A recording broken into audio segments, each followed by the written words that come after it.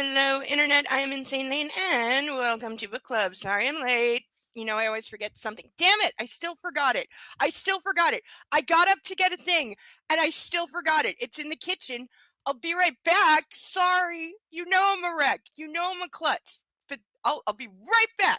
Because I got the thing, and I brought it to the kitchen, and I forgot it, and put it down, and it's in the kitchen. So I'll be right back.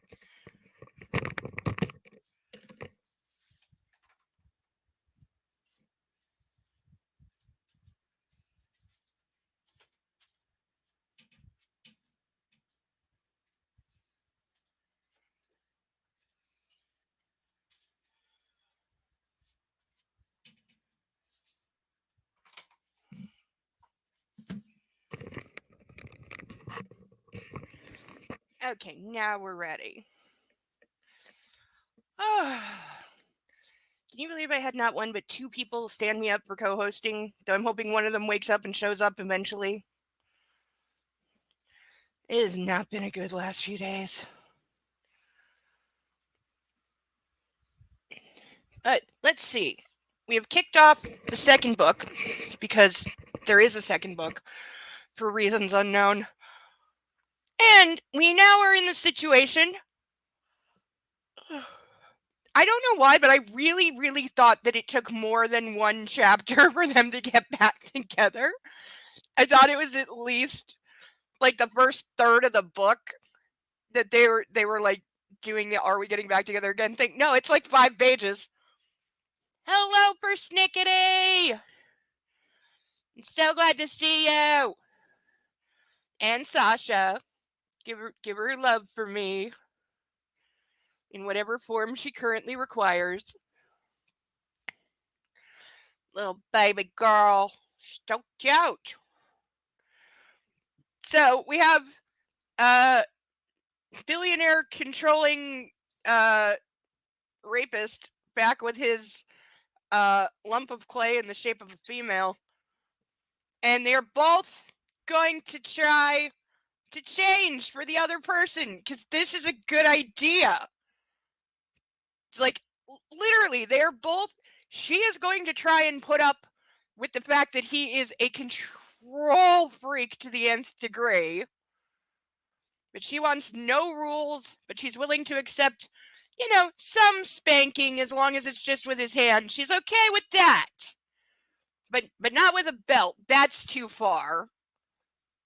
Ugh, even though he's pathetic at it. Because, the sex is just really good. It's not, but for her it is, because she literally doesn't know any better. I feel like Kate should inform her that other men are capable of giving her good sex too. And they would not make her cry and abandon her afterwards.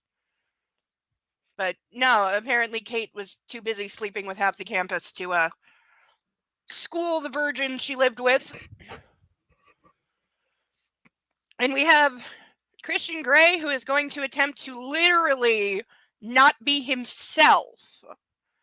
Because I will grant that according to the story, I disagree, but according to the story, he is like programmed to be this way. Hi, Senthil!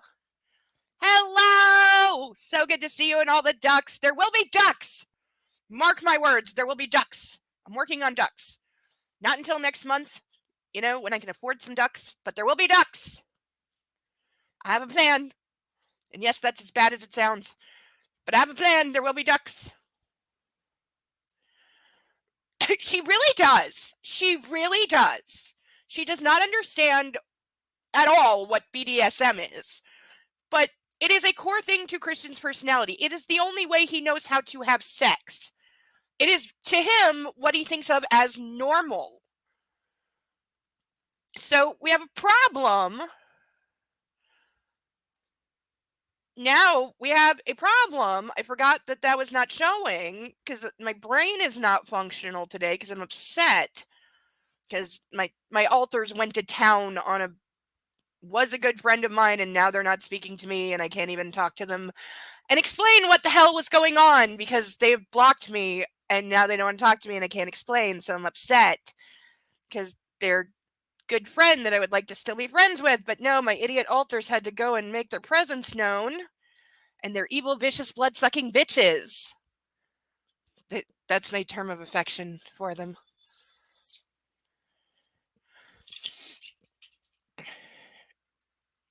So, very upset over losing a friend. Still partially hoping they will come around and, stop acting like a toddler and actually talk to me. But, no, can't rely too much on that. But anyway, we have Christian Grey, who is going to try and do the vanilla thing. He's going to try and be normal and not controlling and not have a billion rules and have so many rules that it takes up like an 87-page contract and most of it is bullshit. But do we think he's actually capable of this? No. Just because it's not in writing doesn't mean he's not going to still expect her to behave however the hell he wants her to behave. Or mostly it was don'ts. A lot of his contract is don'ts. The don't drink, don't drug, don't sleep with anybody else, all of which is fine in a relationship, by the way. The not sleeping with anybody else, the not drinking or doing drugs, if that is your thing, that's fine. But he's going to try and just be normal and not a control freak, which is never going to work. It's never going to work because that is who he is. That is his fundamental personality, and it's what he's used to getting away with. But my point is, like, these are two people that should just not be together because they're incompatible. They don't want the same things. They don't approach a relationship the same way. They don't have the same goals in a relationship.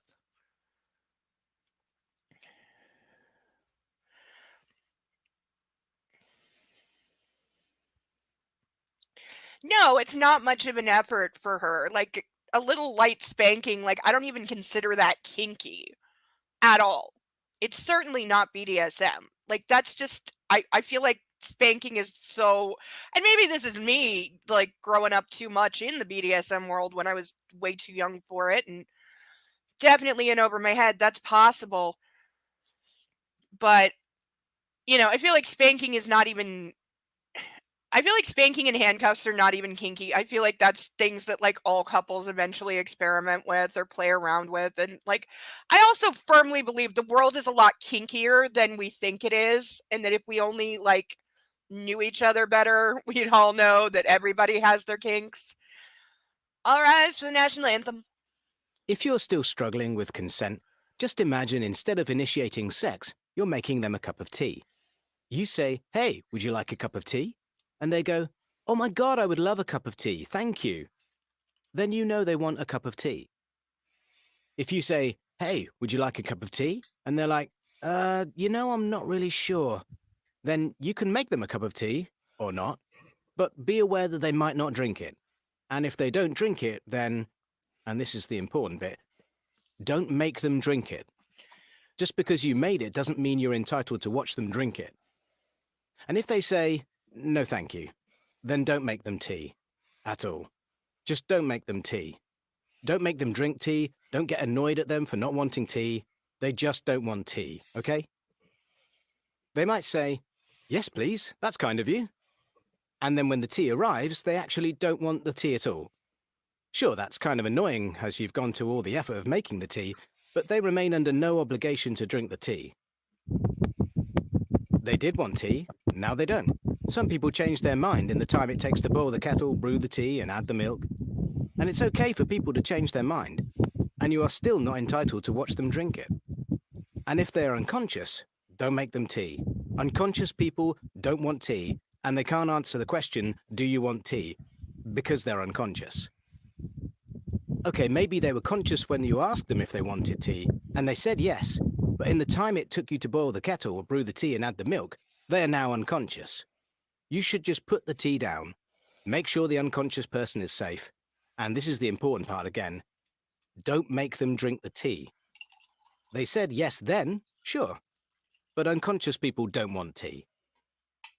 If someone said yes to tea, started drinking it, and then passed out before they'd finished it, don't keep on pouring it down their throat. Take the tea away. Make sure they are safe, because unconscious people don't want tea. Trust me on this. If someone said yes to tea around your house last Saturday, that doesn't mean they want you to make them tea all the time. They don't want you to come around to their place unexpectedly and make them tea and force them to drink it, going, "But you wanted tea last week." Or to wake up to find you pouring tea down their throat going, "But you wanted tea last night?" If you can understand how completely ludicrous it is to force people to have tea when they don't want tea, and you are able to understand when people don't want tea, then how hard is it to understand when it comes to sex?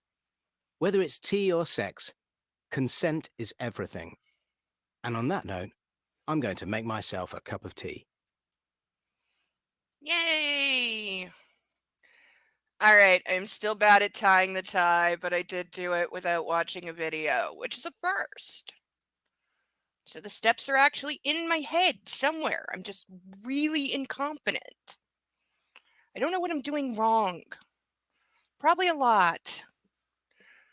See, because now it's doing this dimple thing that's driving me crazy because I hate that. If I was a guy, I'd be like so freaking fussy about like clothes and stuff. I'd be the guy who's like everything is tailored. It's weird. All right, so now that everyone is here, we're gonna get started. We'll see where this disaster relationship goes. Nostrovia.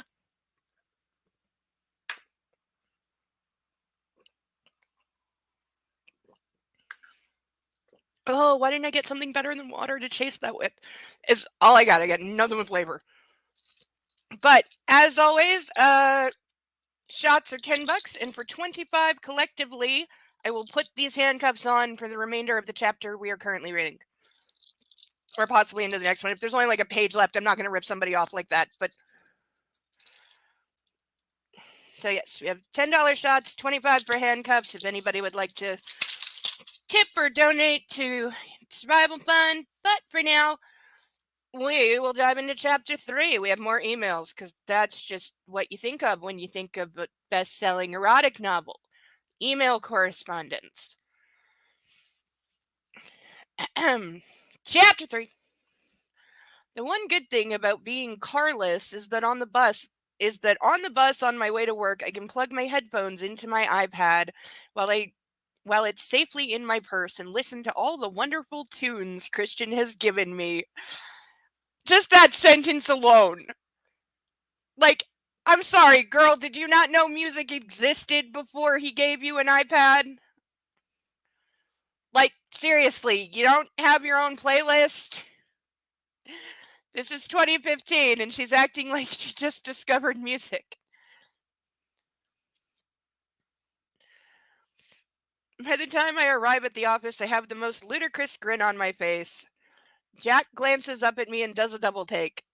Good morning, Anna. You look radiant. Yeah, she's got that just fucked look going on.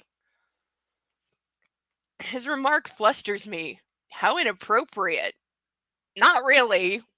I can think of a lot more inappropriate things for your boss to say than, hey, you look good today. I slept well. Thank you, Jack. Good morning. His brow crinkles. Can you read these for me and have reports on them by lunchtime, please? He hands me 4 manuscripts. At my horrified expression, he adds, just first chapters. Sure. I smile with relief as he gives me a broad smile in return. I switch on the computer and start to work, finishing my latte and eating a banana. There's an email from Christian. Why are you eating? You literally just got to work. You couldn't have eaten the banana on the bus? You couldn't have had breakfast before you left the house? Like, seriously. And also, 4 manuscripts. Like, dude. You want me to read, like, the first couple chapters of all of them and summarize them by lunch? I feel like that's asking a bit much.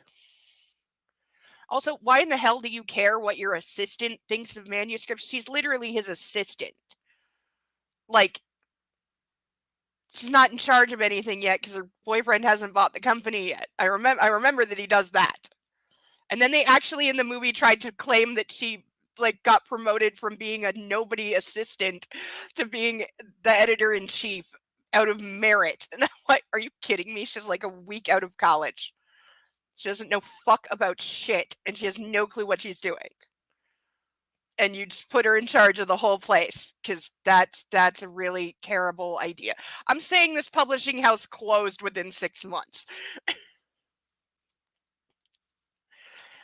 From Christian Grey. I do hope you've had breakfast. I missed you last night. So even he knows that she has horrible eating habits, but still, back off, dude. From Anastasia Steele. I am eating a banana as I type. I've not had breakfast for several days, so it's a step forward. I love the British Library app. I started rereading Robinson Crusoe. And of course, I love you. Now leave me alone. I'm trying to work. From Christian Grey. You can do better than that. You're going to need your energy for begging. From her. Mr. Gray, I'm trying to work for a living, and it's you that will be begging. That's some dangerous choice of words. From him.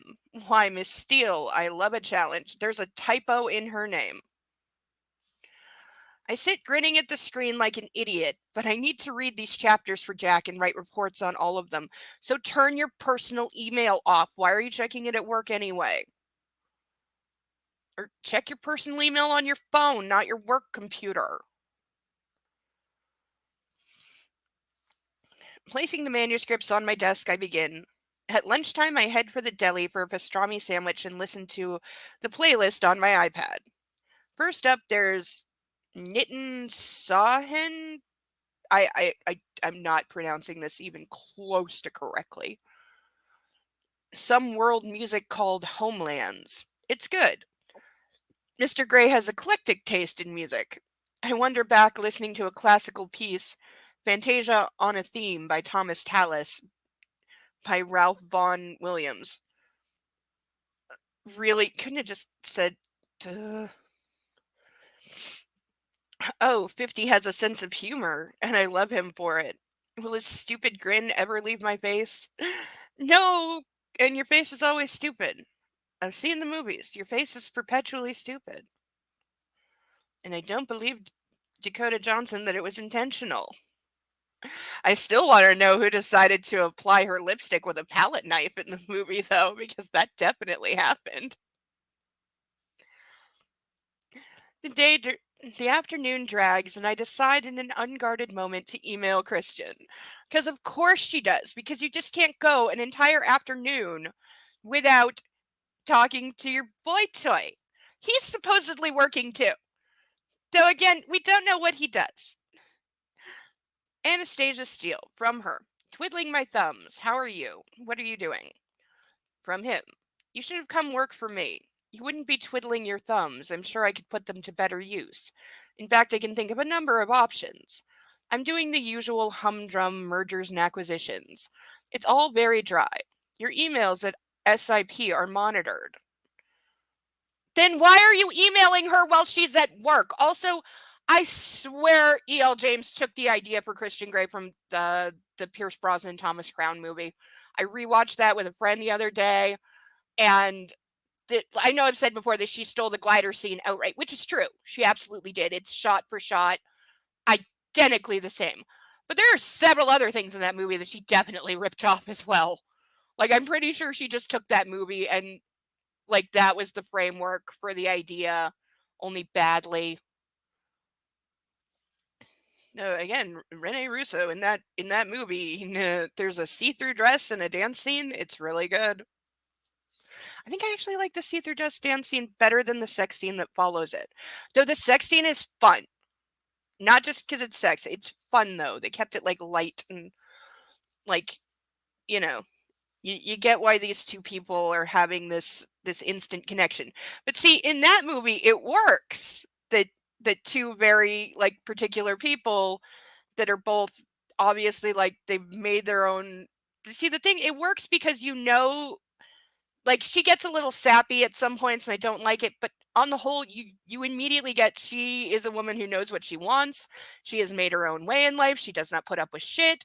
She doesn't take crap from anybody, and she's going to be who she's going to be, and that's it. And he has the same thing going on. They both are who they are, and that's not going to change. And that's the conflict that happens in the movie is, we both are very established, strong people with very independent personalities and established personalities, and can we make it work together? In their case, it's largely about trusting each other because they are, adversaries of a type, but there it works. You understand why these two people would do what they do to be together, and you want them to be together. These two, I want them as far away from each other as possible because I think he should have a restraining order. And I still say Kate should file a restraining. Again, I'm not over the roommate letting him break in. I know it was in last book. I'm not over the roommate letting him break in like that. That was so out of character and just lazy. And also, seriously, I don't care if he's a billionaire. Somebody's barging into my apartment, and yes, it's shared, and he wants to see the other person. She don't want to see you. Get the hell out. This is what 911 is for. Ugh. Though I grew up with people who think you're crazy if you ever have to call 911. And then one night we had like every cop car in Oakville at our house. The entire neighborhood was talking about it for weeks. My grandmother was mortified. It had nothing to do with me. Well, I was like 5, so it had nothing to do with me in the sense that I was 5, but I was there, and I was kind of the cause of it, except I didn't do anything, if that makes any kind of sense. Basically, adults got stupid. Really stupid. Like, there were charges, there were court cases. It got out of hand. Really out of hand. Only time I've ever seen my grandfather or my uncle pick up a weapon.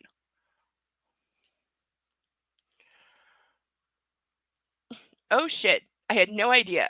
How the hell does he know? Because every workplace monitors your emails. I scowl at the screen and quickly check the emails we've sent, deleting them as I do. That doesn't get them. They're already copied to. Promptly at 5:30, Jack is at my desk. It's Casual Friday.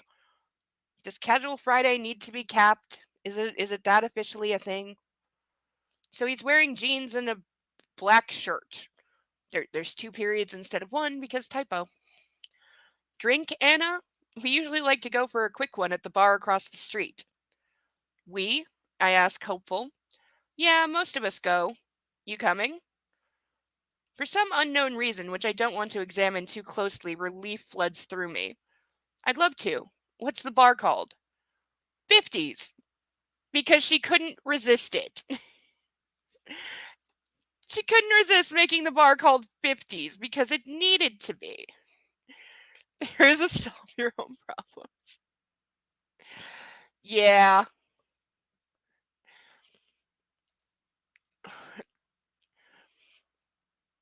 Ah. Yeah, I understand. The city I live in now, the cops are pretty useless. Like, a friend of mine works at a laundromat, and she saw a cab hit a child. The cab was backing up and didn't see the kid and hit the kid. The kid was not seriously hurt, but it was on video, and it did happen like almost in front of a cop. They happened to be in the plaza, and it was on video because the laundromat has surveillance cameras, and also several witnesses also saw it. And the mother, of course, of the child was livid. She was, she wanted this guy's head, rightfully so. And the cop refused to arrest the guy, refused to even make a report because he didn't mean to do it. He didn't see the kid. Yeah, that's why it's called an accident. He still struck a child with a car. But no. I think she is. I think she's actively avoiding many things, a lot of which is growing up.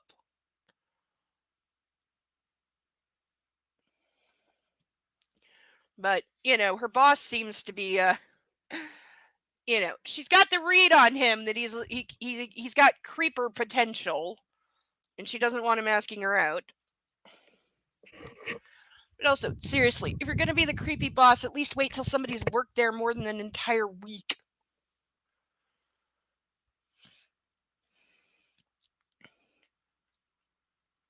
So the bar is called 50s. You're kidding. He looks at me oddly. No? Some significance for you? No, sorry. I'll join you over there. What would you like to drink? A beer, please. Cool. I make my way to the powder room and email Christian from the BlackBerry. See, bitch, you have the Crackberry. Use that for your goddamn personal emails instead of your work computer. God, like when I've had work computers, and usually they're owned by the company, like I work from home, so they'll usually send a laptop usually with all their equipment because it's already got all their software and spyware and all the other shit on it. So I quite like that when they provide their own equipment. I actually don't like jobs where I have to use my personal computer to do work because I don't want their software on my system. But fewer companies are sending their own shit these days. They're just getting lazy. But you don't put personal shit on a work computer. I never, ever, ever checked my email from my work computer, ever. I never did there was nothing personal. And I once had a work computer that they locked up so many of the goddamn features. The thing would barely run. You could barely do anything, including I could not even, I swear to God, change the fucking desktop background or any of the settings at all just to make it easier to use or like change the contrast or brightness to like my personal preferences. You couldn't change a fucking thing, including the volume level. It was nuts. It was absolutely nuts. Like, I get you don't want employees breaking your software, but come on. Also, the thing had so much goddamn spyware on it, it took 35 minutes to boot up in the morning. From Anastasia Steele. We're going to a bar called 50s. The rich seam of humor that I could mine from this is endless. I look forward to seeing you there, Mr. Gray. A. So she's inviting him to the bar. From Christian Gray. Mining is a very, very dangerous occupation. From Anastasia Steele. Your point is, again, make these text messages, for Christ's sake. Why are they emailing? Making an observation, Miss Steele. I'll see you shortly. Sooner rather than later's, babe. Stop it with the baby. Stop it. Stop it. I check myself in the mirror. What a difference a day can make. I have more color in my cheeks. My eyes are shining. It's the Christian Grey effect. A little email sparring with him will do that to a girl.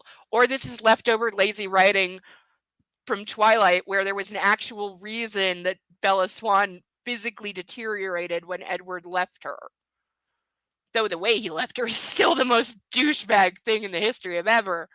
Yeah, lure the girl out in the middle of deep woods where people are being murdered, break her heart, utterly abandon her, and then just leave her there to the point where she has to be rescued by shirtless guys. And then sits in a chair for 4 months.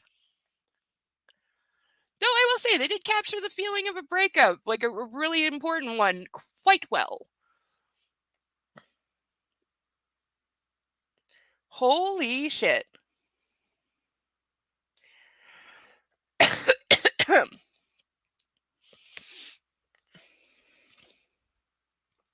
Oh. Yeah. I don't know. Some police departments are just like I said, I live in a fairly major city, quite large, like port city, and the cops are terrible. I've experienced it personally where they just literally refuse to do their fucking job. Like I said, crime literally happens right in front of them or something they seriously should act on. And they just won't. They just won't do anything. And good luck trying to complain because I did. They refused to even like take a complaint and I went over their head and it went nowhere.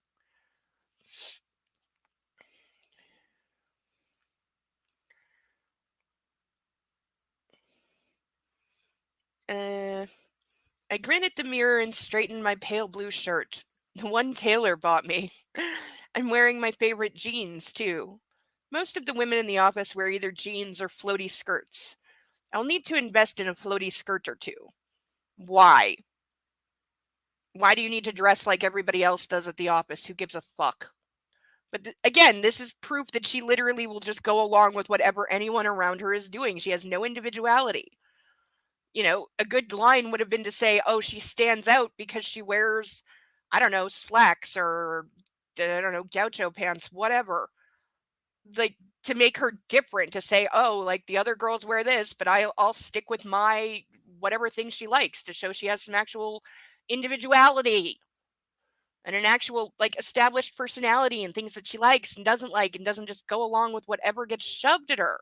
Like, she has no personality at all.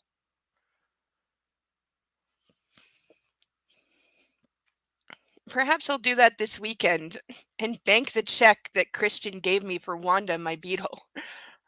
Has anybody ever used the term bank the check? Also, there's an app on your phone to deposit that. And seriously, she's been walking around with a check for $24,000, what, in her purse the last, what, like 6, 7 days? As I head out of the building, I hear my name called. Miss Steele. I turn expectantly, and an ashen young woman approaches me cautiously. She looks like a ghost, so pale and strangely blank. It's a mirror. Miss Anastasia Steele? She repeats, and her features stay static even though she's speaking. Yes? She stops, staring at me from about 3 feet away on the sidewalk. I stare back, immobilized. Who is she? What does she want? Try asking. Can I help you? I ask. How does she know my name? You've been in the paper with one of the most famous people in the local area. I wonder. No, I just wanted to look at you. Her voice is eerily soft. Like me, she has dark hair that starkly contrasts with fair skin. Her eyes are brown like bourbon, but flat. There's no life in them at all. Her beautiful face is pale and etched with sorrow. Sorry, you have me at a disadvantage, I say, trying to ignore the warning tingle up my spine. On closer inspection, she looks odd, disheveled, and uncared for. Her clothes are 2 sizes too big, including her designer trench coat. Wow, they changed her look for the movie. In the movie, she was not immaculately dressed. She looked like a street person. She laughs a strange, discordant sound that only feeds my anxiety. What do you have that I don't? She asks sadly. My anxiety turns to fear. I'm sorry, who are you? Me? I'm nobody. She lifts her arm to drag her hand through her shoulder length hair, and as she does, her sleeve of her trench coat rides up, revealing a soiled bandage around her wrist. Holy fuck. Good day, Miss Steele. Turning, she walks up the street as I stand rooted to the spot. I watch her as her slight frame disappears from view, lost among the workers pouring out of their various offices. What was that about? You really can't guess. Because seriously, I would have put that together in about 1 second.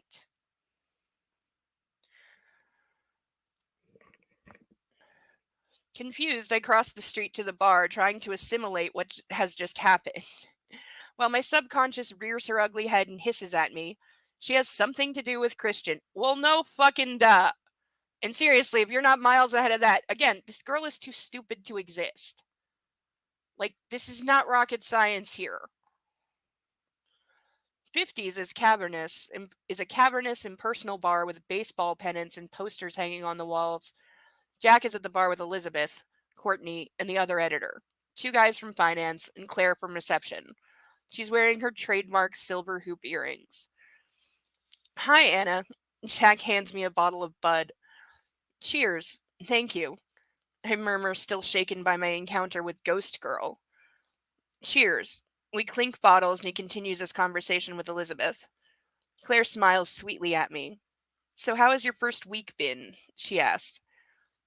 Good, thank you. Everyone seems very friendly. You seem much happier today. It's Friday, I mutter quickly. So, do you have any plans this weekend? Dun dun dun!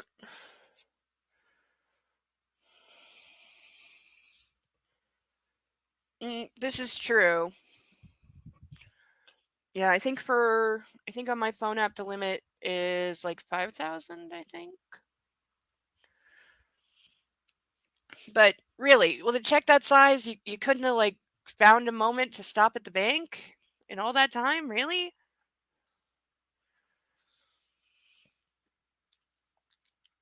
My patented distraction technique works and I'm saved. Claire turns out to be one of 7 kids and she's going to a big family get together in Tacoma.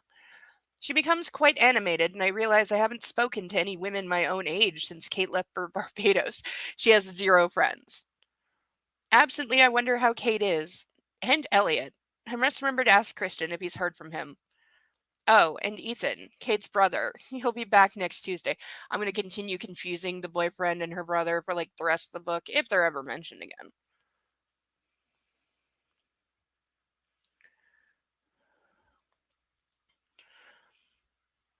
We'll be back next Tuesday. He'll be staying in our apartment. I can't imagine Christian's going to be happy about that. My earlier encounter with the strange ghost girl slips further from my mind. During my conversation with Claire, Elizabeth hands me another beer. Thanks. I smile at her. Claire is very easy to talk to. She likes to talk, and before I know it, I'm on my third beer, courtesy of one of the guys from finance. When Elizabeth and Courtney leave, Jack joins Claire and me. Where's Christian? One of the finance guys engages Claire in conversation. Hannah, think you made the right decision coming here? Jack's voice is soft and he's standing a bit too close. But I've noticed he has a tendency to do that with everyone, even at the office. I've enjoyed myself this week. Thank you, Jack. Yes, I think I made the right decision. You're a very bright girl, Anna. You'll go far. I blush. Thank you, I mutter, because I don't know what else to say. Do you live far? The Pike Market District. Not far from me. Smiling, he moves even closer and leans against the bar, effectively trapping me. Do you have any plans this weekend?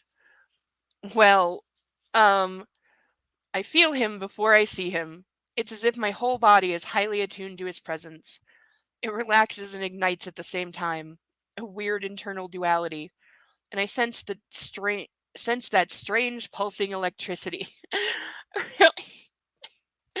I'm sorry. Yeah, like seriously, why doesn't he just why didn't he just put the money in her bank account? Like we know he has access. Cause oh, he has creepy rich guy stalker powers. Christian drapes his arm around my shoulders in a seemingly casual display of affection, but I know differently. He is staking a claim, and on this occasion it's very welcome. Softly he kisses my hair. Hello, baby, he murmurs. I feel relieved, safe, and excited with his arm around me. He draws me to his side, and I glance up at him while he stares at Jack, his expression impassive.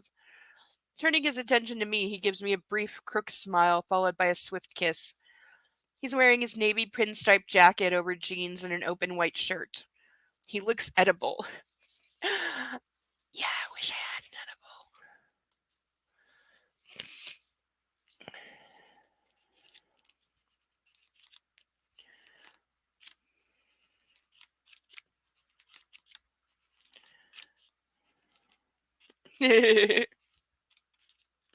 I'm with Sethdale. No, I have seen dresses made out of money. They never look good. Jack shuffles back uncomfortably. Jack, this is Christian, I mumble apologetically. Why am I apologizing? Christian, Jack. I'm the boyfriend, Christian says with a small, cool smile that doesn't reach his eyes as he shakes Jack's hand. I glance up at Jack, who's mentally assessing the fine specimen of manhood in front of him. Oh my god! I cannot. I'm sorry, but that is how a woman is looking at a guy. So unless Jack is gay, and we know that he's not looking at Christian Grey that way. I'm the boss, Jack replies arrogantly. Anna did mention an ex-boyfriend. Oh shit, you don't want to play this game with 50. Well, no longer ex, Christian replies calmly. Come on, baby, time to go. Yeah, just show up and say, okay, time to leave, babe. Like, I know she probably wants to get out of there right now, but still, Christian is out of line. She invited him to come have an after work drink with everybody, not to come pick her up. Please stay and join us for a drink, Jack says smoothly. I don't think that's a good idea. Why is this so uncomfortable? I glance at Claire, who is, of course, staring open mouthed and with frankly carnal appreciation at Christian. When I stop caring about the effect. When will I stop caring about the effect he has on other women?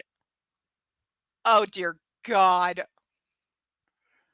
This is so, like, literally this is so bad. Like, if it turned out that he was, like, coating himself in oxytocin to make, like, people have that bonding feeling with him, it would make more sense than this utter garbage.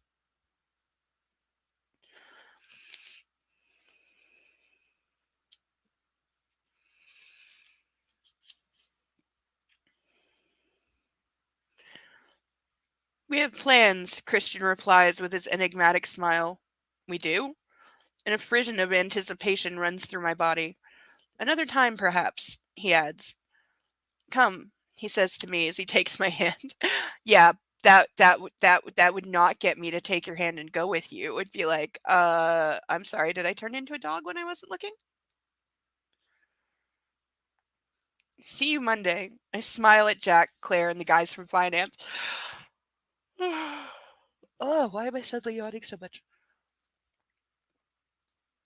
Trying hard to ignore Jack's less than pleased expression and follow Christian out the door. Taylor is at the wheel of the Audi, waiting at the curb. Why did that feel like a pissing contest? I asked Christian as he opens the door for me. Because it was. Because it was, he murmurs and gives me his enigmatic smile, then shuts my door. Hello, Taylor, I say, and her eyes meet in the rearview mirror. Miss Steele. Taylor acknowledges with a genial smile. Christian slides in beside me, clasps my hands, and gently kisses my knuckles. Hi, he says softly. My cheeks turn pink, knowing that Taylor can hear us, grateful that he can't see the scorching, panty combusting look that Christian is giving me. If your panties are catching on fire, there's a bigger problem. It takes all my self-restraint not to leap on him right here in the back seat of the car. Hey, go for it, girl. That's what they got those divider things for. Oh, the back seat of the car. Hi, I breathe, my mouth dry. What would you like to do this evening? I thought you said we had plans. Oh, I know what I'd like to do, Anastasia. I'm asking what you want to do. Yes, puppy, puppy, puppy, puppy, puppy. Speaking of which, where is mine? Bo? I think he's on the couch. Yeah, really should invest in some flame-proof underwear, apparently. Ugh.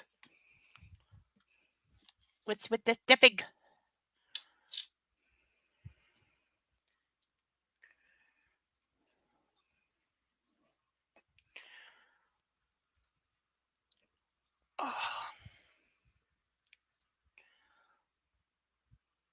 Oh, good stretch.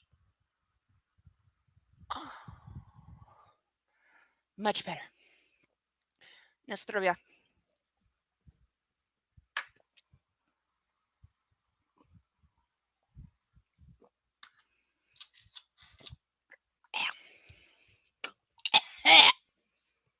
I gotta get some iced tea or something.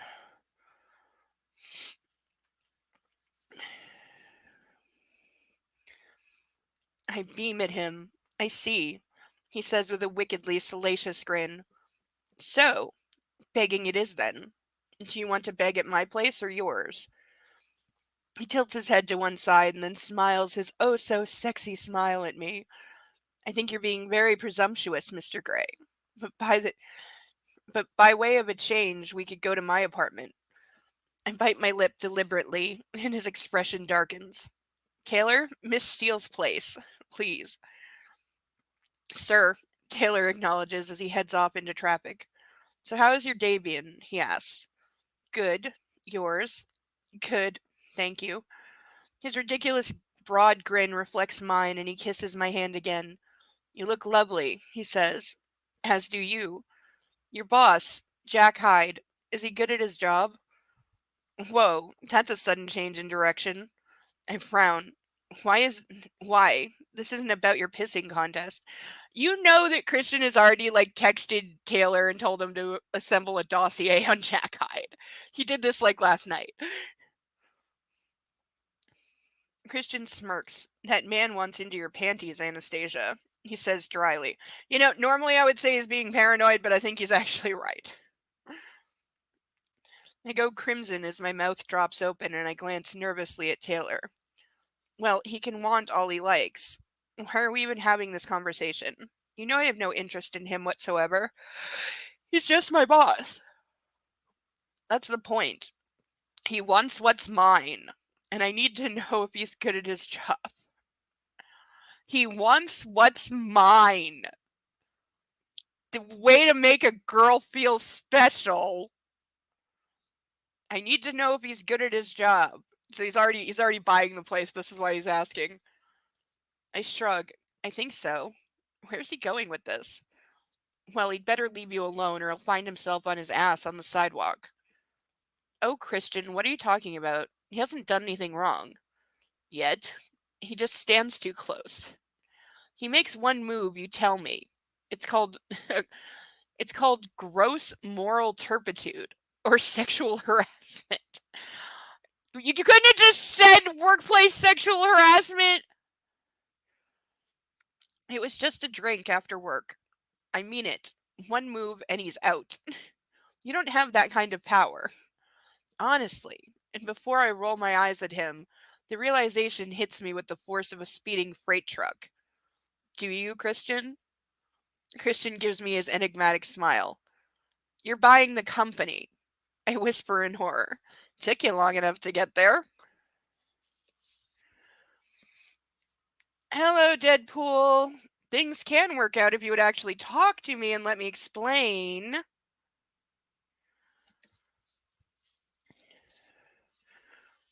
Yes, because I'm also feeling very sad. But again, talking, having a conversation, working things out, acting like grown-ups. These are good things. They fix things. Because one thing the voices in my head were right about is you didn't understand what they were doing last night, so... And sorry for making this public, but you blocked me, so this is my only way to talk to you. I have no idea if you're even listening, but unblock me and talk to me like a grown-up.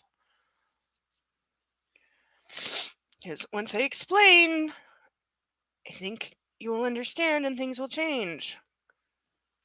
But it is hard to talk to myself. Also, if you want to come up here and like crack jokes about this, let me know because I need help. My brain hurts. Damn it. Oh, you know when you remember that thing you were supposed to do all day and you completely forgot? Damn it. I have to take my smoke alarm down if I'm cooking burgers because the smoke sets it off and there's no way to cook burgers without them getting smoky. And they're doing their annual, by the way, third time this year, but somehow annual fire alarm inspection where they go door to door with the fire marshal behind them and check that they are all working. They're hardwired into the building, so it would take like a power, even with a power failure, they have their own power. So they're working. I just have to put it back up before they come on Monday or Tuesday. They're doing the whole place, so it's like over 2 days, so I don't know when they're going to be here. But I don't need them bitching, so I need to put that back up. But again, it's the third time this year, and that giant piece of paper with the official looking seal on it is still downstairs on the front door saying they are in violation of the fire code because the fire alarm system isn't working properly. Hasn't been, and that notice has been down there since like April. So I can't imagine the fines that they are racking up because they've got to be high by now. But that's why the fire marshal is coming around every like 3 months to inspect this place. It's insane. Like, I really wish I could look up what was actually going on, but there's no database. I know. And I know. I'm the worst for it. I know. I've been in 3 fires. 3. Only one of which was my fault. It was definitely my fault.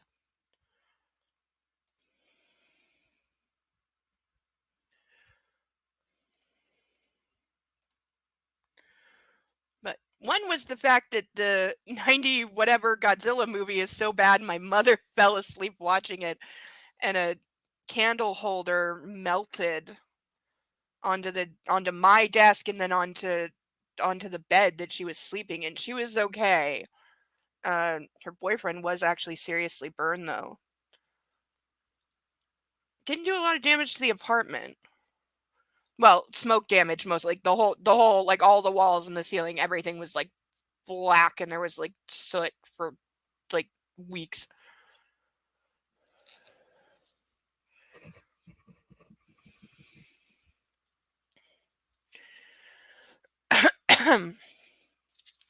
Yes, only one.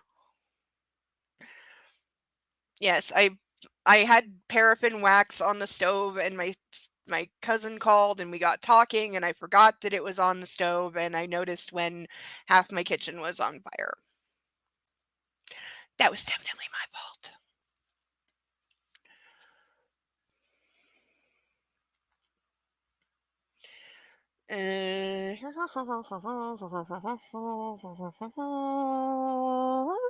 Forgot a highlighter. Realizing that now. Forgot a highlighter. Had all week. Even got reminded. I was reminded to find a highlighter. Did I actually do it? Did I remember to do it? No. This is what the ducks are for.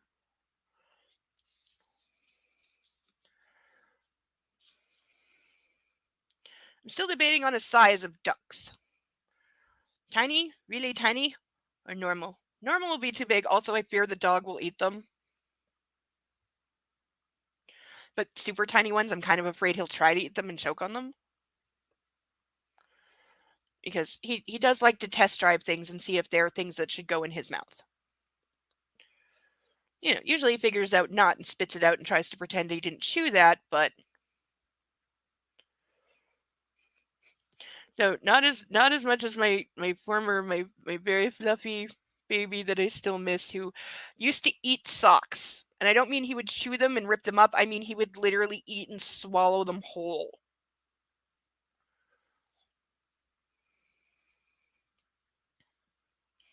Like, one of the first things he did as a puppy was eat a pair of stocking footies.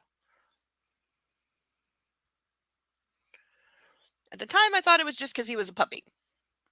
It was not.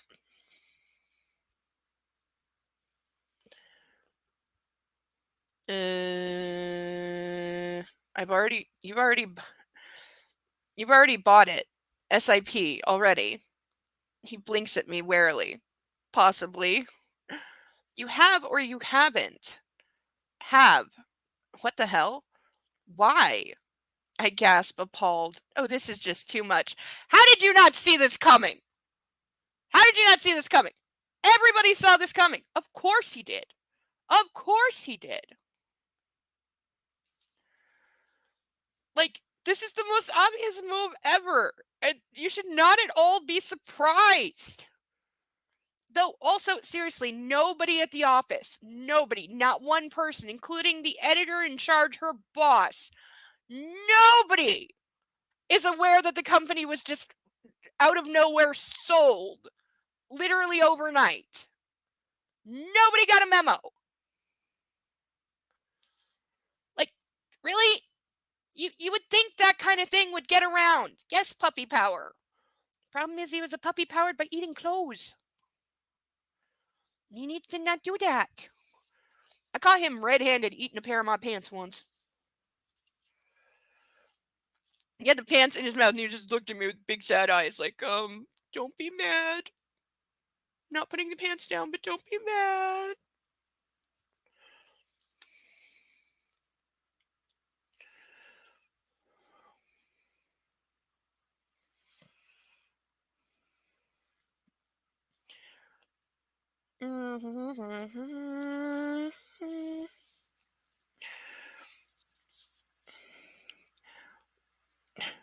Because I can, Anastasia. I need you safe. So I'm going to buy the... Dude, just put her in a room made out of bubble wrap at this point. Seriously. But you said you wouldn't interfere in my career. And I won't. Yeah, right. I snatched my hand out of his. Christian, words fail me. Are you mad at me? Yes, of course I'm mad at you. I seethe. I mean, what kind of responsible business executive makes decisions based on who he's currently fucking? Oh, honey, like, are you serious? Are you fucking serious? Powerful guys make decisions based on who they're fucking all the time. Have you never heard of Mata Hari? I blanch and glance nervously once more at Taylor, who's stoically ignoring us. The things that man has had to ignore, I have no doubt. Shit. What a time to have brain-to-mouth filter malfunction. Christian opens his mouth and closes it again and scowls at me. I glare at him. The atmosphere in the car plunges from warm with a sweet reunion to frigid with unspoken words and potential recriminations as we glower at each other. She is in the right here. He's completely, off a cliff. Fortunately, our uncomfortable car journey doesn't last long, and Taylor pulls up outside my apartment. I scramble out of the car quickly, not waiting for anyone to open the door. I hear Christian mutter to Taylor, "I think you'd better wait here." In other words, I may get my ass thrown out rather quickly, so don't go far. I sense him standing close behind me, and I struggle to find the front door keys in my purse. "Anastasia," he says calmly, as if I'm some cornered wild animal. I sigh and turn to face him. I'm so mad at him. My anger is palpable. A dark entity threatening to choke me. First, I haven't fucked you for a while. A long while, it feels. It's been 3 days. It's like 3-4 days maximum since they fucked. That's not a long time. And second, I wanted to get into publishing. Of course, the 4 companies in Seattle, SIP is the most profitable, but it's on the cusp and it's going to stagnate. It needs to branch out. I stare frigidly at him. His eyes are intense, threatening even, but sexy as hell. I'm telling you, this girl is Bristophilia. If I'm remembering correctly what that is. I could not be. It's being attracted to violence, basically. I could get lost in their steely depths. So you're my boss now, I snap. Technically, I'm your boss's boss's boss. And technically, it's gross moral turpitude, the fact that I'm fucking my boss's boss's boss. At the moment, you're arguing with him, Christian scowls. See how he just hand waves right over what she said. Doesn't acknowledge what she said or that she's right. Just hand waves over it, and it's because he's slowly turning back into the toddler who just wants sex, and he's annoyed that they're not having sex by now.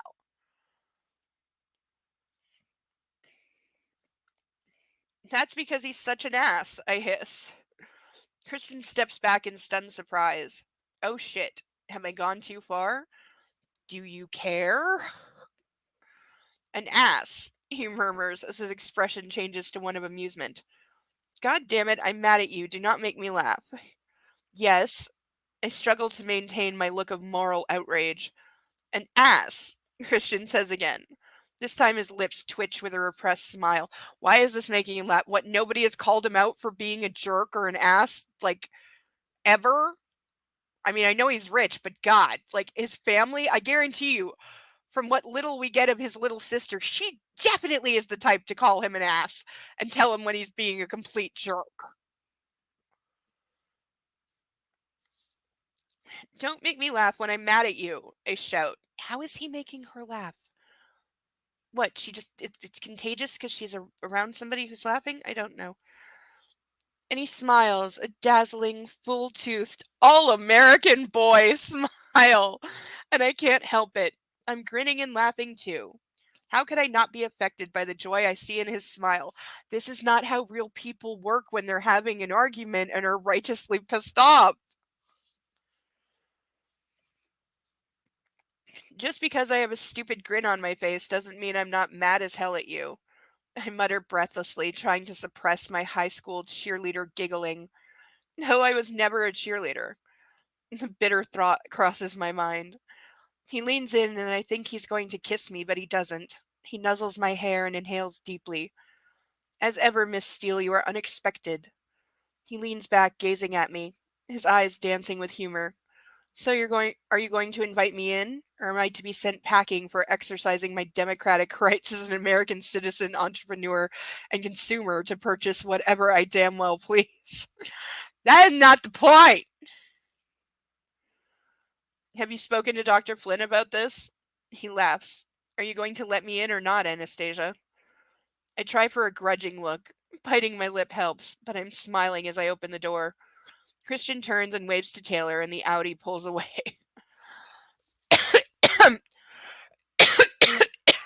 Yeah, because she can't possibly be mad at him because Because he laughed when she called him an ass, and therefore reasons? I don't know. I don't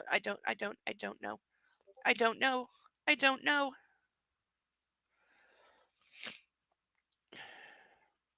Because I always forget, I'm putting the link to my Discord in the chat. So anybody watching later that wants to join the Discord, link is in the chat right now.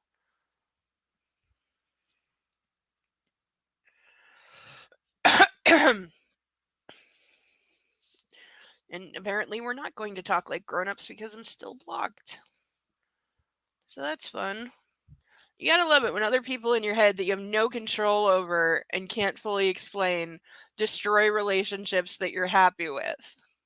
And then there's nothing you can do about it. It was better when they just dyed my hair and trashed my clothes.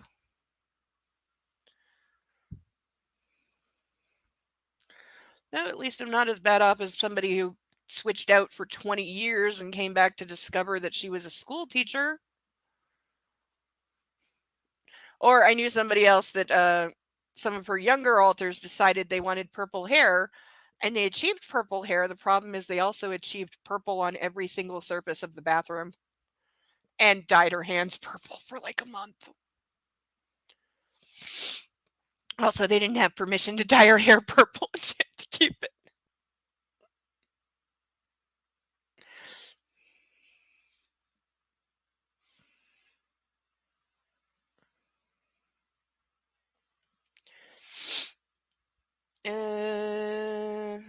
Nope, it was on the other page. Okay, I'm getting a highlighter. I'm gonna write it on the back of my hand or something. I'll write it on my forehead. That might actually work. I never look in a mirror, but it's odd having Christian Grey in the apartment. The place feels too small for him. I am still mad at him. His stalking knows no bounds. Yes? And it dawns on me that this is how he knew about the email being monitored at SIP. Or he runs a company too and knows that he monitors workplace emails and so does everybody else. He probably knows more about SIP than I do. The thought is unsavory. What can I do? Why does he have this need to keep me safe? I'm a grown-up. Sort of. For heaven's sake. What can I do to reassure him? Absolutely nothing, because you are not the problem. This is him being paranoid. If I wanted to give actual credit to this writer, and I don't, I would say that, out of the losing his mother at like 4, he, doesn't want to lose women that are important to him in life, except that's not established, and that's not why he's doing this, and it's not the way that he's acting. He's just being a control freak. What can I do? Blah, blah, blah. I gaze at his face as he paces the room like a caged predator, and my anger subsides. Seeing him here in my space when I thought we were over is heartwarming. More than heartwarming. I love him, and my heart swells with nervous, heady elation. He glances around, assessing his surroundings. Nice place, he says. Kate's parents bought it for her. He nods distractedly, his bold gray eyes coming to rest on mine, staring at me. Would you like a drink? I mutter, flushing with nerves. No thank you, Anastasia. His eyes darken. Why am I so nervous?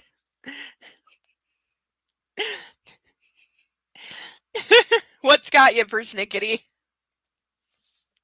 I need another shot. So. Wait, what? God damn it, I'm gonna murder Patreon. I'm gonna murder them. For the last like 4 months, they keep putting through this charge to a channel that I don't even know and I've never subscribed to. And I've emailed them and emailed them and emailed them and talked to them and been like, I didn't subscribe to this person. Stop charging my. And I thought they had it like fixed, but no, went through again, which I really, really, really don't need right now. I can get them on Monday and they'll pay it back, but still, it's like, I'm already trying to figure out how I'm buying cat food next week. I don't need unexpected charges that I didn't sign up for happening, and now I gotta argue with people again, and they swore they fixed it. Mostly I'm mad because I swore they fixed it. No, it's not. No, I don't have any. That's the thing. I don't have any. I have a Patreon that I put my stuff on, but I don't subscribe to anyone's Patreon. I have 0 memberships on Patreon. I checked. I went through all the settings and everything just to make sure I hadn't accidentally like signed up for something, because it happens. You click the wrong thing. I have no memberships, no subscriptions, no nothing. Because I only set up Patreon to have one to put my stuff on, not to sub to other people. Like, I don't even think I've ever even been on anyone's Patreon except mine. And so, yeah, but they keep charging. It's like, I don't know. It's like Ireland Limited or something. I have no idea.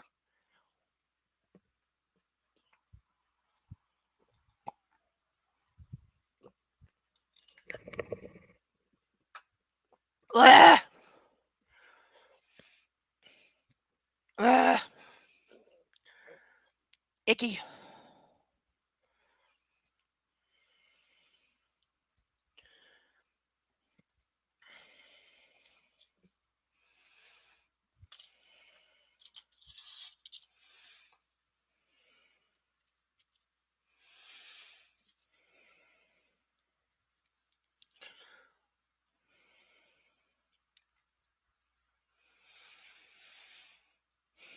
What would you like to do, Anastasia?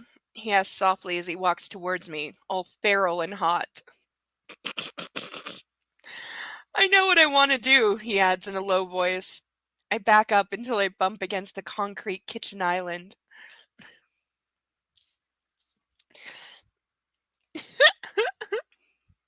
Raise what? Raise what?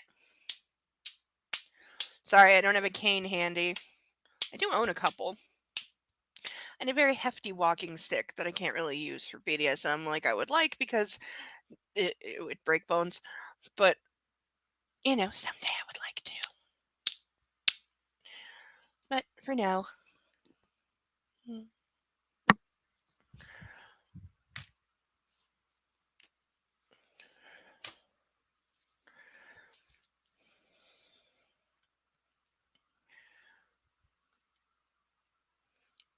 I'm still mad at you. I know. He smiles a lopsided, apologetic smile, and I melt. Well, maybe not so mad. Hello! Quack. I was about to send a search party. I can't talk much. They're listening. Okay. And they're watching. And they're making a list. And they're checking it twice. And I'm pretty sure my name's on it. But I can't be certain. Are you on the naughty list or the nice list? Oh, it's the one for execution tomorrow. It's fine. Don't worry about it. Well, you did. I recall you executed several ducks last week, so they probably, They were tasty too. So you brought this on yourself with the Revenge of the Ducks. Just be lucky it wasn't geese. Geese will fuck you up. Oh, God, geese can bugger off. Do you have geese over there? Like, are they common or do they fly by? Yes. Yeah, don't mess with geese. Because they are not afraid of you. You know when geese fly in a V formation, and Yes. there's more geese on one side than there is on the other. Yeah. Do you know why that's the case? Why they fly specifically like that? Well, I know it's for aerodynamics. And I assume if there's more on one side, then it might be for defense. Well, there's more on one side because there's more geese on that side. Yeah, or like if it's babies that are needing to be kept close. Aww! I love the duck emoji. That's so cute. I want to pet it. I want to pet it with a 12-gauge shotgun. I also want my friend to not be mad at me for something that isn't my fault, but hey, not everybody gets that concept.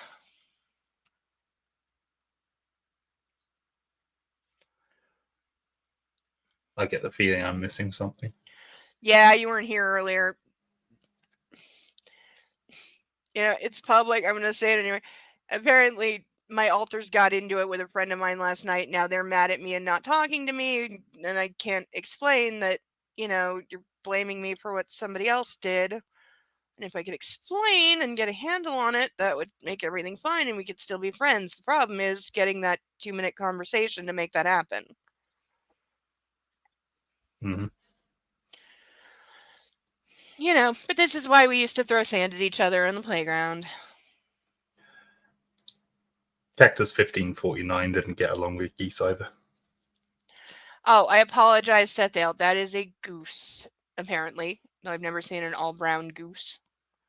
I've seen, brown, pigeons when they're first born. Sometimes they're brown. Yes, all the ducks. Quack. I need a quack sound effect. That's what I need.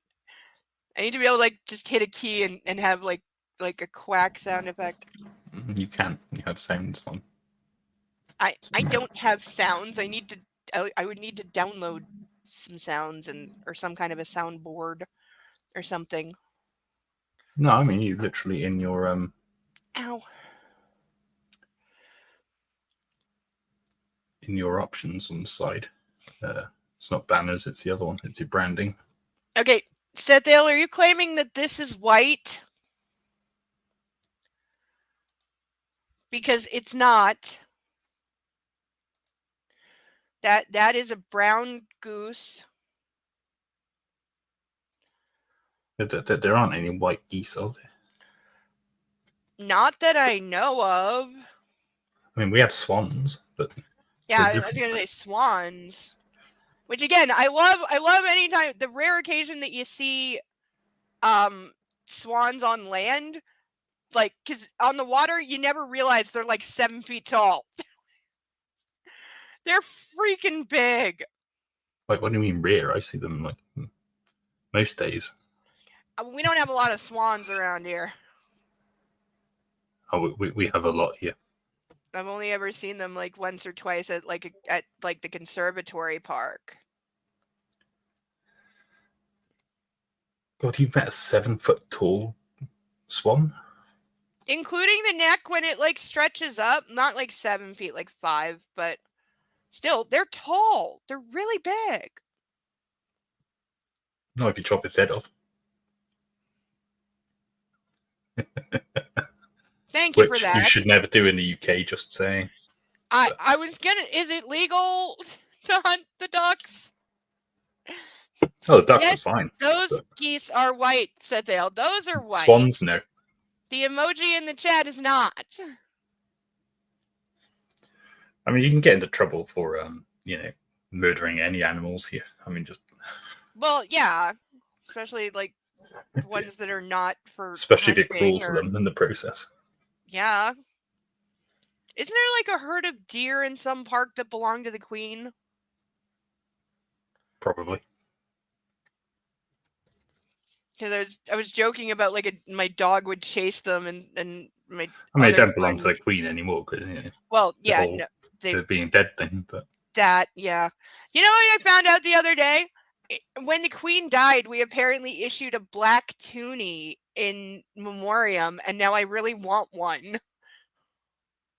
They're $25 from the mint, which is ridiculous. I'm not sure if they ever actually... I don't think they were ever actually made for circulation. I think they were just made for you can buy them as a commemorative coin thing. But they look really freaking cool. Queen is dead. Long live the king. Yes. Still a fan. I still like his official portrait as art, but I do think they kind of missed the mark in terms of what it was intended for. It's very red. It is. And again, I love it as art. I really genuinely would love a decent sized print of it to put up on my wall as art. I really love it. But given that it is the king's official portrait and therefore it has to be displayed in certain places and is the most Googled image ever is going to be the go-to one because it's the official portrait. I do feel they should have gone a little more traditional. Not much, but a little. I'm all for Yeah. non-conventional art. I loved what the Obamas did with their portraits. Loved it. Tucker Carlson can eat a dick for what he said. Loved what they did. But it was within, like, boundaries. It was not, they didn't go, like, full experimental. We've always liked to push bounds. Yeah, and again, And lovely piece invade of art. quarter of the world. Well, I think it's more than that, but We enjoyed that as well. yes, you used to rule like 3/5 of the known world. No longer the case. Though let's just say that influence is still felt. I mean, hell, most of the money in circulation here still has the Queen on it. Because it's going to be that way for quite a while. And I think we've only announced like the 5 and the 10 with the portraits of Charles. I don't think they've done the 20, 50, or 100 yet, even. Because as a rule, we only replace like 2 of our currencies at the same time, never like all at once, because I think it's just honestly too much work, quite frankly. Like, it's a lot. I mean, it's a lot of work just keeping up with it, but yeah. Yeah, and we do, at least unlike America, we update our currency more than like every 80 goddamn years. Like, there's a reason American currency is the most counterfeited in the world, because it hasn't changed in forever. Yeah, funny story when during the American Civil War, there were a number of counterfeiters in the southern states who got caught because their work was too good. Really? Oh, Yeah. that is like, that would suck so hard. The printing quality of the southern money was, I mean, it was perfectly acceptable. There's nothing wrong with it, but yeah. That would absolutely be the worst way to get caught. Imagine being caught because you work with the official. It's like, we need to give these people jobs, instead of sending them to prison. Like, Like, pull the Frank McAbagnale move. Hire these people. make it better for us, It's all good. Yes. That is way too funny. I remember reading that and I was like, that was quite funny.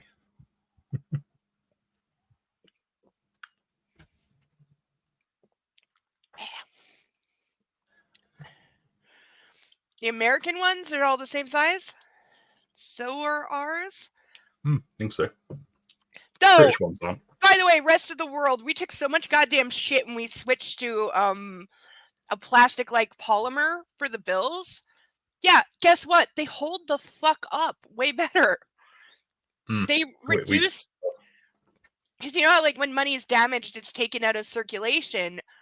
They reduce the amount of damaged money being taken out of circulation by like 80%. Yeah. And they also found the plastic bills hold less germs than the paper bills. Trouble is, they stick to the iron. If you try to iron them flat, they. Yeah, don't try to iron. I admit I remember the first few weeks there were some melting issues. They had to fix it. They were a little prone to melting at first, especially if left in direct sunlight. But they fixed it! That was funny. So are BMWs in London. It was like, honest to God, I'm sorry, you spent 5 years making this plan to switch to polymer money, and nobody just left it out in the sun just to see. Nobody tested if it could melt. And all that time, all that money. Best government minds, ladies and gentlemen. That was one of the times where, like, when the rest of the world was laughing at us, I was like, "Yep, we deserve it. Yep, bring it on. We earned this one." Oh yeah, our money in the UK is damn near impossible to counterfeit. I mean, you've got to be really, really good. Yeah, like As far as I know, so is ours, because ours it's got so many. You've got the fact that it's made out of polymer. They've got clear windows in them. There's multiple holograms. There's security fibers. There's a security strip. There's watermarks. Our money also has Braille on it, which most places can't fake. Mm-hmm.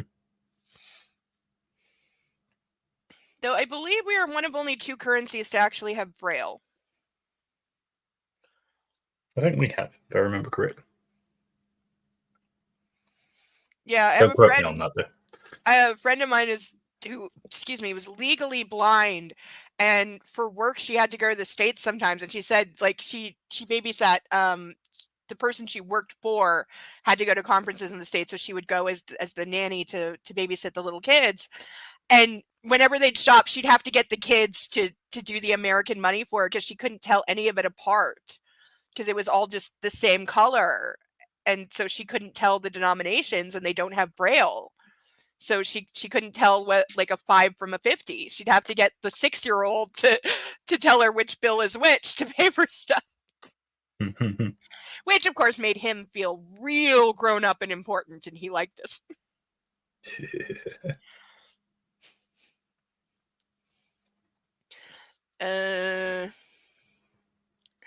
Would you like something to eat? I ask. He nods slowly. Yes, you. That line is cheesy from a teenager. From a grown man, it's just cringe. He I don't know. murmurs. I say that at least once every 2 days. Yes, but are you saying it to a bucket of chicken or your wife? Once every 24 hours, then. I forgot about the chicken. I know KFC is very popular in the UK. I had KFC the other day. It was quite nice, actually. Oh, God, I haven't had KFC in like 3 years.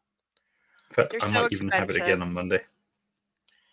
Like, here, if you want to, like, a basic, like, last time I haven't looked in like a year because not bothering, but like to order KFC here, like literally just a 10-piece bucket with fries, which is the most basic thing ever, is still going to run you like over $50 with delivery, like $50-$60. It's ridiculous.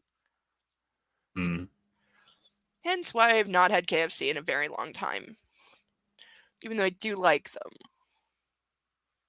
Not so much the sandwiches or popcorn chicken. My mom was nuts about popcorn chicken, and I never understood it because I don't like it. Yeah, the popcorn chicken here is like really, really tiny. They're like, yeah, that's the thing. It's like 3 of them. It's like mostly like breading, and I don't know why, but I always found the popcorn chicken was too spicy. Now, granted, I'm like really sensitive to spice, but I can't say much. I had a ghost pepper one Christmas. Ew! I finished it, but did you regret it? Yes. Yeah. Yes. Yeah, don't Everything do that. inside and every orifice was regretting it for about a month afterwards. Oh God, you like freaking poisoned yourself. Pretty much, yeah. I was peeing needles for a while. Yeah, through both ends. Oh God, no good. Very bad. I'm with Cecile. Yeah, it's too damn expensive. And I'm sorry, KFC, you might be good food, but you're not fucking luxury brand. And like literally 10-piece bucket and fries, and it's like $40. Are you kidding me? And they run their own delivery and charge like $20 for it? Like, gee, no wonder there have been fewer and fewer and fewer KFCs in this country for the last 10 years. I can't remember how much I spent when I went to KFC. Gee. Like, again, if you could go to the mall, because when I was a teenager, it was in the mall, and you could go there and they would have like $2 Tuesdays where you could get like 2 drumsticks and some fries for $2. That was a deal. That's a good lunch for a teenager. Also, it came with a soda. Our local one's next to a hospital, so we get ambulances going past every 5 seconds. I remember being mad though because I wanted like just a water or milk instead of a soda, and they wouldn't let me sub it. Motherfuckers. Ours don't do mashed potatoes anymore. We tried to order a mashed potato. They do have mashed potatoes as a side here. They're actually, their mashed potatoes are pretty good. But they also have, do you have the bowls there, the KFC bowls, where it's like mashed potatoes and then like stuff on top of it? Yeah, no, I don't remember. Yeah, it's literally a bowl of mashed potatoes and then usually like popcorn chicken and like cheese and gravy. I don't know if they still have them, but they did for a while. Friends of mine said they were good. Because they were like $5, so it was a good like grab and go meal.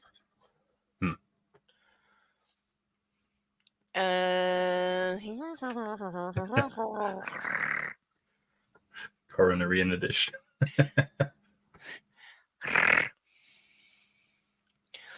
Everything south of my waistline clenches. This girl is turned on by everything. She's clenching her ass. Apparently. I'm seduced by his voice alone. Mind you, when I had the ghost pepper, I had the same problems. But that look, that hungry, I want you now look. Oh my. I think I'm getting better at that. Persnickety, am I getting better at that? Oh. I do it for you. It is only for Persnickety that I do the George Takei. I also remind everyone the bar is still open for $10 a shot and $25 for handcuffs collectively. Because I need to shout this out at least 3 times, because I told myself I would tonight because I'm trying. I also actually posted this on Twitter, but I have like... They've reopened your liquor stores? Oh yes, our liquor stores did reopen. But about a week and a half ago. They came to some temporary arrangement. I don't think it's fully settled. I think there's going to be more. A week and a half ago. I mean, they've been closed for a while. Oh yeah, they were closed for like 2.5 weeks, fully. Yeah, and right at the like height of the summer and tourism, and I think the only reason they relented is because basically the tourism industry is like, you're killing us at the time where we make all our money. Like, kill us during the winter, like normal. Yes, yeah, go on strike in the winter. Nobody will care. Because people are making homemade moonshine and cider that's alcoholic in the winter anyway, and mulled wine on the stove. This is a common thing here. For anyone who doesn't know, yes, in Canada, making like your own mulled alcoholic wine on the stove or like alcoholic cider in your kitchen, those are perfectly normal winter things that people do here all the time. You know, like my grandparents were in a wine club where they made their own, and I didn't understand what wine was, and I just thought the labels were pretty. I remember that. I remember asking if I could have some and being told no and not understanding why. Because all I knew was that it's made from grapes and I like grape juice, so why can't I have any? Nobody explained. In that moment, I needed an adult to explain to me that it's not grape juice, but nobody did, so I was just mad.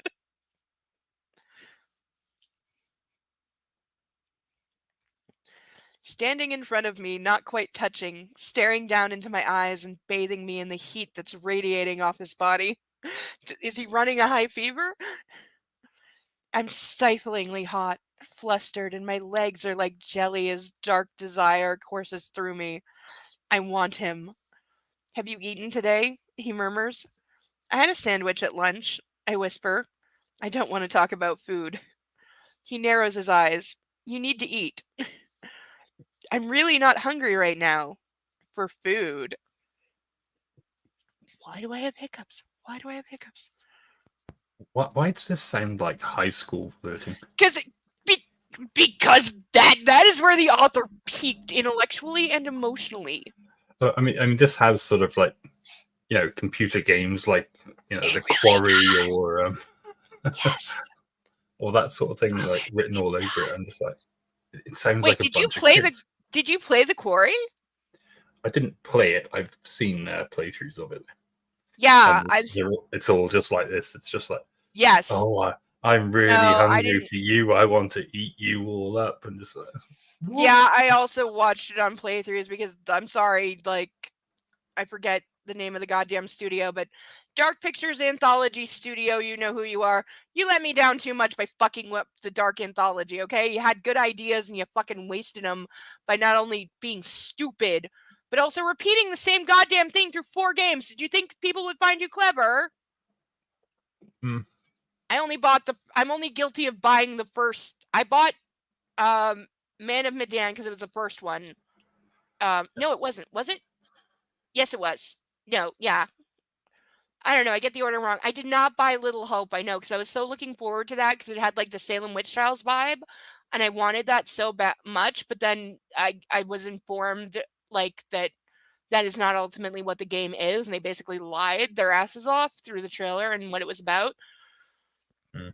So I didn't wind up buying it. But yeah, they all have the same goddamn ending where it's just, oh, one of your characters is hallucinating, nothing's real, and they did that 4 times, and oh, aren't we clever? No, you're fucking wasting my goddamn.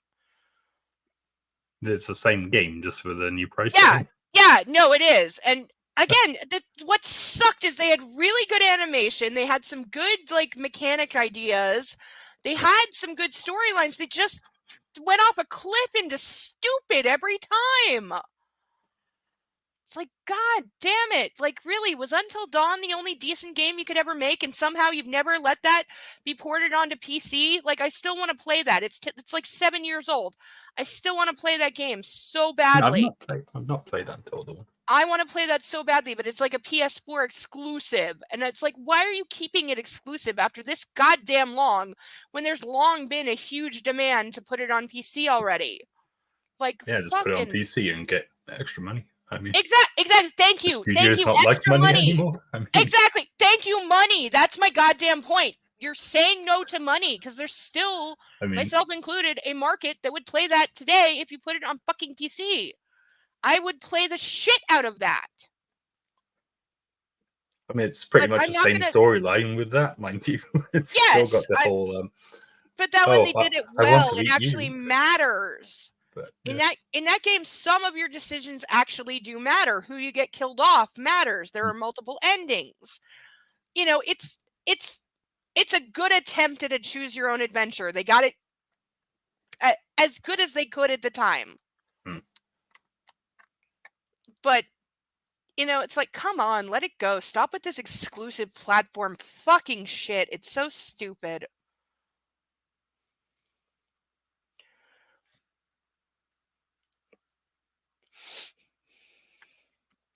What are you hungry for, Miss Steele?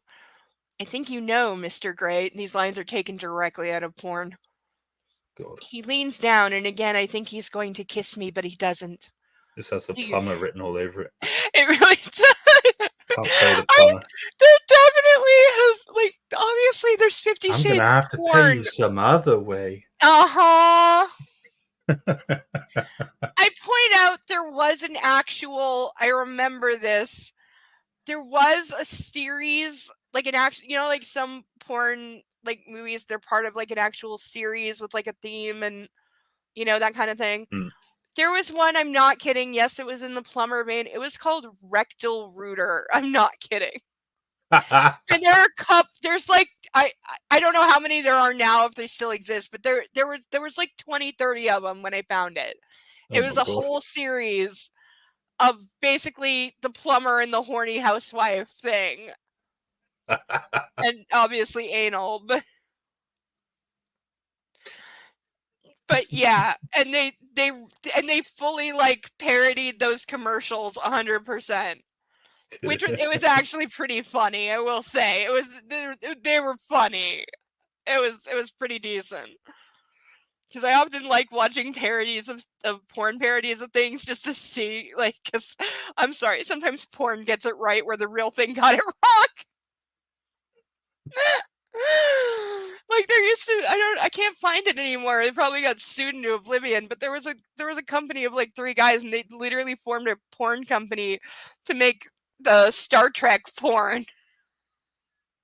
Oh my god. I can't find it anymore, but it was the original series, and they had like the Yeah, I'm not costumes and surprised. even they had the costumes and like even like some decent sets and everything. They made like so many. Oh, it was so funny. It was so good. You know, What's they had this one. alien thing doing?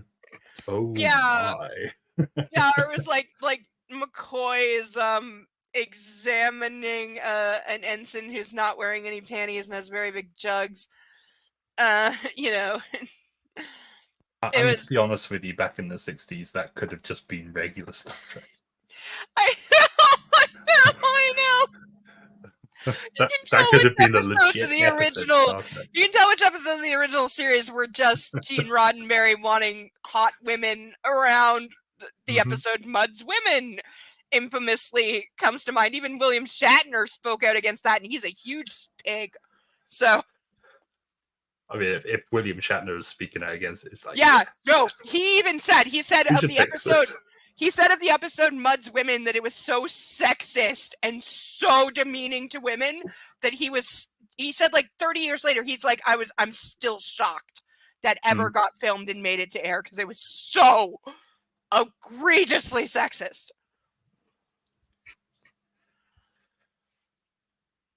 Yes, it does, though. Of course it does.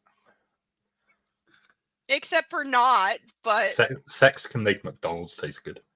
I mean, it's got to be very, very good sex, but yeah, I was gonna say, are you putting the McDonald's ice cream on your dick before she sucks it? Is that how it's good, or? no, I'm the one eating the ice cream.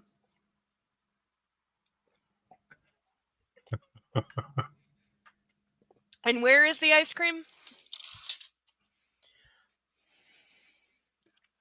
On a container. Uh-huh. Georgia O'Keeffe container? Something like that. Uh-huh. Just say, because also it comes up in this book. Gentlemen, don't drip ice cream into your lady's vagina. She will not thank you for what happens in a couple of days. God, no. He does this in this book. Oh, he doesn't. In neither this, I don't know. I don't think they made that up for the movie. I know there's like it was their attempt at. I think the movie is called 9.5 Weeks, where there's an infamous like sex food scene. I haven't seen it, so I don't know. Leave the ice cream and the cold things and anything else on the outside. Yeah, but at one point, yeah, Christian Grey Grey it inside. Drips ice cream into her vagina and then eats her out, and I'm like, this is a very bad idea. You're never gonna get all that out.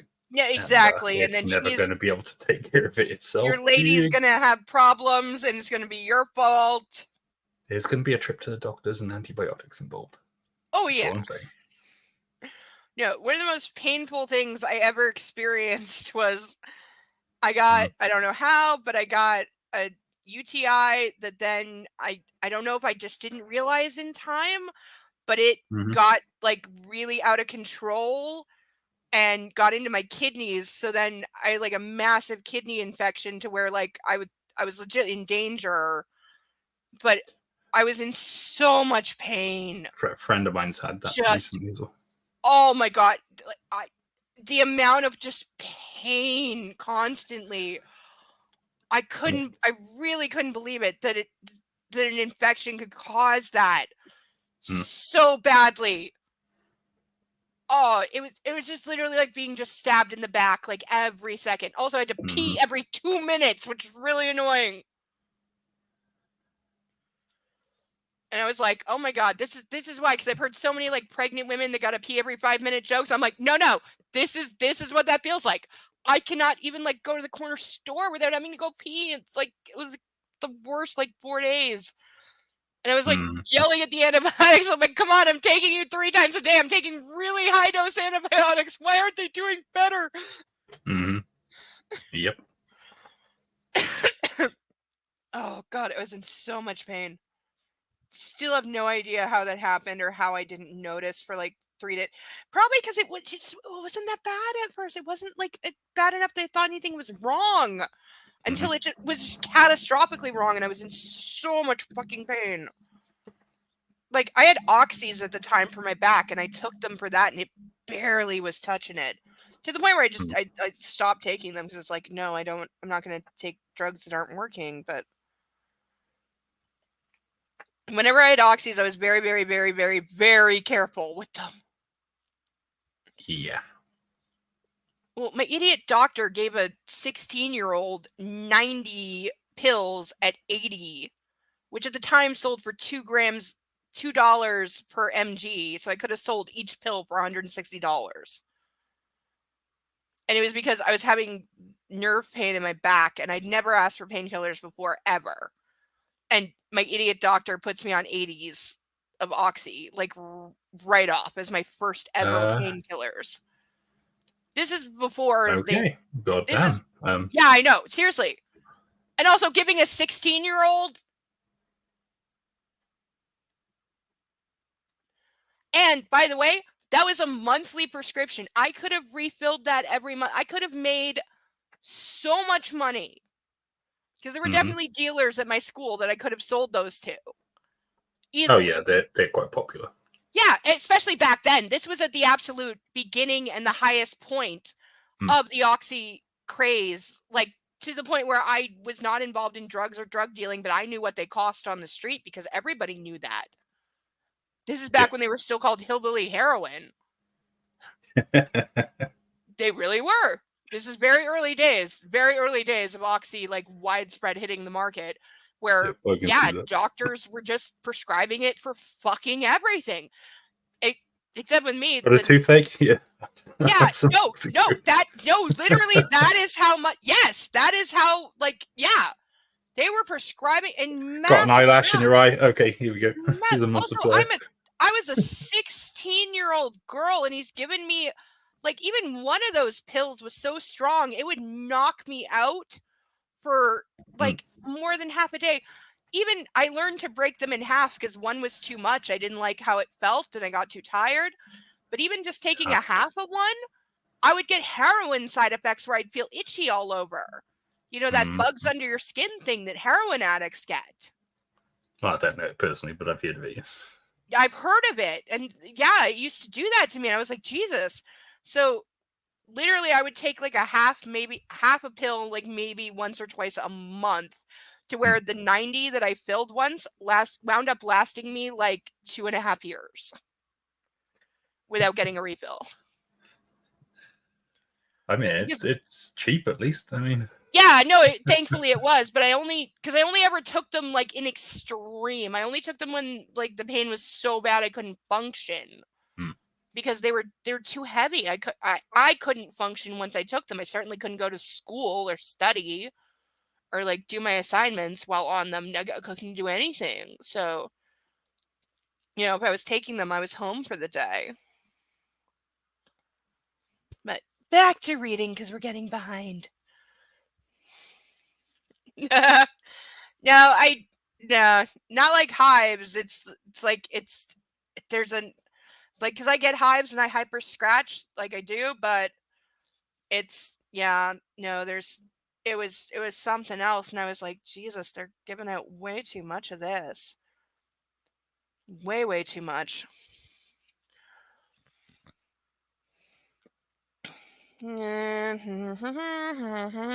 He leans down and again I think he's going to kiss me, but he doesn't. Do you want me to kiss you, Anastasia? He whispers softly in my ear. Yes, I breathe. Where? Everywhere. You're going to have to be a bit more specific than that. I told you I'm not going to touch you until you beg me and tell me what to do.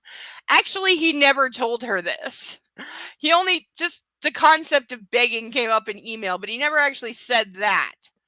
So again, he is still being a controlling, dominating, perverted freak. Which, again, I have no problem with that if both parties are consenting, but she's not here because he's playing his own game without informing her. Oh, Sethale, you had to add the last word. You had to add the last word of that. I'm okay with the first 3 words. The last word, you had to add that? Really? Okay, you need to buy me a drink to make up for that. Not the way that sounds, but, like... Say something nice about my hair to make up for that. I am lost. He's not playing fair. Please, I whisper. Please what? Touch me. Where, baby? The fact that you're calling her baby while having sex. Said there, you freaking... I've just got bloody Justin Bieber stuck I'm in my gonna head. tell your dragons on you!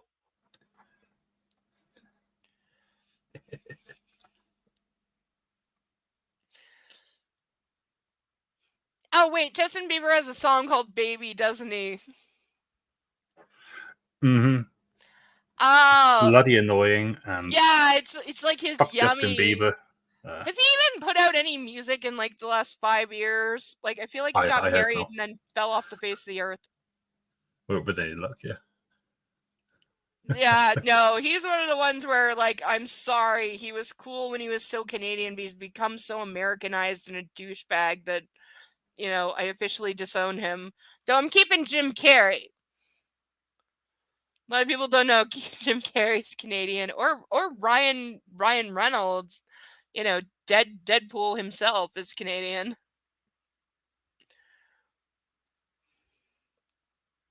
You're so cute. You still have the best frame on Discord that I know of, Sethale. I still love your glittery purple frame, and I'm totally jealous of it. He is so tantalizingly close, his scent is intoxicating.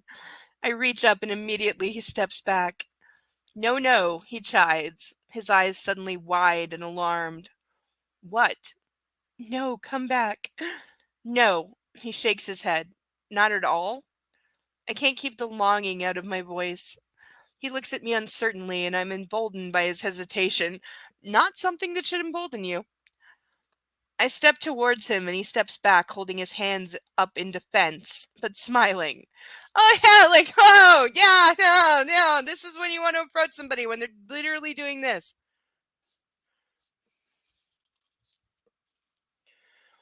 Look, Anna, it's a warning, and he runs his hand through his hair, exasperated. Sometimes you don't mind, I observe plaintively. Perhaps I should find a marker pen and we could map out the no-go areas. He raises an eyebrow. That's not a bad idea. Where's your bedroom? I nod in the direction. And is he deliberately changing the subject? Have you been taking your pill? Oh shit, my pill.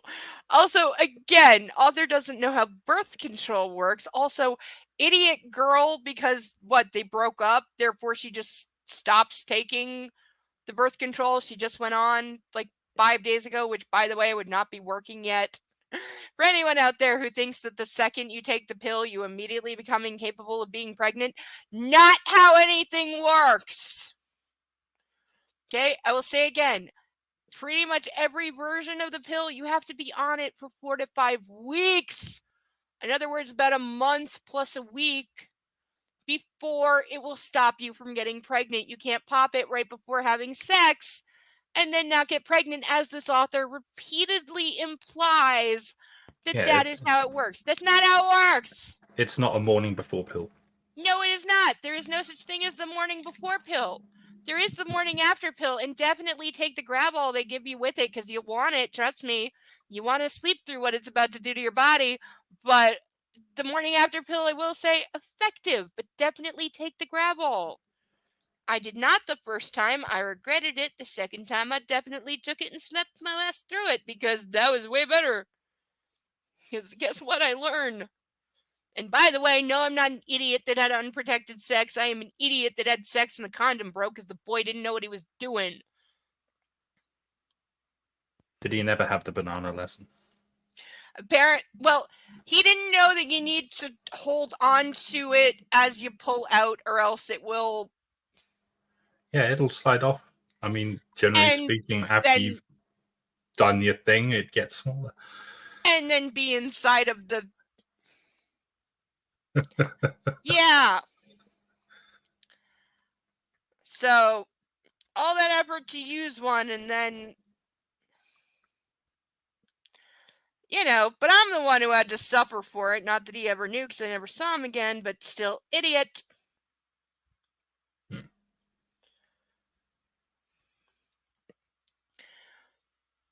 His face falls at my expression.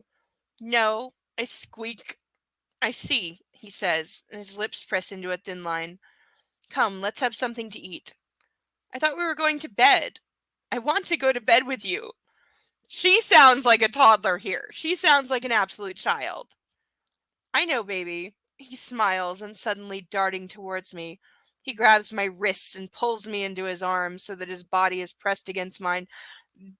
Because that's not assault at all. Like, fucking A. How does that even work? Just like grabbing I arms. I don't know. But- Apparently he's darting Are we going towards her. down low or? He's darting towards her. He grabs her wrists. He grabs her wrists and pulls her into his arms so that his body's pressed against her. So her wrists are like, I don't know if he's holding her up like this, because he frequently does this. Like, even in the movies, he frequently grabs her wrists and pins them above her head like she's, you know, restrained because he doesn't like to be touched. You need to eat, and so do I, he murmurs, burning eyes gazing down at me. Besides, anticipation is the key to seduction. And right now, I'm really into delayed gratification. Huh? Since when? I'm fully with her because that is so much bullshit. He is not about delayed gratification. He's a whiny little bitch who wants what he wants, and he wants it right now. He is pure id. Persnickety, if you're still around, what is that episode of Criminal Minds? Hotchner and Reed go to a prison to interview a serial killer. I think his name is Harding or something hard. Hardwick, maybe Hardwick, Chester Hardwick, and Reed has this fantastic monologue about why he is the way he is when he's stalling for time so they don't get murdered. Could be worse. It could be Justin Hardon. It probably almost was. Nastrovia. And E.L. James, you're welcome for that character name. That can be your main character in your next book. I maintain there will be a third book in the Mr. series because everything has to be a trilogy. Oh, God. Hey, what? I'm sorry, but the first two books follow the pattern of the age-old rhyme. First comes love, then comes marriage, then comes Maxim with a baby carriage. We've had first book is about supposedly love, the second book is supposedly about marriage, so. And I point out she's pregnant at the end of the second book, so there you go. If the second book was about adjusting to married life, the third book's going to be about adjusting to daddy life.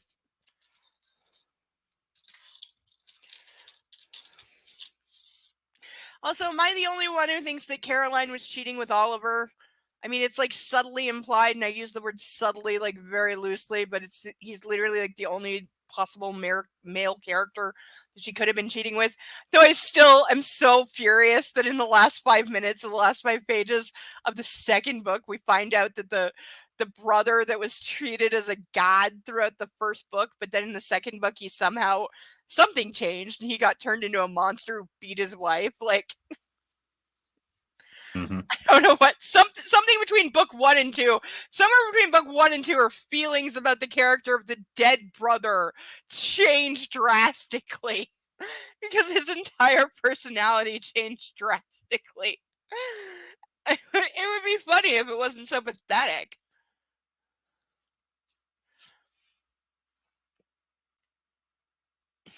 I'm seduced and I want my gratification now. I'll beg, please. I sound whiny all the time.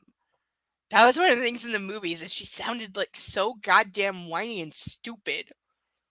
And it's like, girl, are you doing that on purpose to your voice? Though apparently not, because I've seen clips from Madame Web. She is just a disgustingly terrible actress. But so is Jennifer Lawrence, and, you know, career. He smiles at me tenderly. Eat. You're too slender. He kisses my forehead and releases me. This is a game. Part of some evil plan. I scowl at him. I'm still mad that you bought SIP. And now I'm mad at you because you're making me wait. I pout. You're one angry little madam, aren't you? You'll feel better after a good meal. I know what I'll feel better after. So now she's like horny and pouting. Because, dear God. Anastasia Steele, I'm shocked. His tone is gently mocking. Stop teasing me. You don't fight fair. Because what? Because he's denying you sex and you're so, like, one-minded that you can't think of anything else right now? Like, I'm not sure which of them is younger in this relationship, but they're both, like, south of 5 at this moment. I think this is E.L. James's idea of character development. I swear to God, yeah, for her, this is, like, Go relationship from growth. being That, they don't just a bang virgin anymore, they to have... horny, Yeah, and then because... stay there. Yeah, once a guy violently rapes you, you want that dick all the time, because that's how that works. He stifles his grin by biting his lower lip. He looks simply adorable. Playful Christian toying with my libido. If only my seduction skills were better, I'd know what to do. But not being able to touch him does hamper me. Honey, just start taking your clothes off. Trust me, he will do what you want. My inner goddess narrows her eyes and looks thoughtful. We need to work on this. Like, am I right, Mark? If you're telling your honey we need to eat dinner first, which I already don't think you're telling her, when she's saying, I want you to take me in the bedroom and, take me, are you going to be saying, no, we need to eat first? Or are you going to be like... Never. Don't get me wrong. I'm sure there will be eating involved, but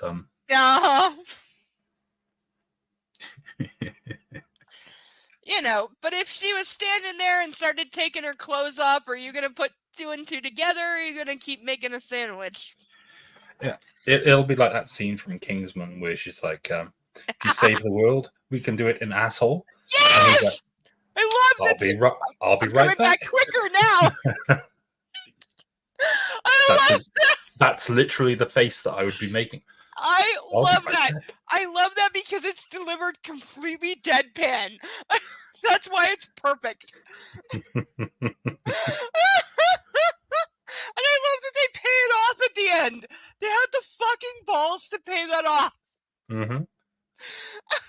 That's why that is a good movie. The second one is crap, but that's Merlin's like, Eggsy, we've got wine on the plane. Ooh. And he just closes the lid. I see. We do get a great view of that actress's ass. She is fine. Mm-hmm. I'd hit that several times. I hope they make another one. I really do too. I really, really do. I haven't seen the prequel one, but I hope they make more.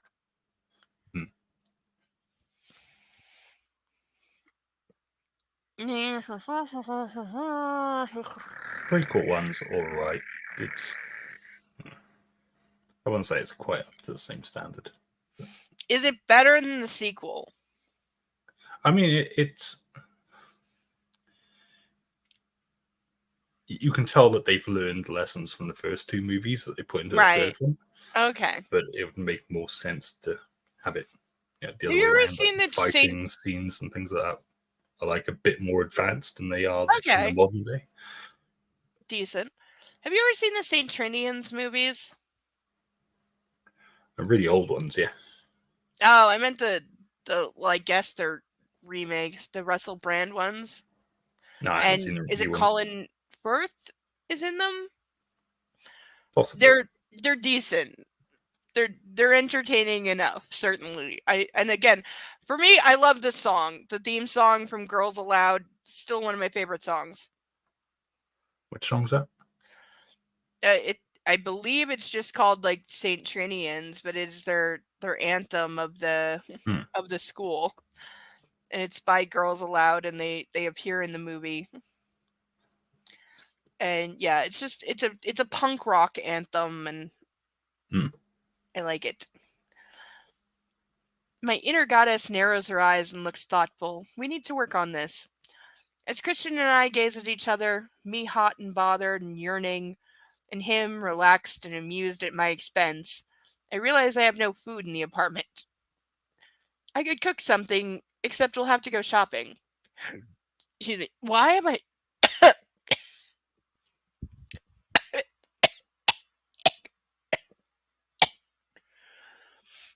shopping? For groceries? You have no food here? His expression hardens. I shake my head. Crap. He looks quite angry. Again, irrational thing to get angry at that he has no right to.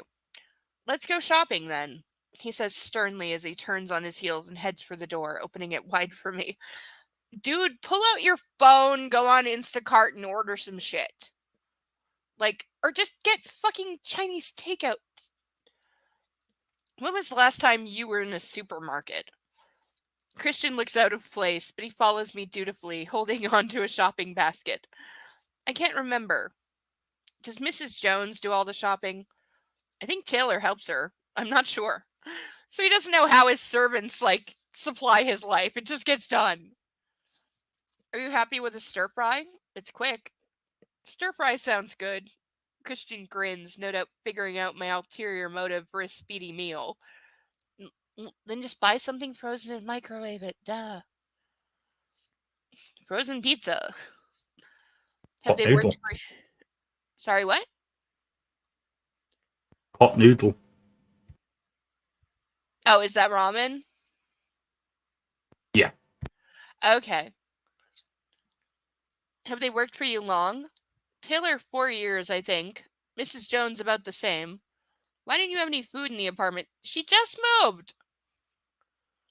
You know why, I murmur, flushing. Because I'm secretly highly anorexic and slowly starving myself to death.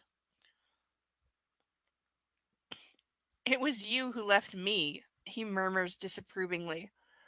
I know, I reply in a small voice, not wanting that reminder. Also, she didn't leave you. You were never officially a thing, you fucking dick. So you don't get to guilt trip her about leaving your dumb ass when you did everything possible to make her run away. Christ. We reach the checkout and I stand silently in line. If I hadn't left, would he have offered the vanilla alternative? I wonder idly. No! And he's still not gonna abide by it, you dumb bitch. She really is too stupid to exist, I swear to God.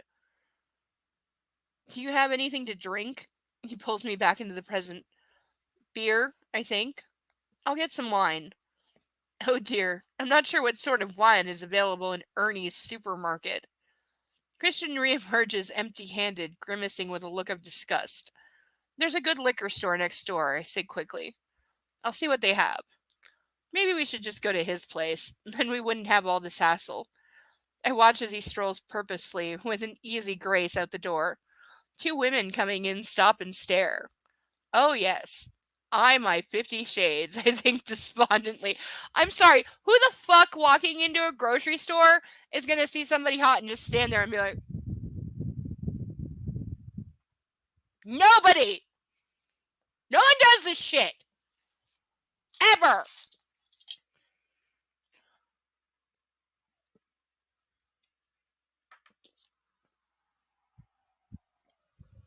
Mm.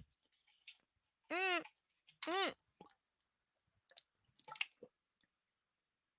Empty cup.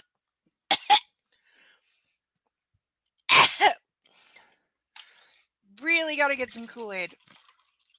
You know, they don't make Kool-Aid in the packs anymore with the powder that you could get for 5 cents. Ugh. Is Kool-Aid a thing over there, Mark? No.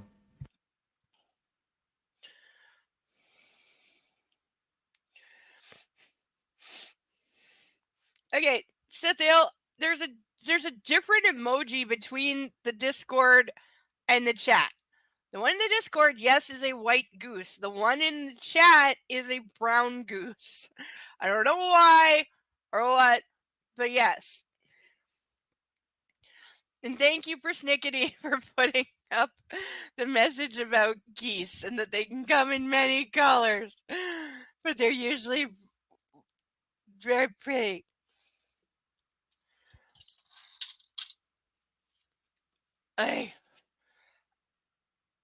Excuse me.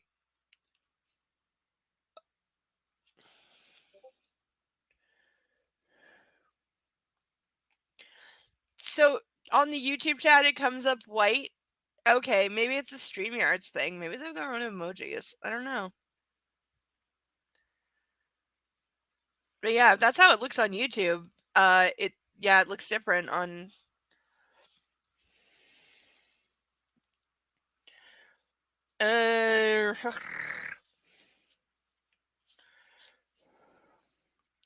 I want the memory of him in my bed, but he's playing hard to get. Maybe I should too. Maynard Goddess nods frantically in agreement, and as I stand in line, I come up with a plan. This is gonna be a disaster. Christian carries the grocery bags into the apartment. He's carried them as we've walked back to the apartment from the store. He looks odd, not his usual CEO demeanor at all. You look very domestic. Yeah, No he's one doing has manual labor. exactly. No one has ever accused me of that before, he says dryly. He places the bags on the kitchen island and I start to unload them. He takes out a bottle of white wine and searches for a corkscrew. This place is still new to me. I think the opener is in the drawer there. I point with my chin. This feels so normal. Two people getting to know each other, having a meal, yet it's so strange. The fear that I always felt in his presence is gone, but already we've done so much together. I blush just thinking about it, and yet I hardly know him. What are you thinking about? Christian interrupts my reverie as he shrugs out of his pinstripe jacket and lays it on the couch. How little I know you. His eyes soften. You know me better than anyone. I don't think that's true. Mrs. Robinson comes unbidden and very unwelcome into my mind. It is Anastasia. I'm a very, very private person. He hands me a glass of white wine. Cheers, he says.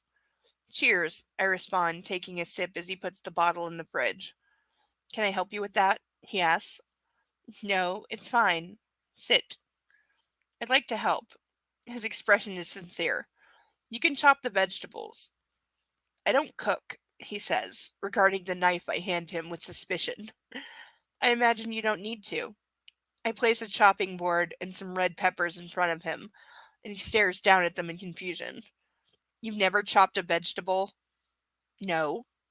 I smirk at him. Are you smirking at me? It appears this is something that I can do that you can't. Let's face it, Christian, I think this is a first. Here, I'll show you. It makes perfect sense that he has no clue what to do. And also, by the way, Jamie Dornan in the movie did say that his atrocious vegetable chopping skills in the movie were legitimate, and that he really is that much of a dork in the kitchen to where like family know not to let him in the kitchen because he's that Mhm. guy. And I'm like, yep, I've known that guy. Yep, get out of my kitchen. I brush up against him and he steps back. My inner goddess sits up and takes notice. Like this. I slice the red pepper, careful to remove the seeds. Looks simple enough.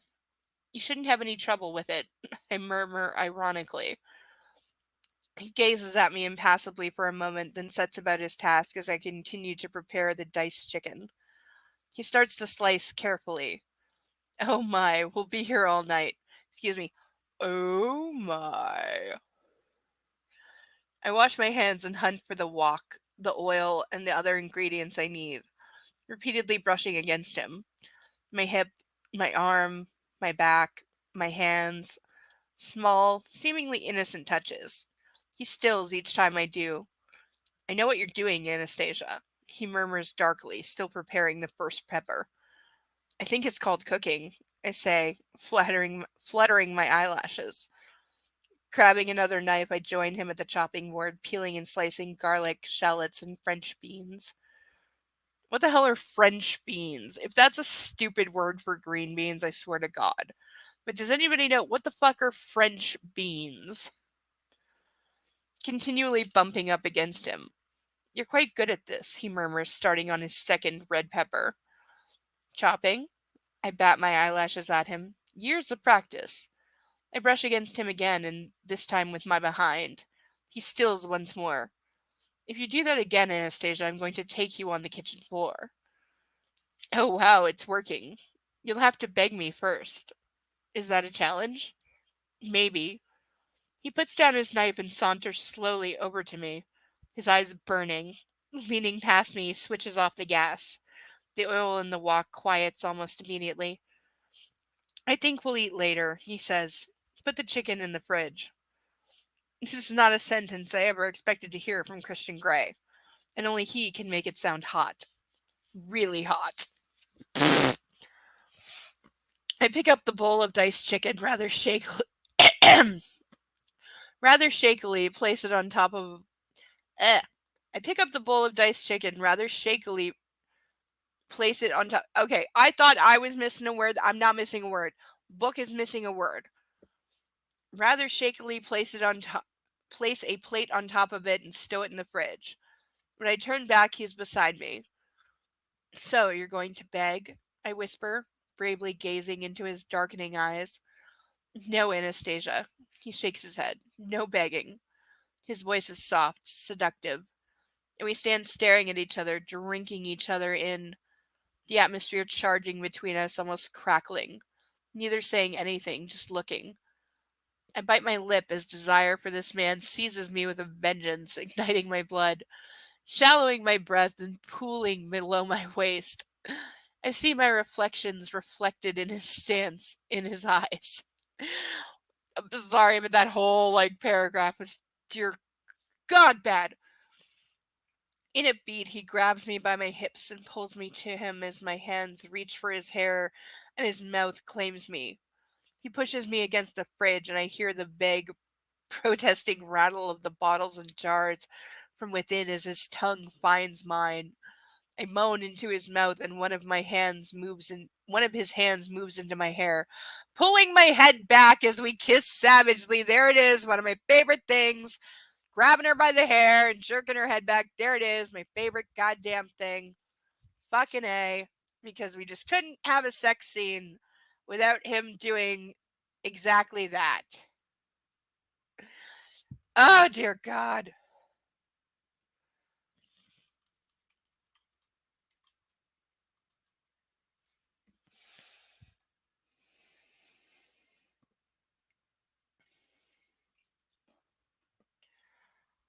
Oy.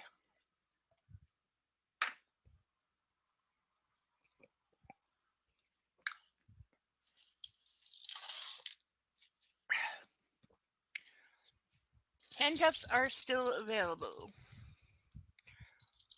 And you all know that I like having them on very tightly and having marks left for days, because that's when you know it was good. Though, sadly, I always feel bad. I'm not somebody that bruises, easily, and I always want bruises from handcuffs, and I never get them, and it pisses me off. Should ask Chili for some advice, because apparently he always fucking bruises Chili. Yeah, even though he's never shown any actual bruises. I legit, no joke, in the car accident I was in, my nose was broken. You can tell, especially on this side. But you know how when you break your nose, most people get the double raccoon eyes? Mm-hmm. I had zero bruises. My face went full into the ground after I was thrown into the air. And my nose was broken, and for a while they actually thought this lower part of my eye socket might be broken, but I was a little kid at the time, so it's really hard to tell sometimes on kids. So they weren't sure. So it wasn't until 3 days after that they did X-rays every day trying to see, that they said no, my eye socket wasn't broken, but my nose clearly was right here. But I never got any bruises or anything from my face being broken, or from landing on my face after being thrown in the air by a car. Well, I was thrown across the street. It's still amazing me because I know that intersection, and from where I was standing to where like I was found, I was the furthest away. Probably because I was a kid. I was the lightest person. So yeah, when I went like up in the air, I went like far because I was fully like where we were standing was on one corner, and then where I was found was not only fully across the street to the other corner, it was actually into the parking lot behind that corner is where I was. So I'm not sure what the average like distance of an intersection is, but I got thrown pretty far.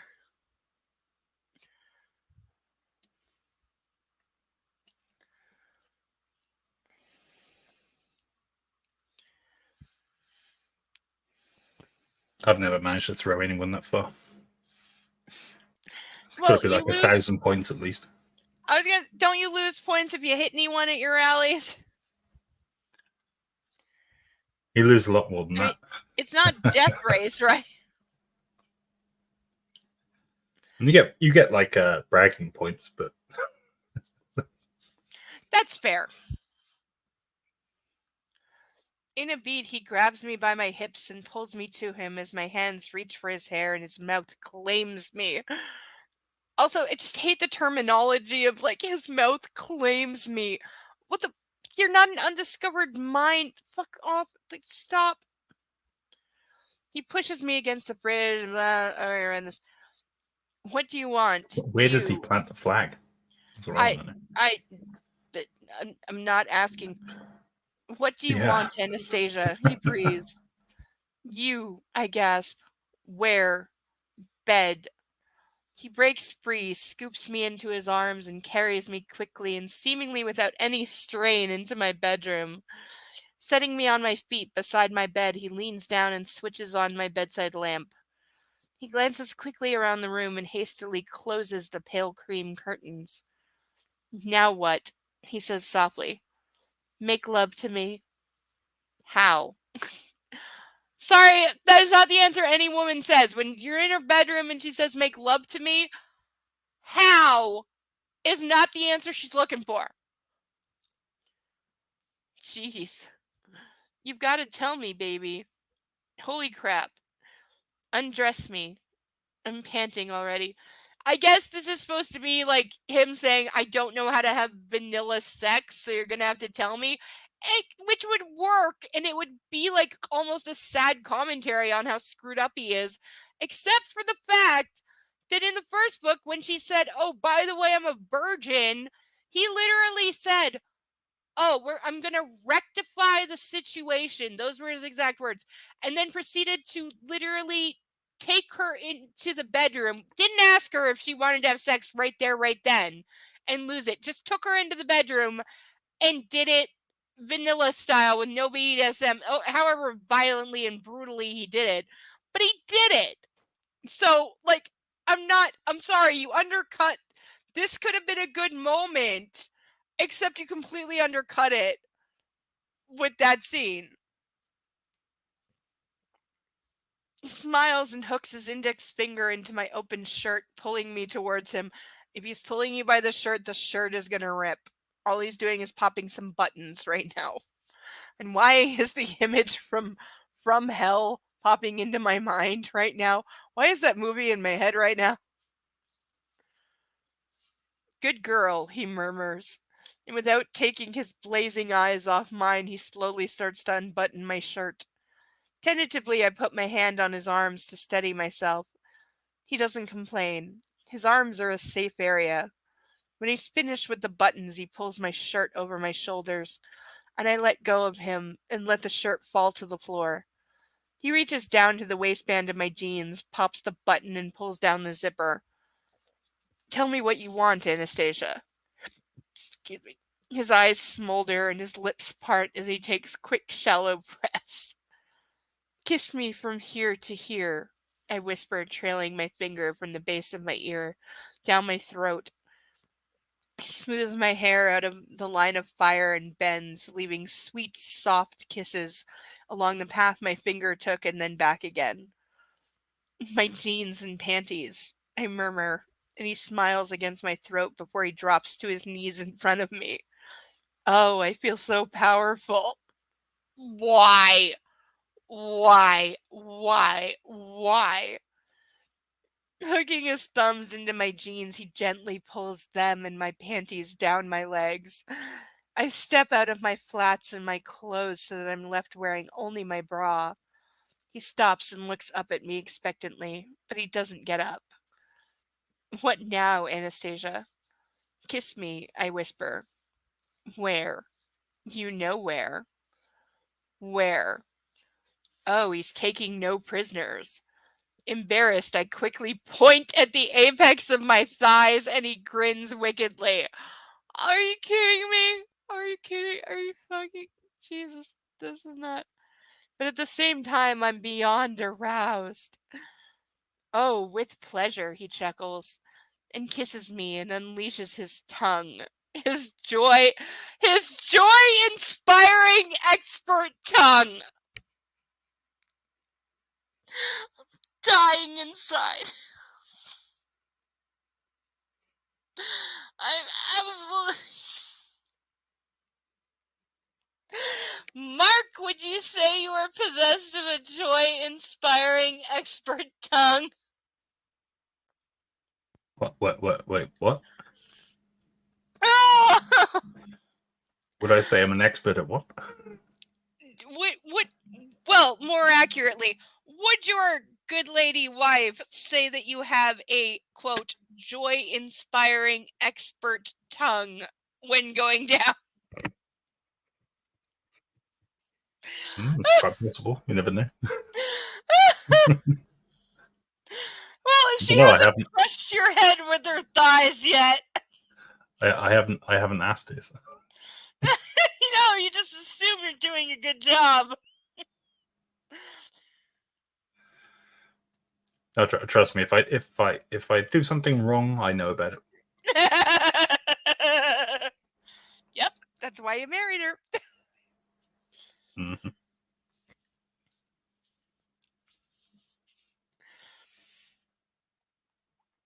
I groan and fist my hands into his hair. He doesn't stop, his tongue circling my clitoris, driving me insane. I thought she On. said no to fisting. I know.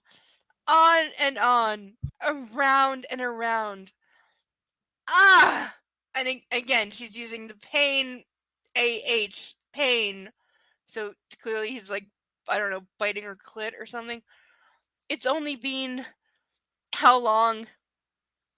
Oh, Christian, please, I beg. I don't want to come standing up. I don't have the strength. Really?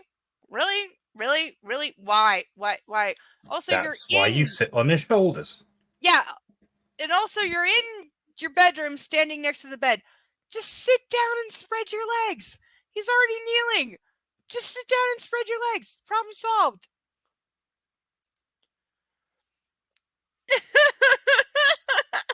I know, right? Seriously. Are you cleaning your keyboard? Did a cat walk across you? Are the dragons loose, Sethael? Do you need help wrangling the dragons? Because I will be there. I will help you wrangle the dragons if they have gotten loose and are taking control of the keyboard. Or if a cat walked across it, because I've definitely had that happen and then go, what did you do, kitty? Because something comes up and I'm like, what did you do? What did you do? What did you press? Because kitties always manage to do that because power of kitties. Artie will tell you. Don't underestimate the power of the kitty. Yes, also she's like literally grabbing and ripping at his hair. So yeah. Ah! Please what, Anastasia? Make love to me. I am, he murmurs, gently blowing against me. No, I want you inside me. Are you sure? Please? He doesn't stop, his sweet, exquisite torture, and I moan loudly. Christian, please. He stands and gazes down at me, his lips glisten with the evidence of my arousal. It's so hot. Stop calling things hot. You are not Paris Hilton in 2002. Well, he asks. Well, what? I pant, staring up at him in frantic need. I'm still dressed. I gape at him in confusion. Undress him? Yes, I can do this. I reach for his shirt and he steps back. Oh no, he admonishes. Shit. He means his jeans. He totally set her up to fail there. Because he didn't say, like, take my jeans off or open my pants or, like, you know, of course, obviously, you're gonna, like, he's a fucking asshole.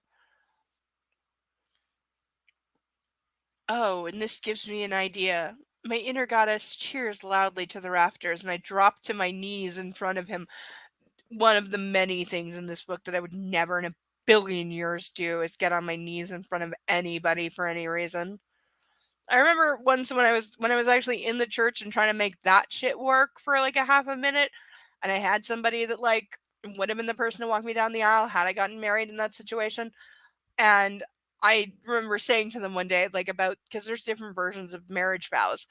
And I was like, there's one word I'm not having in my marriage vows. And he immediately was like, it's obey, isn't it? And I'm like, yep. I promise to love, honor, and cherish, but I never promise to obey.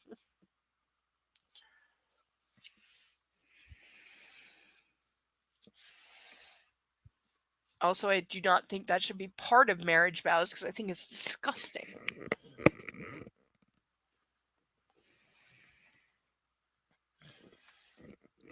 Rather clumsily and with shaking fingers, I undo his waistband and fly, then yank down his jeans and boxers as he springs free. Wow! Actually says wow. I'm sorry. I am not a male. Mark, is the words springs free appropriate to how an erect penis behaves? Because I don't know. In porn, Like, maybe? If you have a hard on and your lady takes your boxer shorts off, does it go boing? Is that what happens? It can do. I mean, it is. Is there a sound effect? No. I I mean, not unless you add them in yourself. You know, it's just like she's like on her knees and you're like pulling your boxes down and it goes boing and you're like.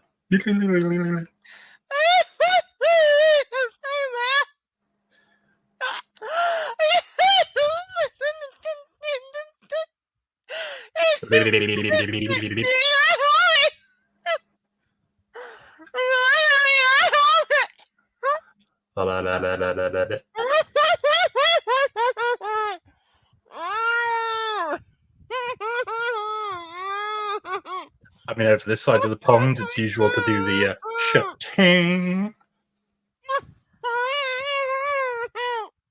And if you're really skilled, you can add a bit of vibrato on the end, and it's like, shutting.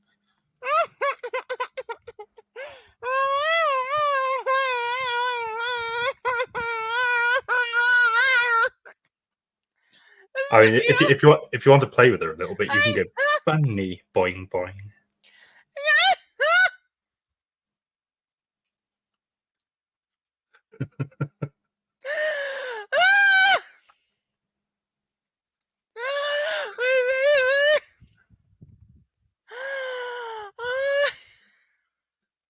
I mean, if you really, really want to get technical, I mean, you could like paint a little swan's head on the end and just like.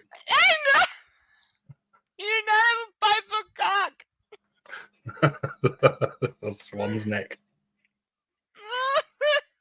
Well, according to you, that means I should chop its head up. 1 to 10 scale. Don't let me circumcise you.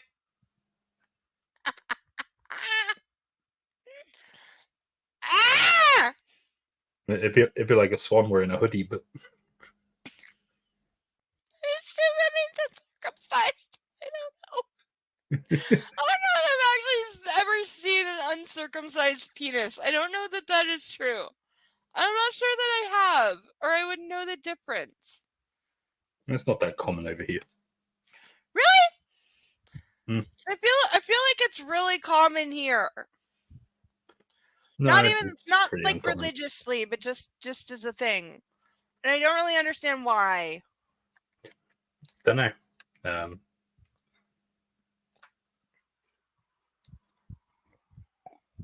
I mean, they say that they do it for hygiene reasons, but honestly, no. That's what I've always Not heard, really. but I also heard that's bullshit. Hmm. Yeah. But they'll do it here if there's like issues with, strangulation and what have you going on. What? But it can be that it gets too big for the foreskin, and the foreskin strangles the tip, I'm sorry. and it won't allow blood flow to come back. And, what? Yeah, it's Like, a real thing. I've never heard of this, so I'm very inexperienced with penis. They'll do an emergency circumcision in that case with it. So like literally the skin can it can get too tight. So it's like the guy version of having a hymen, basically. I mean, basically, it's just it's literally like being strangled. Just down below, it cuts off the blood supply to the tip and stops any blood. How? Like, I don't understand. I'm having anatomy failure. Girls weren't taught this at my school. Okay, we weren't taught this. Well, we're not told anything about penis ever. The foreskin doesn't really stretch beyond a certain point, but with an erection, it doesn't just get longer; it gets more girthy. It grows outwards as well as in length. I'm so confused. It can grow to the point where it's actually bigger than the maximum stretchiness of the foreskin, and so it can actually get in the way, kind of. Yeah. Oh, so like having it removed is maybe sexually beneficial in some cases. Not really beneficial. It's more sometimes it's necessary. Is it actually? Because I don't know if this is true, but I've heard some guys say that like being circumcised, they lose like some sensation, especially around the tip. Oh, yeah. Is that true? Yeah. Weird. I mean, I don't know from personal experience, but yeah, it is relatively rare. Yeah, but that's why it's not a common thing over here. Seriously? Because one of my favorite lines from The West Wing comes to mind where Toby Ziegler is arguing with the conservative about condoms in schools, and the conservative Republican guy is like, show the average teenage male a condom and his mind will turn to thoughts of lust. And Toby Ziegler immediately, obviously fed up with this shit, replies, show the average teenage American male a lug wrench and his mind will turn to... I'm sorry, have you forgotten what being a teenage boy... I mean, they've got a point. I mean, I'm not going to lie.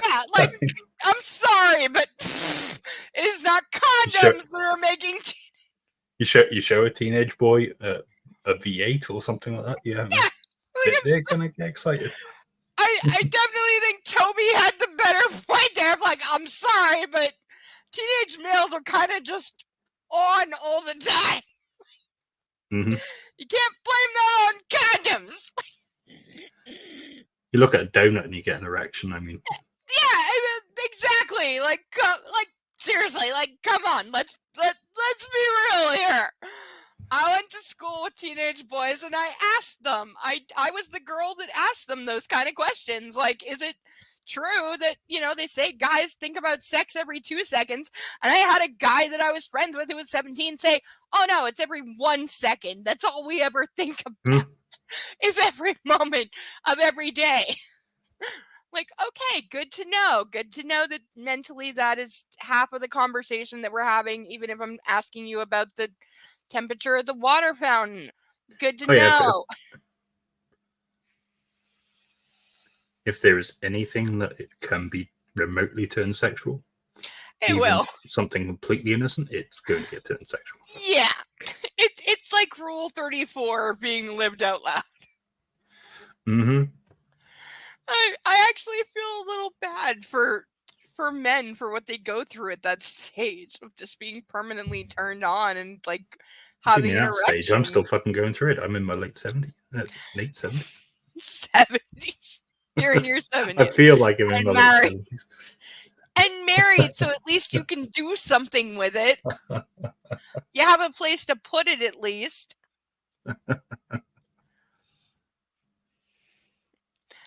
I peek up at him through my lashes and he's gazing at me with what? Yeah, that'll do it. Trepidation? Awe? Surprise? Oh, so you like seeing your lady on her knees in front of you peeking up through her lashes? Yeah, any of that looking up, looking over, anything like that will absolutely get an Sexy. erection from a. But Sexy. Oh, I admit to playing the feminine card, and I have done the looking up at someone through my lashes thing. Never while on my knees, because I don't get on my knees ever. God, no, that gets sore after a while. Fuck. I have a very strict no oral rule, and that goes both ways. And I'm God no. I don't go down on him or her, and they don't go down on me. That is my rule. If I got down on my knees, I don't think I'd ever be able to get back up again. He steps out of his jeans and pulls off his socks. I always keep my socks on when I'm having sex. I don't know why, but I always keep my socks. Taking my socks off feels too intimate, like more intimate than being fucked. So I always keep my socks on. I keep my socks on at the doctor's too, and I got called out once. A nurse was like, you can take your socks off. And I'm like, yeah, I left them on for a reason. Shut your stupid face. You can take your socks off. I'm like, yeah, I can leave them on as well. Well, exactly. I'm already spreading my legs in the doctor's face. I need to keep my socks on so I can pretend that I'm not doing what... The doctor's looking at the top part of the legs, not the bottom part. Yeah, exactly. Different part of the body. The things you have to put your feet in are usually freezing. So yeah, I'm keeping my socks on. They're freaking metal, stirrup things. They're usually icy fucking cold. So yeah, I'm keeping my socks. No, I'm not that old. I feel like it some days. Yeah, no. And the thing is, also, being a plus-size girl, they do not design those exam tables for plus-size women. They do not, from where the leg holsters are, you cannot spread your legs, far enough. It's ridiculous. More than once, literally, a nurse has to stand to the side so I can, she's literally holding one of my legs because the table doesn't allow me to have, the foot holsters and open my legs enough for access for the exam. So there's literally a nurse over there holding one of my legs, 5 feet away from the table. And it's yeah, I don't feel, demeaned or treated like an animal at all. No. Also, I'm worried that I'm, going to put too much weight on the nurse. So I'm super tense all the time. So that just makes everything incredibly painful. When there's something metal, cold, and jammed inside you, just split you open. It's yeah, relax. Yeah, that's possible. That's totally possible from what you're saying. Duh. The idiocy.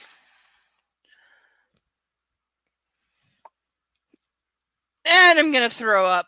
We have another... I'm reading this really fast because y'all know why, and that's why my brain ran ahead. He steps out of his jeans and pulls off his socks, and I take hold of him in my hand and squeeze tightly, pushing my hand back like he's shown me before. He groans and tenses, his breath hisses through clenched teeth. Very tentatively, I put him... I'm going to die. If anyone wants to buy me a drink, this is the fucking moment to buy me the rest of the goddamn bottle so I can chug it. Please. Please, please, please, please. Very tentatively, I put him in my mouth and suck. Hard. He tastes good. Bullshit! Ah! Again, the pain. Anna. Whoa. Gently. So apparently she really is bad at this. He cups my head. That is sexual assault. That is rape. Don't put your hands on her head. Don't put your hands on her head because you're removing her ability to stop doing it. That's real. Don't put your hands. men of the world, if a girl is going down and giving you head, don't touch her fucking head. Don't grab hold of her head and start pretending it's a thing you can fuck. Okay? She's not an object. Don't fucking touch. Also, you can really fuck up somebody's neck or choke them that way. So don't touch. Just be glad you're getting head. Put your hands behind your back and just enjoy that you're getting head, okay? Don't fucking grab and manipulate because you're going to also non-consensual, but also you could injure. Don't. Just be glad you're getting it sucked. Shut up and don't touch or say anything. I'm gonna throw up. Sethdale, you're trying to make me throw up. Don't make me throw up. I don't want to throw up on live. I've done it before. Don't make me barf, okay? At least buy a lady a drink or buy me a set of handcuffs because they're still available.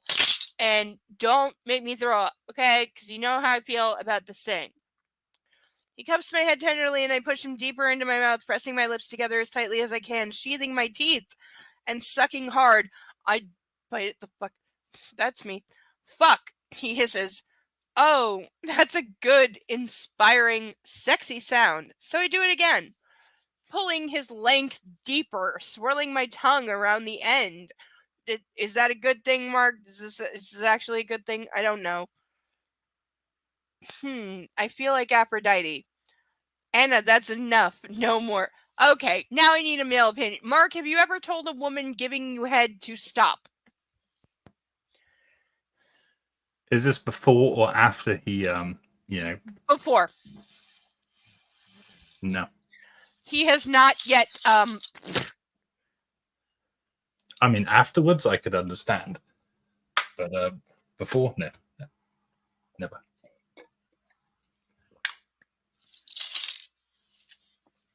dying! I call bullshit. I called world's most epic goddamn fucking on both counts. On both counts. Because this is like, what? The second time she's ever given head, and now she's such a master that he's like, oh, stop, you're going to make me come before I want to come. Fuck off! Also, no woman, I'm sorry. I've had men, and I'm sorry, but it's men. I've had men tell me that they know women who enjoy going down. Fuck you! That's what your dumbass fucking thinks. No, they didn't. They do it for a reason, but it doesn't mean they fucking enjoyed it. There's absolutely no woman on planet goddamn Earth that actually enjoys this fucking demeaning practice of getting on your knees and sucking dick. There's no woman that genuinely enjoys that unless she's severely mentally ill or so goddamn broken down and abused that she thinks that's all she's good for and she's not even a person anymore. There's no woman that legitimately enjoys giving head ever in the history of ever. There, I said it. It's out there. That is like, I'm sorry, but it's so goddamn demeaning. And again, not saying in a healthy relationship you can't do this for your partner on occasion as like a treat or a gift or a thing, but it needs to be recognized because there's no woman that actually fucking enjoys doing that on a regular basis. There's no woman ever, and it's the oldest joke in the history of marriage of why is the couple smiling when they get married? The groom is smiling because he thinks he found the one, and the bride is smiling because she never has to get on her knees again. Like, I'm sorry, it's disgusting, and I think the whole practice of going down both ways is fucking disgusting and demeaning. And nobody ever enjoys it, but the thing people do as a manipulation tactic, not as an actual, like, sex act. I mean, it is, but that's not the intent, like 99.9% of the time. Hannah, you've made your point. He grunts through gritted teeth. I do not want to come in your mouth. Also, I'm pointing out, spelled wrong cum, still spelled wrong, still spelled the word cum wrong, still spelled wrong. Sethdale, have you ever got so much head that it was too much? I'm sorry. Part of my brain wants to say, how much were you paying these women? I'm sorry, but that's my instinct. If you're getting so much head and you come so many times that you're like, I need a break, ladies. Are you like Tyrion Lannister in the whorehouse in that season 1 scene where he's like, I'm not leaving till I fuck them all, and his brother's like, I know, and then he opens the door and all the women come in so he can fuck them all? Is it that situation that happened? Because I can respect it in that situation, but you know.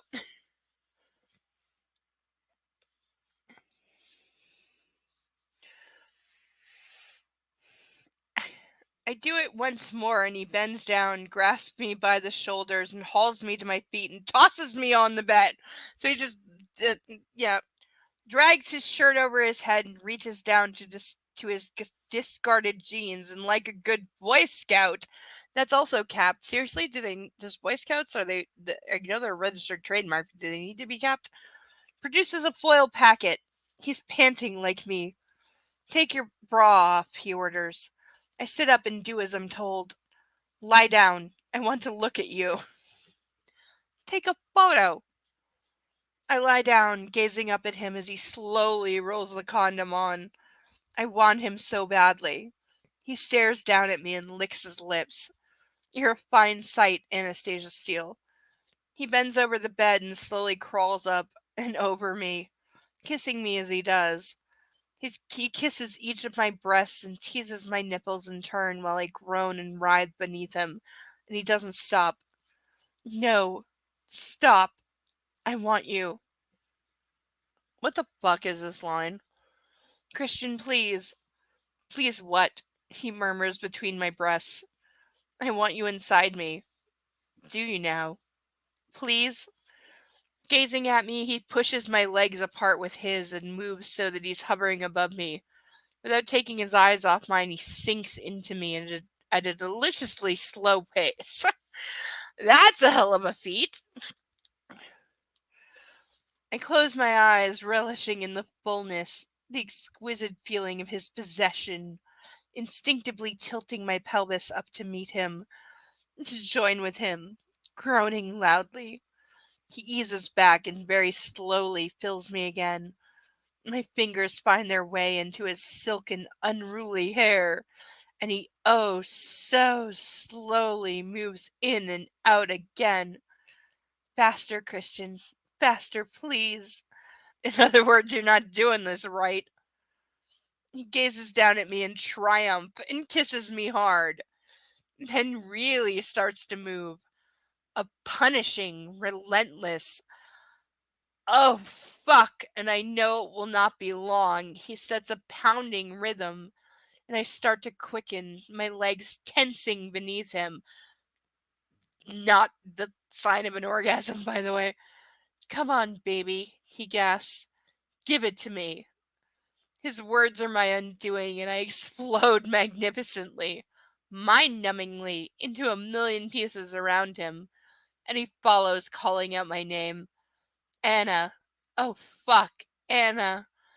And he collapses on top of me, his head buried in my neck. End of chapter. We have one left. We have chapter 4. Handcuffs still available. If anyone wants me to wear these for the entirety of chapter 4, now is your chance. Okay, 25 collectively. I will put these on painfully tight and show them off and wear them for the rest of the chapter. But I'm gonna have another drink before I do that. Cause it dang.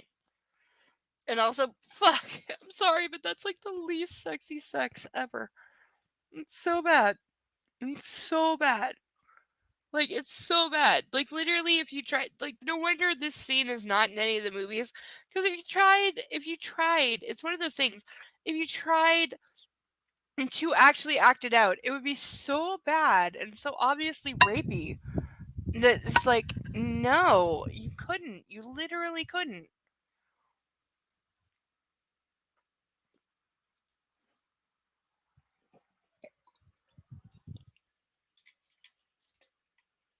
And I need more water. Mark, you're in charge of the ducks for the next, 90 seconds. I'll be right back.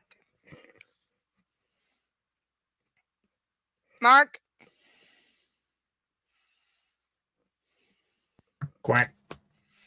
You're in charge for the next 90 seconds. I'll be right back. There we go. See if you can get Deadpool to talk to me and be my friend again. She's gonna regret that. I mean, leaving me in charge.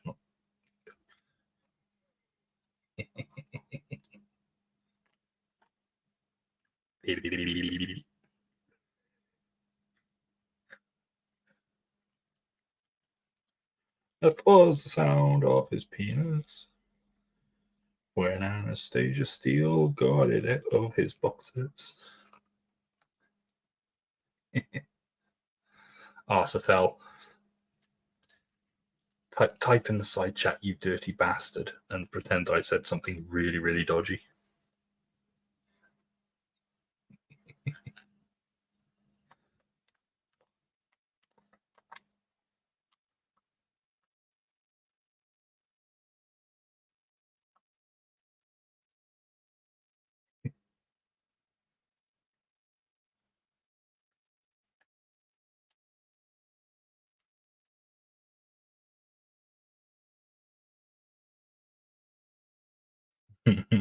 Legend.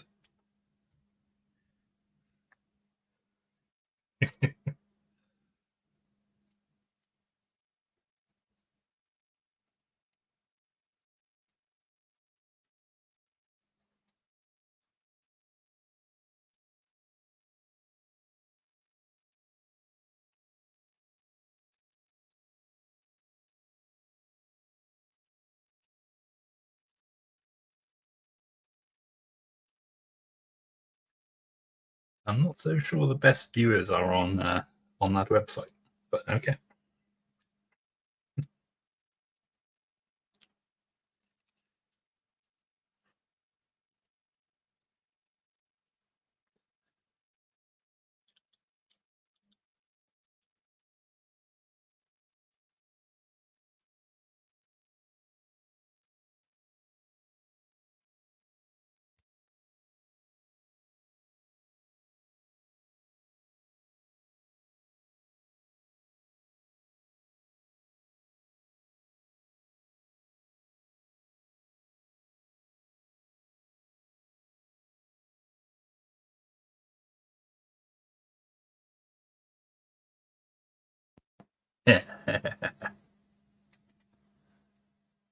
Oh shit. She's back.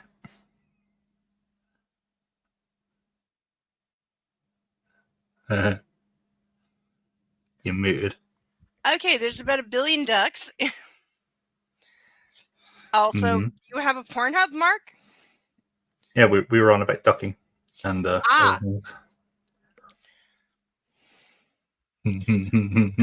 approve of all the ducks, certainly. Like, all ducks are welcome here.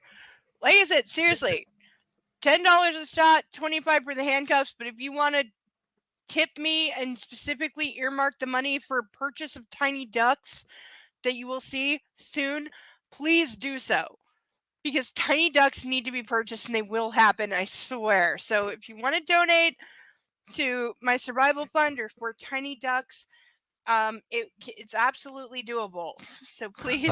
I love the fact that I've inadvertently started a thing.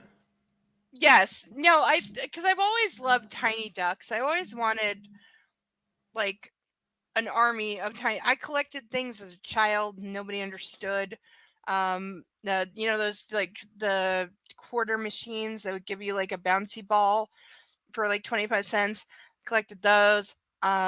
Unique pencils, erasers of every shape, color, and design. It's baskets of things. My mom used to go crazy. Said so many. And I'm like, you bought them. Like, yeah, rubbers. Erasers. And I would never let anyone use them because you can't use them because then they're broken. Because this is how my 5 to 6-year-old brain worked. And also, don't touch my things.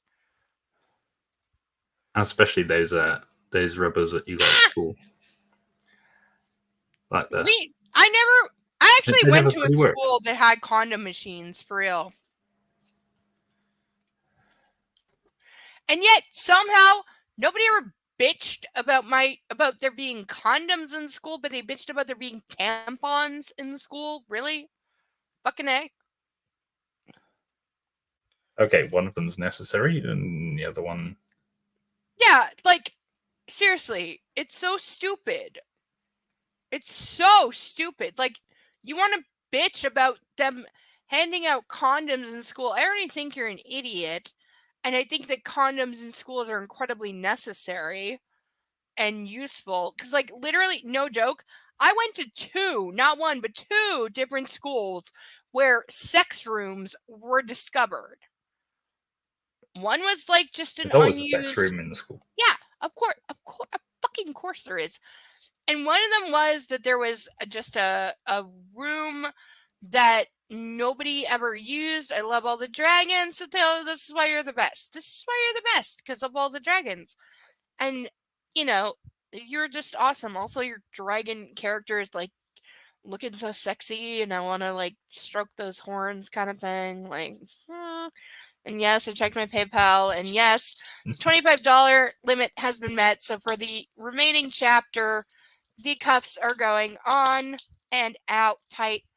Super. I actually physically can't make it tight. Okay, it's as tight as it can go. See, there's no.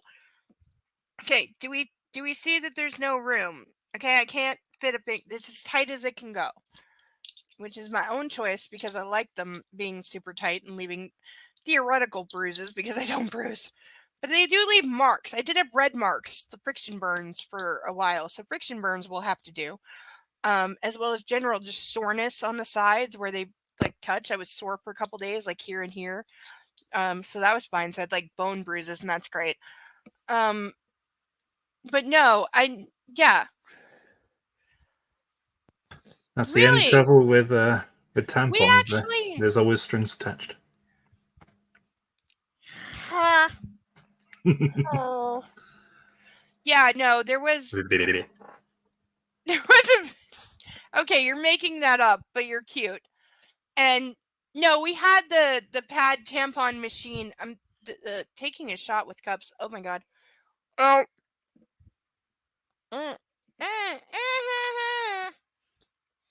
We only had one vending machine in my school, and that was for drinks. I just spilled half of that shot down my chest. No. Okay. Ow, these are really tight. Ow. These are actually painful in the not fun way. Towel. Ugh. Okay. No, not that loose, but a little bit. Okay. Chapter 4. As sanity returns, I open my eyes and gaze up into the face of the man I love. Christian's expression is soft, tender. He strokes his nose against mine, bearing his weight on his elbows, his hands holding mine by the side of my head. Sadly, I suspect that's so I don't touch him. He plants a gentle kiss on my lips as he eases himself out of me. I've missed this, he breathes, for like the whole 3 days. Me too, I whisper. Yeah, me too needs to be all up in this book. He takes a hold of my chin and kisses me hard. A passionate, beseeching kiss, asking for what I don't know. It leaves me breathless. Don't leave me again, he implores, looking deep into my eyes, his face serious. Okay, I whisper and smile at him. His answering smile is dazzling relief, elation, and boyish delight combined into one enchanting look that would melt the coldest of hearts. Thank you for the iPad. You're most welcome, Anastasia. What's your favorite song on there? I'm sorry, did E.L. James confuse iPad with iPod? Because literally all they're talking about is that this thing plays music. That's an iPod, you dumbass bitch, not an iPad, which is a tablet, which does other goddamn things other than play his pathetic playlist. Okay, you meant iPod, not iPad, but you're too stupid and technologically illiterate to know that. What's your favorite song on there? Now that would be telling, he grins. Come, cook me some food, wench. I'm famished, he adds, sitting up suddenly and dragging me with him. Mark, if you had just made love to your lady and then immediately said, cook me some food, wench, and physically dragged her out of bed, what would the response be? Pain. A lot of pain. Would she bury you where you buried the ducks?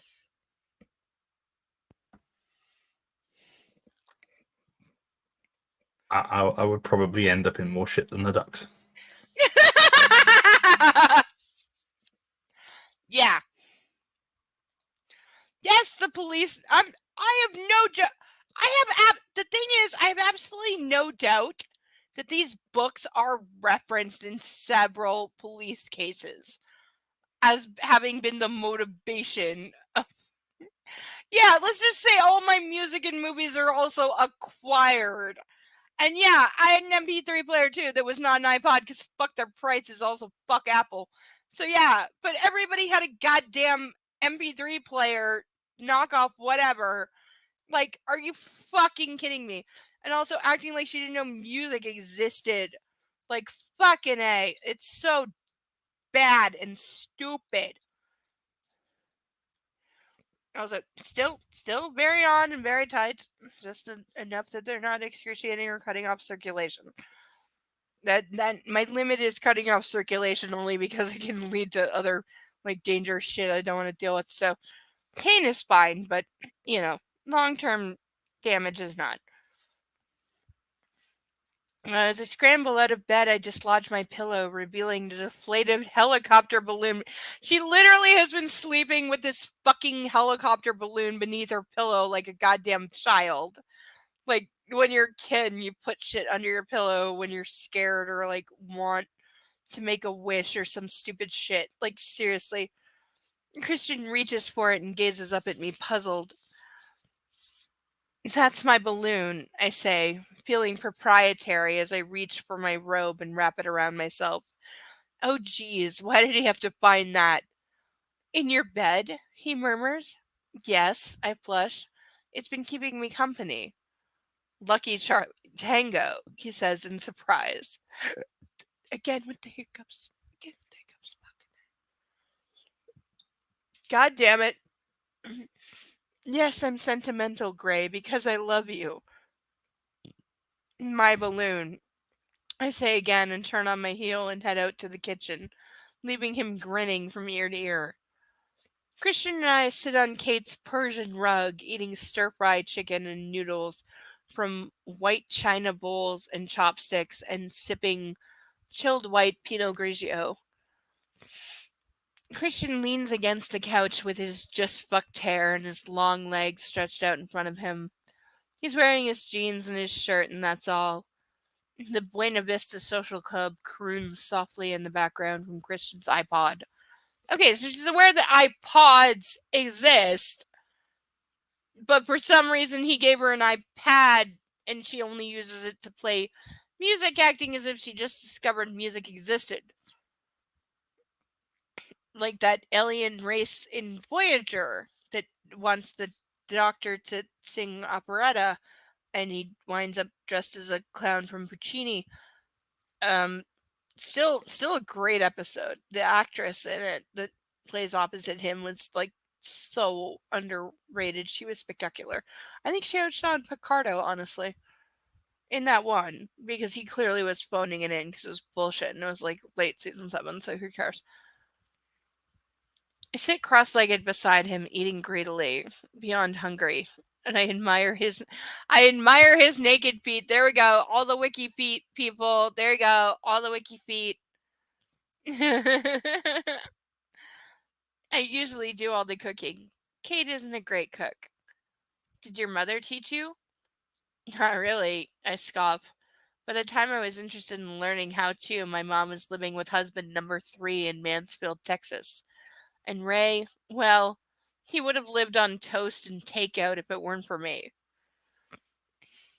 There is like a really tragic backstory to the character of Anastasia where like her mother was such a fucking slut flake that she just fell for man after man who are probably all terrible and just some of them are indicated to be abusive. But basically her mom's on like husband number 5. So she's had no stable father figure her whole life. Men are interchangeable. They come and leave because that's how it is. And her mom moved her all over the fucking place, like based on whims. And she even says her mom has like multiple like harebrained schemes, get rich quick shit. Basically, her mom is Nolan's mom in The Rookie. I'm up to like mid-season 5 where like his mom passed away like suddenly, and he discovers a little more about who she really was. And it's like, yeah, Anastasia's mom is Nolan's mom from New Ricky. That's who she was. So it's a little understandable how she is the way she is. And again, there was a good vein there to like have again, like if you're gonna bring up these issues with your characters, either with Christian dealing with the death of his mother or her dealing with her mom being a goddamn slut whore flake and screwing up her childhood. If you actually address these and had two people who realize they're fucked up and they're addressing their issues together and trying to form a relationship, that's a good basis for a story. None of that is in this because they're just like, oh, she had like a bad backstory, and that just justifies everything without my having to actually write it or make it make sense or justify or explain it in any way. No, I'm just gonna say like, oh yeah, her mom was a flake, and then I'm never gonna incorporate that in any way or like show that that is influencing her actions. Like, all my exes live in Texas. Isn't that a song? Isn't that one of those jokes about country music? Like I heard there, like if you play country music backwards, those kind of jokes.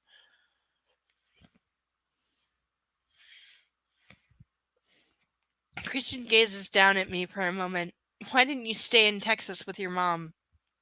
Her husband, Steve, and we didn't get along. And I missed Ray. Her marriage to Steve didn't last long. She came to her senses, I think. She never talks about him. I had quietly.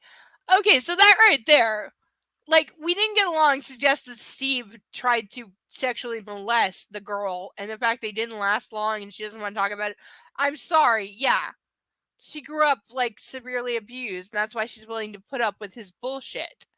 Again, if you did something to the backstory, if you provided actual goddamn motivation for why she is the pathetic, moldable, go along with anything lump of clay that she is, then I might understand or have sympathy for her, but I don't because she's so stupid to exist the way you wrote her. And one goddamn line does not make me have sympathy for her because you do nothing with it. At the same time, you expect the reverse on Christian Grey of like, oh, he watched his mother die and she was a crack whore to be like his whole explanation, but you don't do anything with it. It's like, why add this shit and then you don't do anything fucking with it? It's the same thing in the other series, in the Mr. and the Miss. Why have Alessia be a human trafficking victim, although one who escaped a virgin, because of course she has to be a virgin, but you never do anything fucking with it? Don't write in, like, I'm writing a twisted goddamn fanfic now, which my main character has a very dark goddamn backstory. You know what I did? I incorporated it into every fucking scene. Every move and motivation she makes is motivated by her backstory because that is her personality. So you don't always in the moment understand what she's doing or why or the other character, but it's because they know her backstory. And eventually in like part 5, 6, you get there and you understand. But my character has motivation. She has a reason she does what she does. Anastasia Steele has no reason to do what she does. You can't just throw in one line of saying like, oh, one of her mother's many husbands was a molester and that's her entire fucking, like, no. Lazy AF. So you stayed in Washington after your stepfather. I lived very briefly in Texas, then went back to Ray. Meaning that when she was like 11, she went to live with her mother's second or third husband as opposed to her mother after they got divorced? Really? Sounds like you looked after him, he says softly. I suppose, I shrug. You used to take care of people. The edge in his voice attracts my attention and I glance up at him. What is it? I ask, startled by his weary expression. I want to take care of you. His eyes glow with some unnamed emotion. Unnamed emotion, really? My heart rate spikes. I've noticed, I whisper. You just go about it in a strange way. His brows crease. It's the only way I know. I'm still mad at you for buying SIP. He smiles. I know, but being mad, baby, wouldn't stop me. Because that's not creepy. That's not creepy at all.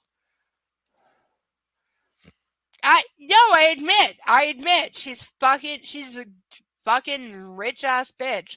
Because the 50 Shades, two of them in their own right are in the $1 billion club, and I have no doubt she gets royalties and like, yeah, she made a fuck ton off this shit. I have no doubt. Again, Sethiel, if you want to read some good, albeit medfet, fanfic porn, just let me know and I'll send you the part 1 of my twisted fanfic that I'm writing, and it's way better than this.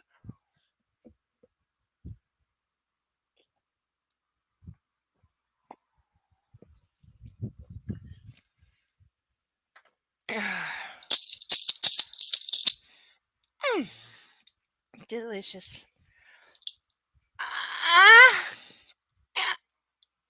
Ah! Ow! Ow! Ow! Ah! Yeah. Ow. Okay. Good to rotate things, but ow! Yeah. You enjoyed that, did you, Mark?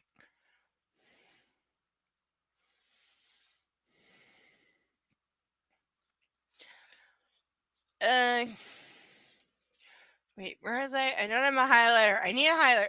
Everyone watching, fucking spam me in my own Discord to get a fucking highlighter for next week. I put this out there to everyone. Fucking spam me every day until I post a picture of a working highlighter, please. You forget that every single time. I do. That's why I'm saying remind me a lot more so I won't forget it. That's why I'm saying remind me. All right, get a working highlighter for next week. Okay, yeah, post that I'm in just my reminding you now. Discord. I appreciate that. Thank you. Please post it in my Discord every fucking day, 100 times a day, until I post a picture of a working highlighter, please.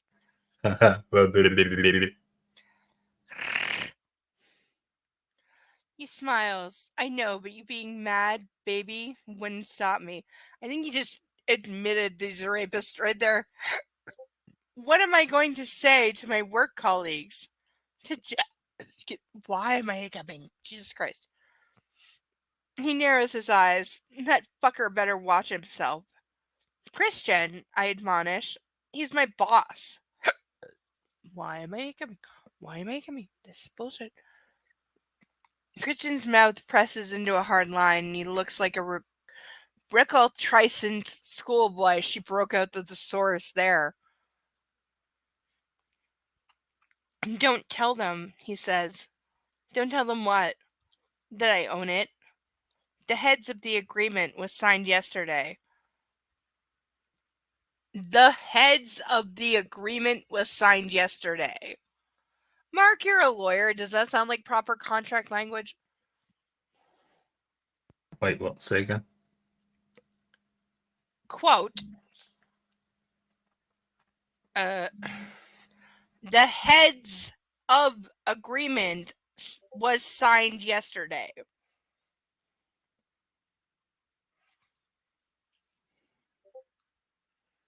This is actual words. Because fucking A.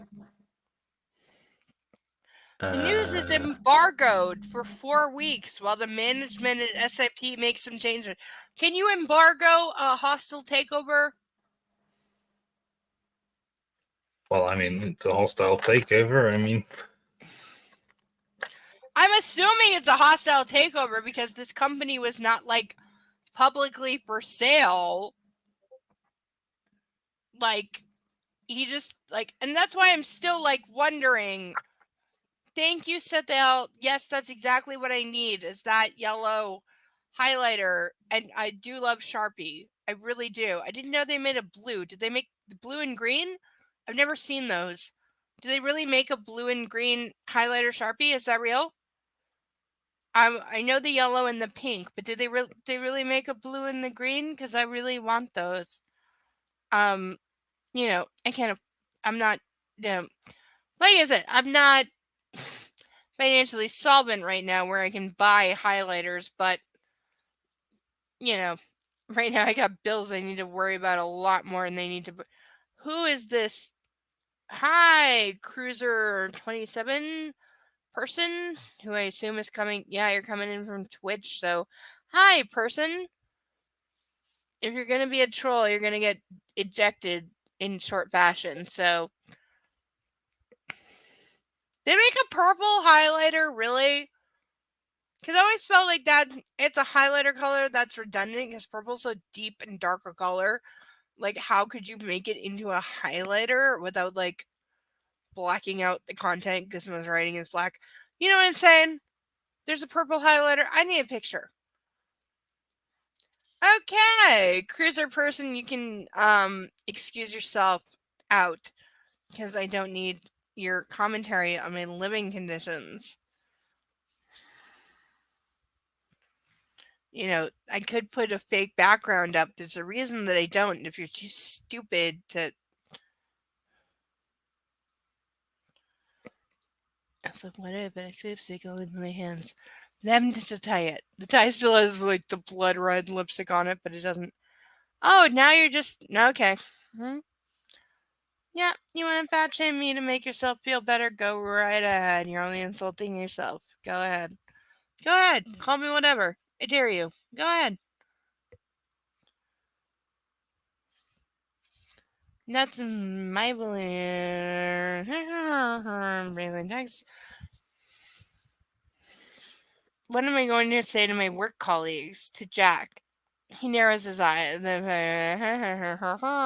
Arguing over work. I scowl. If I leave and find another job, will you buy that company too? Yes, I will. Yes, he absolutely will. You're not thinking of leaving, are you? His expression alters, wary once more. Possibly. I'm not sure you've given me a great deal of choice. Yes, I will buy that company too. He is adamant. I scowl at him again. I'm in a no-win situation here. Don't you think you're being a tad overprotective? Honest to God, if I'm her, I'm gonna get myself hired in another company. I'm gonna secretly buy a ton of their fucking stock. And then I'm gonna know that Christian Grey is gonna buy it, which is gonna skyrocket their stock price. Then I'm gonna sell and be fucking rich off his dumbass. Is honestly what I would do. Yes, I'm fully aware of how this looks. It's more than looks. Also, like, I don't know if there's an actual crime element to buying the company your girlfriend works for or like threatening to do so repeatedly, but I feel like there would be like some SEC like financial trading issues with doing this. Paging Dr. Flynn, I murmur. He puts down his empty bowl and gazes at me impassively. I sigh. I don't want to fight. Standing up, I reach for his bowl. Would you like dessert? Now you're talking, he says, giving me a lascivious grin. Not me. Why not me? My inner goddess wakes from her doze and sits upright, all ears. We have ice cream. Vanilla. I snicker. Really? Christian's grin gets bigger. I think we could do something with that. What? I stare at him dumbfounded as he graciously gets to his feet. Can I stay? He asks. What do you mean? The night? I assume that you would. Good. Where's the ice cream? Mark, this is the scene I was telling you about. Do you have ice cream ready? Oh, God. I warned you.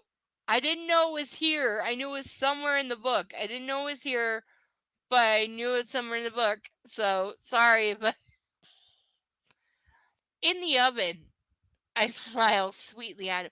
Why? Wait. Where's the ice cream? In the oven. What? What? Okay. No, it said I'm not bullshit. I'm not bullshit. It says where's the ice cream in the oven? What? I'm sorry. What? He cocks his head to one side, sighs, and shakes his head at me. Sarcasm is the lowest form of wit, Miss Steele. His eyes. That wasn't really sarcasm. No, it's not sarcasm.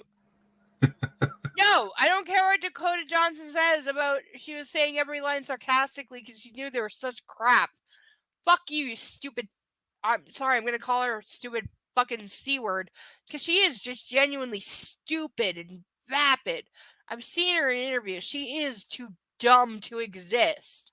She's just a fucking idiot. And her entire career is nepotism and nothing more.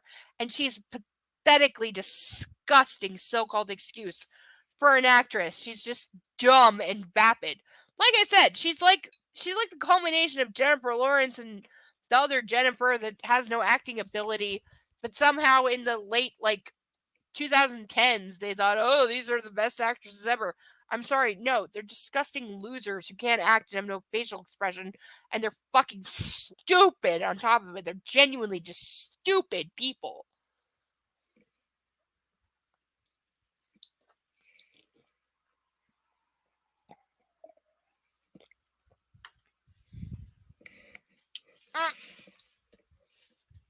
I think about. I get a spill of it, so I'm trying to dry it up before it gets on the book. Because things already got on the book. And no, I'm not burning the other one yet, but I'm gonna very soon. Ow, my wrist. But also keep, these are still on, as they will be. But if anyone wants to buy a girl a drink, you got about 5 shots left for your chance to do that.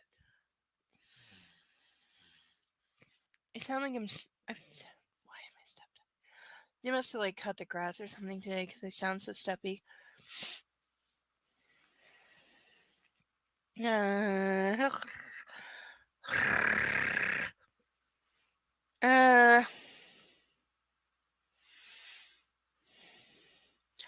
Oh shit, what is he planning?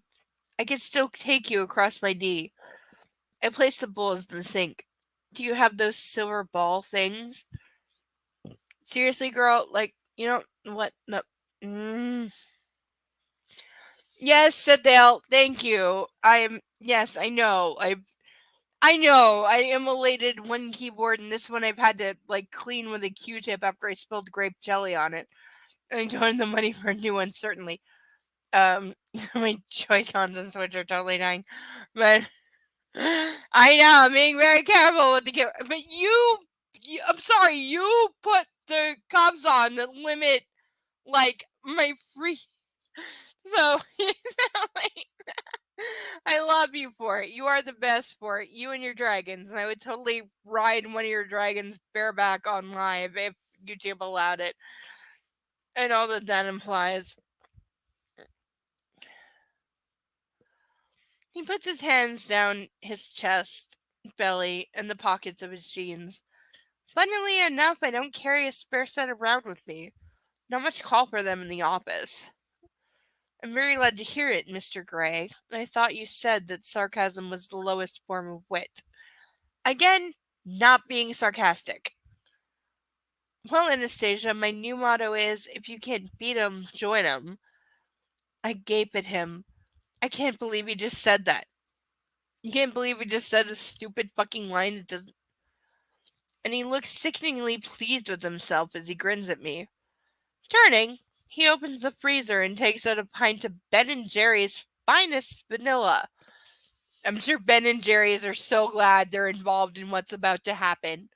They're so glad that their brand is associated with massive yeast infection. This will do just fine. He looks up at me, eyes dark. Ben & Jerry's and Anna. He says each word slowly, enunciating every syllable clearly. Oh, excuse me, and allow me to redo that. Ben and Jerry's and Anna. Is that more how ill James heard it in her fucking head, thinking this was good? Because fucking A. Oh, fucking my. I think my lower jaw is on the floor. He opens the cutlery drawer and grabs a spoon. When he looks up, his eyes hooded. His tongue skims his top teeth. Oh, that tongue. I feel winded, desire, dark, sleek, and wanton runs through my veins. We're going to have fun with food. Again, ripping off another movie because this is literally vignettes from better movies cobbled together in bullshit. I hope you're warm, he whispers. I'm going to cool you down with this. Come. He holds out his hands and I place mine in his. In my bedroom, he places the ice cream on my bedside table, pulls the duvet off the bed, and removes both the pillows, placing them in a pile on the floor. You have a change of sheets, don't you? I nod, watching him, fascinated. He holds up Charlie Tango. Don't mess with my balloon, I warn. His lips quirk upward in half a smile. Wouldn't dream of it, baby. But I do want to mess with you and these sheets. My body practically convulses. Call an ambulance. I want to tie you up. Oh, okay, I whisper. Just your hands. To the bed. I need you still. Okay, I'm sorry, I'm unhooking one wrist because I'm Italian and I need to dramatically gesture. I'm only unhooking for a second, I'll put it back on. But seriously, this is my goddamn point. This is my fucking point.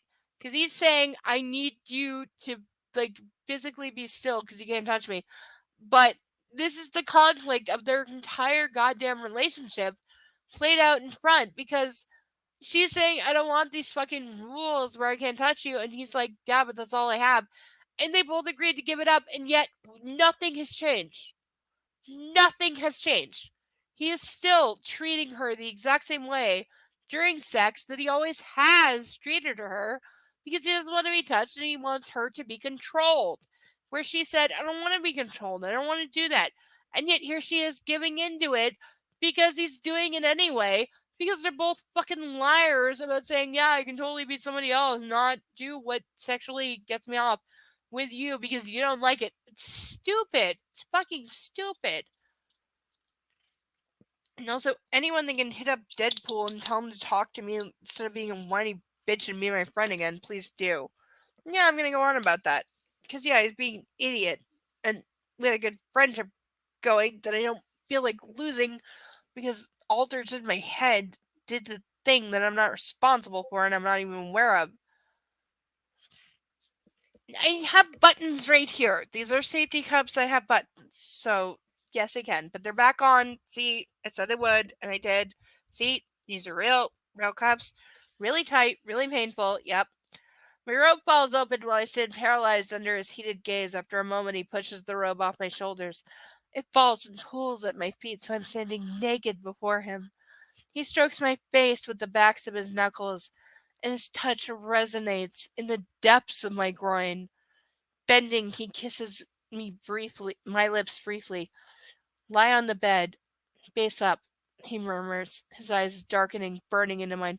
It's always good to tell your slaves, like, whether you want, like, badge or ass when telling them to lay down. I do as I'm told.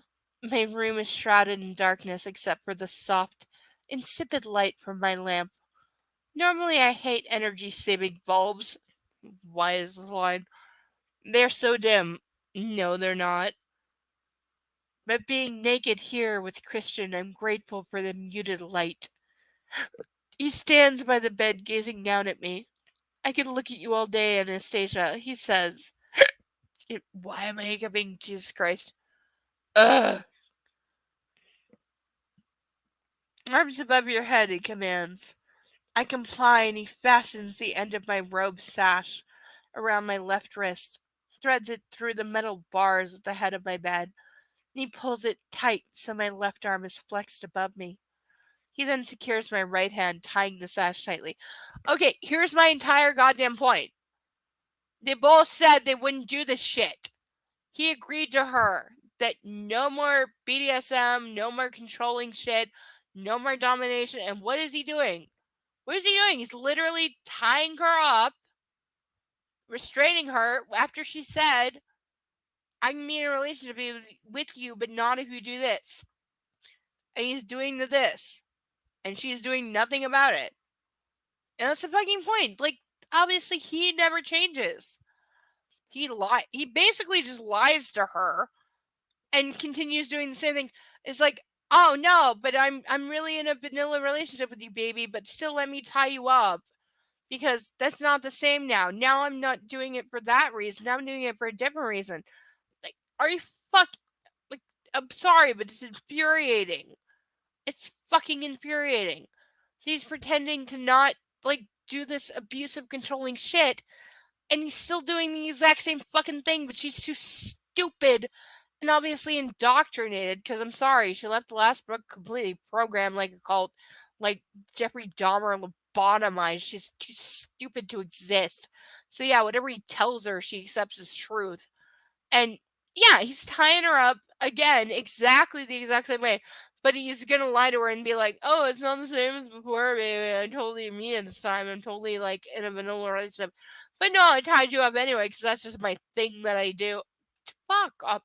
Somebody shoot this guy or arrest him, please. Like, honestly, if somebody like shot him in the head, I would not be unhappy. I could look at you all day, Anastasia, he says, and with that crawls onto the bed, up my body, and straddles me. Arms above your head, he commands. You already tied her arms above her head, you fucking. I comply, and he fastens the end of my robe sash around. When I'm tied up staring at him, he visibly relaxes. So the only way he can relax during sex is once he has his partner immobilized and helpless. That's not a fucking warning sign at all that he's a serial killer. He's totally a serial killer, by the way. He likes me tethered. I can't touch him this way. It occurs to me that none of his subs would have touched him either. And what's more, they would never have had the opportunity to. He would have always been in control and at a distance. And that's why he likes his rules. You're just figuring this up. I'm sorry, he's too stupid to exist. He is gloriously naked. My inner goddess doing a triple axel dismount off the uneven bars, and abruptly my mouth is dry. He has a physique drawn on classical lines. Broad muscular shoulders, narrow hips, the inverted triangle. He obviously works out. I could look at him all day. He moves to the end of the bed and grasps my ankles, pulling me swiftly and sharply downwards so that my arms are stretched out and unable to move. That's better, he murmurs, confirming he likes his victims immobile. Picking up the pint of ice cream, he climbs smoothly back onto the bed and straddles me once more. Very slowly, he peels off the lid and dips the spoon in. Here we go, Mark, hide your ice cream. Oh, God. Still quite hard, he says with a raised brow, scooping out a spoonful of the vanilla. He pops it into his mouth. Delicious, he murmurs, licking his lips. Amazing how good plain old vanilla can taste. He gazes down at me. Want some? He teases. He looks so freaking hot, young, and carefree, sitting on me and eating ice cream. There's a reason the movie never did this image, because everybody would fucking burst out laughing because it's so ridiculous. Eyes bright, face luminous. Oh, what the hell is he going to do to me? As if I can't tell. I nod shyly. He scoops out another spoonful and offers me the spoon. So I open my mouth, and then he quickly pops it in his mouth again. This is too good to share, he says, smiling wickedly. See, she thinks this is cute as opposed to it's just obnoxious and like filling pages. Yes, I say more forcefully than I mean and try in vain to buck him off me. He laughs. Getting feisty, are we? I wouldn't do that if I were you. Ice cream, I plead.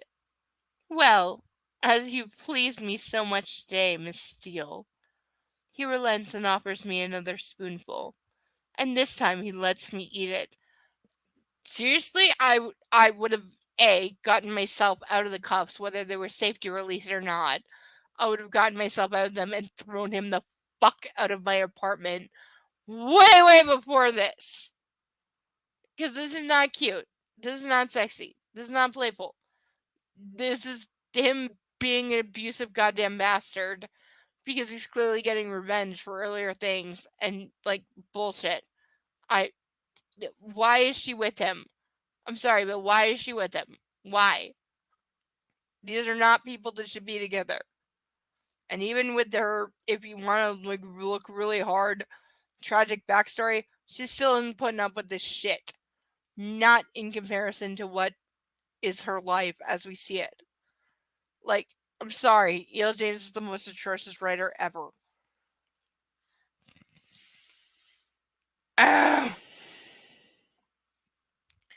Again, if anyone wants to see better writing of my own twisted fanfic, reach out to me in the Discord and I'll send you part 1 and see if you want to read part 2.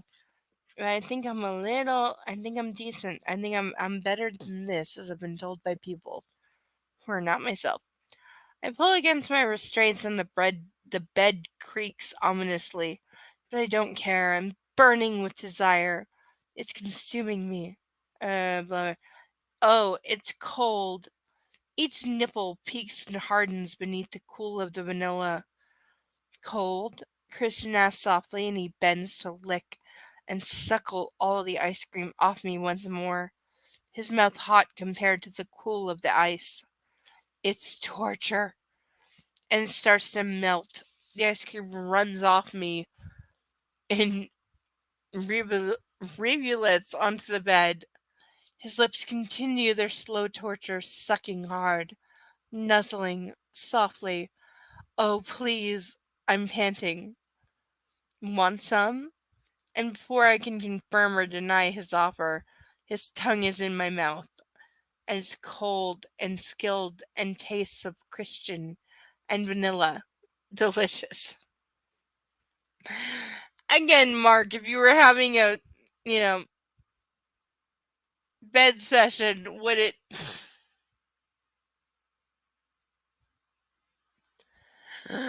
Oh my god.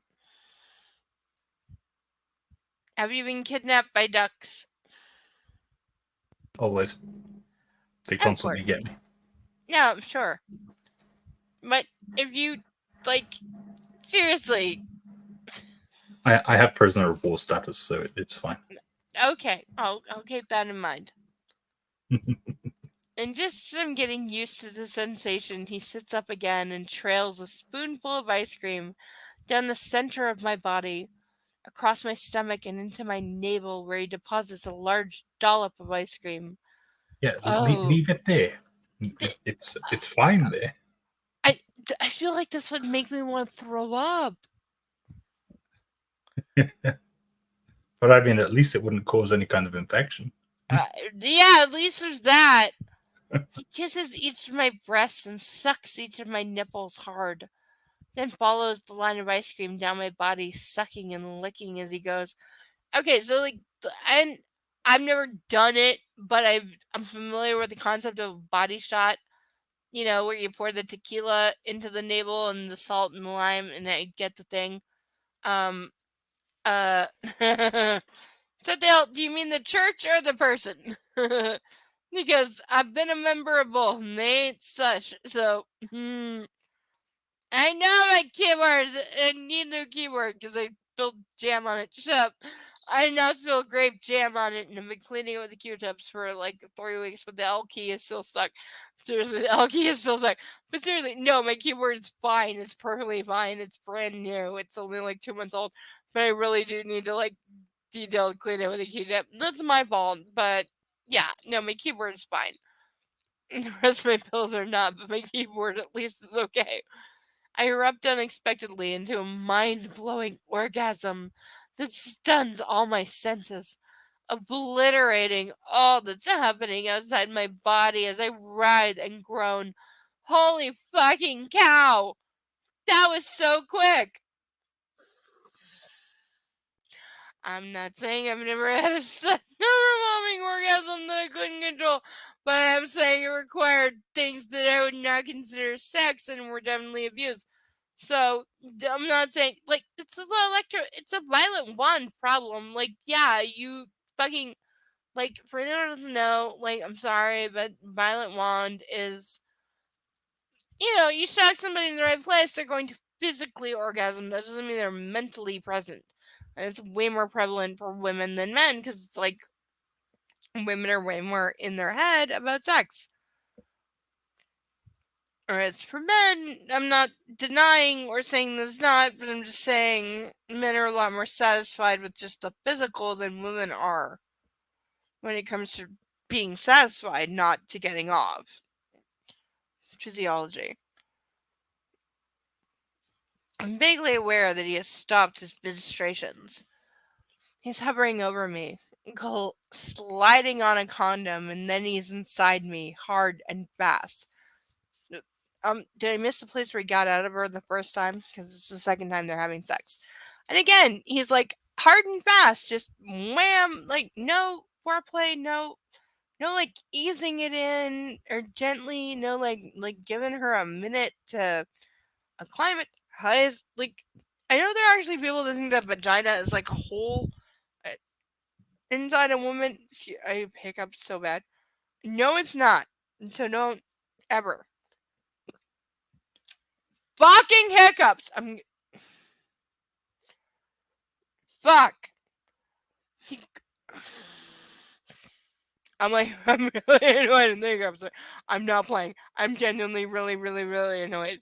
And the hiccups now because they're like slamming me in the chest and making me throw it. And I'm not happy. Yeah. Oh, yes, he groans as he slams into me. I'm gonna vomit. He's sticky. The residual melted ice cream spreading between us. There's my source of infection. Again, Mark, like, your wife would be up on you being like, we need a shower. I'd be executed publicly. You don't put melted ice cream into the vagina. It's not a place for...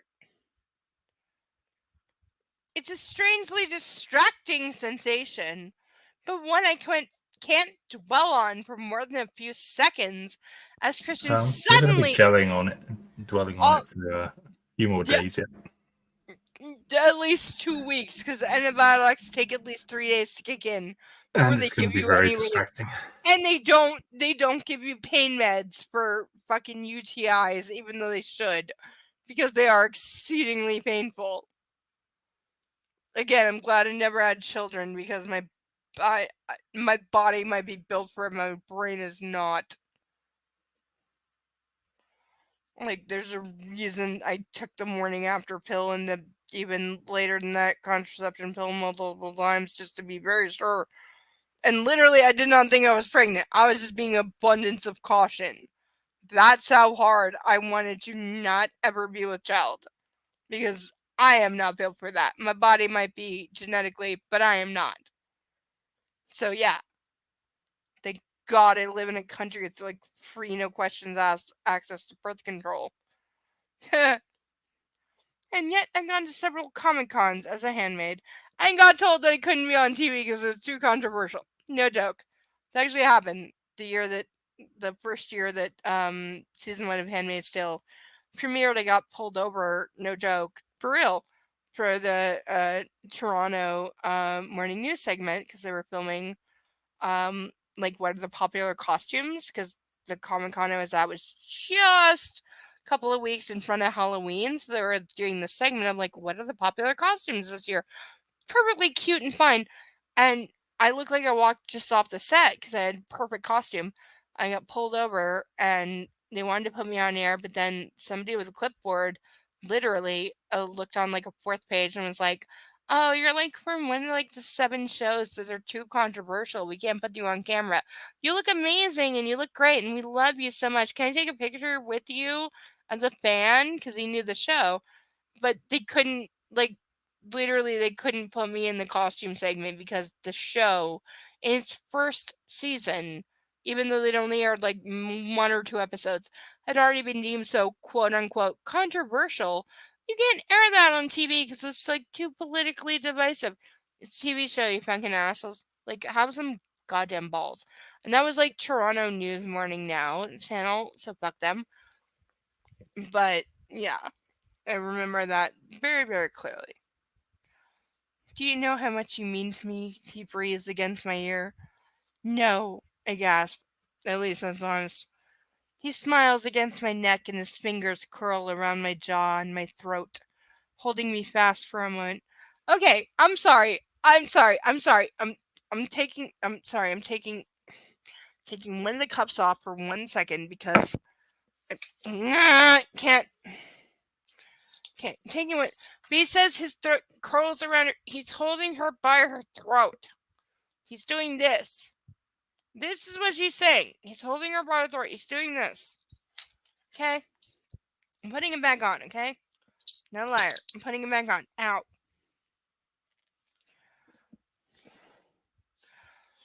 I take care of what's mine.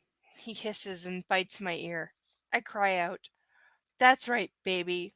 I want to hear you. He snakes one hand around my waist while his other hand grasps my hip, and he pushes me into me harder, making me cry out again. Then the punishing rhythm starts. His breathing grows harsher and harsher, ragged, matching mine, and I feel the familiar quickening deep inside. Again! So apparently he's still fucking her. This is not established. But seriously, look at her own words.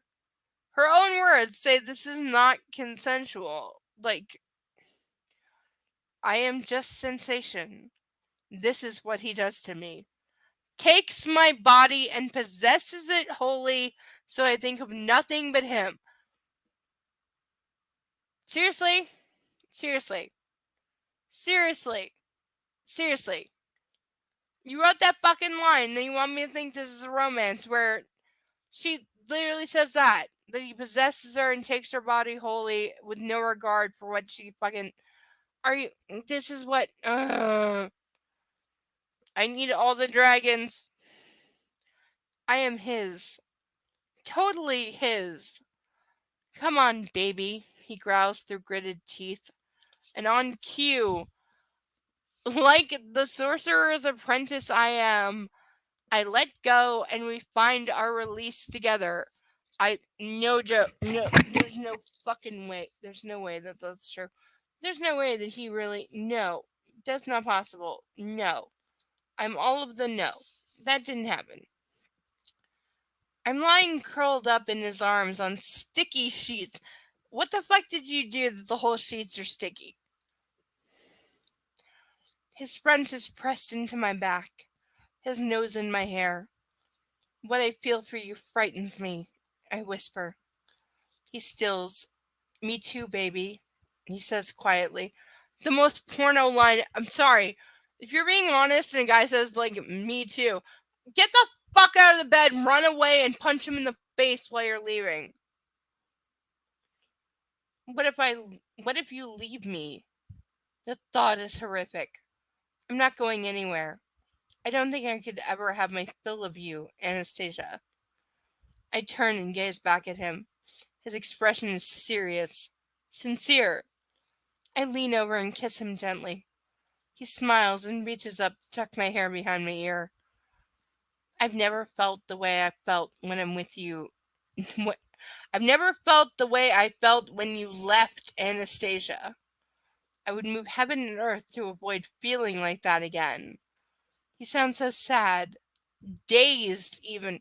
No, dazed is an accurate fucking representation because he's never been turned down before. And that's the thing. That's the thing. She's the first woman to ever say no to him. That's why he's fascinated with her. She's like, oh, what? My money and my abs and my like ridiculous 12-inch dick? That's not enough to make you just blindly do whatever I say? Even if I want to physically and sexually abuse you and throw you away like garbage to the point where you commit suicide without me, which clearly happened to my prior sub, that I don't give a fuck about, because once I get bored, I just throw them away and I don't care if they die. And in fact, that would be better for me because they're a mess of liability. Like, seriously, how has he not been Me Too'd? Seriously. He has 15 subs prior to her. He treats like he literally abuses and rapes them and throws them away like garbage. How is he never, like, I'm sorry, this is the level of stupid and the fact that he should be in jail for the rest of his life. And don't anyone in the comments, by the way, I've had like 1 or 2 people say, like, oh, they signed a contract. He's prior subs, referring to that. They signed a contract, they knew what they were in. He's still a rapist, sex fucking pig. He's a rapist. I'm sorry, he's a rapist. I don't give a fuck about the contract. He's a rapist. He belongs to be in jail forever. I don't care how rich he is or how good looking he is. I don't believe that he is either rich or good looking enough that he gets away with this. Ever. Mm-hmm. Ever. And the freedom to consent has to include the freedom to withdraw consent. Thank you. Yes, thank you. Otherwise, That it's the R word. Yes, thank you. I was not addressing that point, but yes, he often, I have no doubt, lures in these women, as he did with Anastasia, with the, like, superficial, I'll be your boyfriend relationship, but then it gets dark and it gets evil, and they're in too far and they don't feel like they can get out because they signed the contract, which says, like, for 3 months, basically, that he can physically and sexually abuse you as much as he wants because you signed a contract saying you can do that. That's not legal. Like, like, he's like Ariel fucking Castillo around here. Like, Jesus Christ. I don't know if that made it across the pond, if you know the reference, Ariel Castillo, but it was fairly recent here, and he was one of those guys that it was found that he had kept at least 3 women hostage in his basement as sex slaves for like 20 years. And it came out in like 2020 that they got rescued and they had children that he'd murdered, and it was one of those like super dark, like,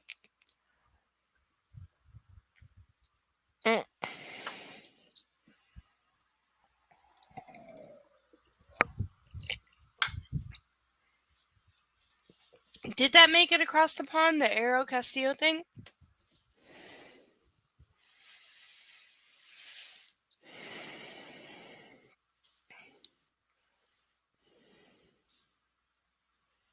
Mark? Say again. I said, did the Ariel Castillo thing make it across the pond? Your guess is as good as mine. Oh, he was a person who was discovered to have been keeping multiple women captive in his basement for 20 plus years. Oh yeah, probably sounds familiar. Within it came to light within the last like 5 to 10 years. Yeah, I'm sure I've used something. Yeah, it was one of those things, and I'm like, yeah, Christian Grey is that guy, just with money, a lot more money. And this is pre the Torpin children, who I still like. They're so fucking doomed. Like, I grew up doomed, but they're way more. And the girl who looks like me is standing outside. Why am I hiccuping? Why is this thing? I hate that this thing. Fucking A! Sorry for the massive hiccuping. The girl who looks like me is standing outside SIP. Hanging on. She is me. I'm pale and unwashed, and all my clothes are too big. I'm staring at her, and she's wearing my clothes. Happy, healthy. Who do you have that I don't? I ask her. Who are you? I'm nobody. Who are you? Are you nobody too? Then there's a pair of us. Don't tell. They'll banish us. You know. She smiles, a slow, evil grimace that spreads across her face, and it's so chilling I start to scream. Obviously, this is a dream, but this is stupid. Jesus, Anna. Christian is shaking me awake. I'm so disoriented. I'm at home, in the dark, in bed with Christian. I shake my head, trying to clear my mind. Baby, are you okay? You were having a bad dream. Stop calling her baby, you douche clown. Oh. He switches on the lamp and we're bathed in its dim light. He gazes down at me, his face etched with concern. The girl, I whisper. What is it? What girl? He asks soothingly. Is there a way to do that? Negative. There's a girl outside SIP when I left this evening. She looked like me, but not really. Christian stills as the light from the bedside lamp warms his face, and I see his face is ashen. When was this? He whispers, dismayed. He sits up, staring down at me. When I left work this evening, I repeat. Do you know who she is? Yes. He runs a hand through his hair. Who? His mouth presses into a hard line, but he says nothing. Seriously, James, every time you say, every time you want to say somebody's dismayed, you're like, their mouth presses into a hard line. You repeated that like 200 goddamn times in one fucking book, and I include this one, for which I'm only on chapter 4. Seriously, you couldn't have, you're so shit a fucking writer. You couldn't have put with your words the tone that like somebody is concerned. So you have to literally include a line that says like, oh, his mouth is like like turned into emoji. You fucking shit ass. And yet I put effort into my stories. And Mark, by the way, have you even read part 1, Wanker?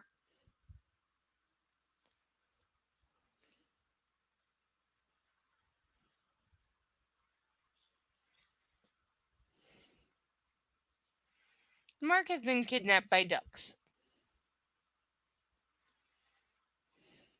Sorry, I had something playing in the background. What was that? I was bragging that I'm a better writer than Neil James. Have you even read part 1 of my Twisted Fairy Tale, which you've had for like 6 months and not read yet? Wanker. No comment. Fucking read if you, or either read it or have the balls to say to me it's not your taste. One of the two. I will get around to it. Get round to it now. Get round to it this week. I'll try if I'm not out and about. Uh-huh. Is there a rally for tomorrow?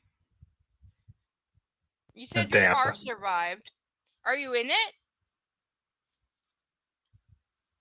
On Monday. You really are, for real? I'm driving on Monday. Okay, please be careful. Fuck no, I am being careful. Yeah, no, for real. I'm People going in quick. chat wish Mark luck on his rally race on Monday. Be careful, please. I'm serious. Like, it's a concerning sport. I understand that you love it and you love doing it, but it's concerning somebody watching. So I'm like, please be careful. Please. For real, because I like you. Please. Please be careful. I'm always careful. And put some ducks in the car to keep you safe.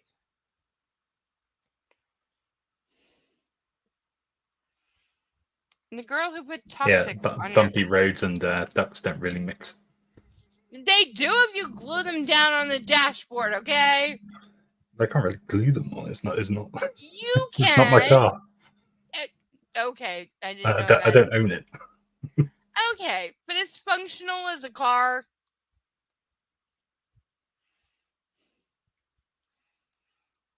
Yes, he says. Did you say anything? She said, what do you have that I don't? And when I asked who she was, she said nobody. Christian closes his eyes as if in pain. What happened? What did she mean to him? I'm sorry, she's just fucking stupid. It's like several hours later, she hasn't put together who this stupid ghost girl is. Or fucking. Literally, I watched a review of two gay guys watching 50 Shades for the first time. 50 Shades Darker is when she appears. And they literally, one of them, when she appeared, literally said, "Oh my god, she's a ghost. Oh, she's the ghost of the bitches that he killed in that room. That makes sense now." Because these are two people that have never read the books and no context and both gay. And are like, yeah, she's literally the ghost of his past subs trying to warn Anastasia not to be with him or she's going to end up dead. That is the interpretation of somebody watching. And I did. That was their legit interpretation of, oh my god, she's a ghost. She's the one of the bitches that he buried in the red room. Yeah. Oh yeah, that's how much sense it makes to like fucking not straight people. Dear God. My scalp prickles as adrenaline spikes through my body. What if she means a lot to him? Perhaps he misses her? I know so little about his past. Relationships? She must have had a contract. And she would have done what he wanted. Given him what he needed gladly. Oh, the things you're pretending you cannot give him and he'll be okay with? And he won't just go out and murder a hooker? Because seriously, the way that he is in a vanilla relationship with her means he goes out at night and murders a hooker. That's the end of it. This is so stupid. Climbing out of bed, Christian drags on his jeans and heads into the main room. A glance at my alarm clock shows it's 5 in the morning. I roll out of bed, putting on his white shirt, and follow him. Holy shit, he's on his phone. So what? Yes, outside SIP. Yesterday. Early evening, he says quietly. He turns to me as I move to the kitchen and asks me directly, "What time exactly?" "About 10 to 6, I mumble. Who on earth is he calling at this hour? What's Layla done? When did she learn that this person's name is Layla? Like, I've not skipped any pages or lines, but somehow she psychically knows that this woman's name is Layla? I legitimately have not skipped anything. And somehow she knows this person's name now? What the? He relays the information to whoever is on the line, not taking his eyes off mine. His expression dark and earnest. He's not capable of earnest. Find out how. Yes. I would have said so, but then I wouldn't have thought that she could do this. He closes his eyes as if he's in pain. I don't know how that will go down. Yes, I'll talk to her. Yes, I know. I'll follow it up and let me know. Just find her. Welch. She's in trouble. Find her. And he hangs up. So yeah, track down the stalker sub and get her out of my way. Do you want some tea? I ask. Tea? Ray's answer to every crisis, and the only thing he does well in the kitchen. I fill the kettle with water. Actually, I'd like to go back to bed. His look tells me that it's not actually to sleep. So yeah, he can deal with a delusional stalker one moment and be like, yeah, make sure she never gets near me again. And the next thing he's like, yeah, lay down and spread. Fucking. Well, I need some tea. Would you like to join me for a cup? I want to know what's going on, and I will not be sidetracked by sex. Yes, actually, you will, because you are literally a walking vagina for him to fuck with no personality and no. Like, I predicted in the next literal one page, she lays down and spreads for him because she has no purpose to exist except as a convenient vagina. She is not a person. She's a thing he can fuck, and that's it. He runs his hand through his hair in exasperation. Yes, please, he says, but I can tell he's irritated. I put the kettle on the stove and busy myself with teacups and teapot. My anxiety level is shot to DEFCON 1, all in caps. Not how it's written, idiot. Is he going to tell me the problem? Or am I going to have to dig? I'm sorry, are you too stupid? Literally. I'm sorry, but she's too stupid. Like, this person shows up, you start that conversation, and what? You're pretending you don't fucking know?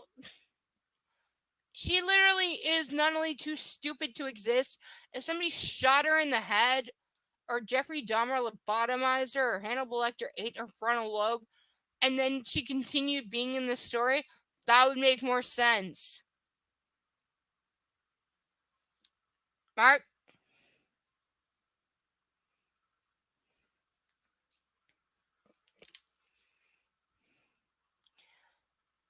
What is it? I asked softly. He shakes his head. You're not going to tell me? He sighs and closes his eyes. No. Why? Because it shouldn't concern you. I don't want to tangle you up in this. It shouldn't concern me, but it does. She found me and accosted me outside my office. How does she know about me? How does she know where I work? I think I have a right to know what's going on. Again, she's 100% right now, and she should be slapping him in the face and walking out because he has put her in danger with his past stalker bullshit, and he knows. By the way, to anyone watching this thinking he's like Prince Charming, he knows what the fuck is going on. He's been aware of this person stalking him for months. He knows. And he did nothing to protect her. He did nothing to warn her. And now he's further doing nothing and basically telling her, don't worry about it, baby. I'll take care of it. How about no?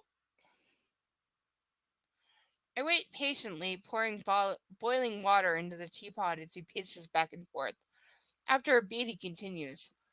While I was with you in Georgia, Layla turned up at my apartment unannounced and made a scene in front of Gail. Gail? Mrs. Jones. What do you mean made a scene? He glares at me, appraising. Tell me. You're keeping something back. My tone is more forceful than I feel. Like, you have the right to, bitch! Like, sorry, he is the one fucking out of line, idiot asshole right now. I need my, ow. Like, my wrists are killing me. I need a break for a second to have a drink. This one is still tight. I'm only letting it operate. Also, by the way, like, getting your money's worth, okay? So, like, but I need to pour a drink and then it takes 2 hours.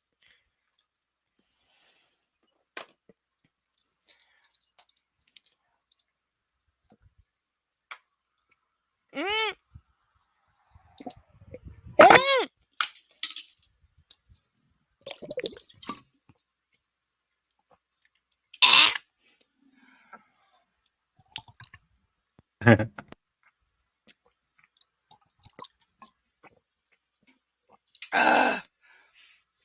Thank you for laughing at me. Ow.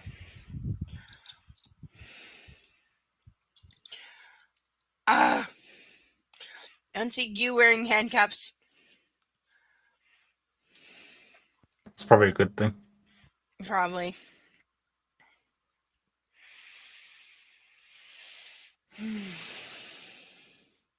And yes, the ducks will guide me, Sethel. Yes, the ducks will guide me. When I get ducks, they will be, all of the guiding of the ducks and the things for being ducks. And that's entirely the thing. And I'm putting it back on because I'm a woman of my word. And okay, didn't need to. No, hello, hi. Okay, let's line up the. What the fuck? Okay, seriously, handcuffs. Stop being fidgety. No, I said, it's like this. It had flipped the wrong way. I need to take it off for a second, but I'm putting it back on. Super tight. See? Super tight. Yeah, hey. I'm a woman of my word, and somebody paid for it, so, yeah.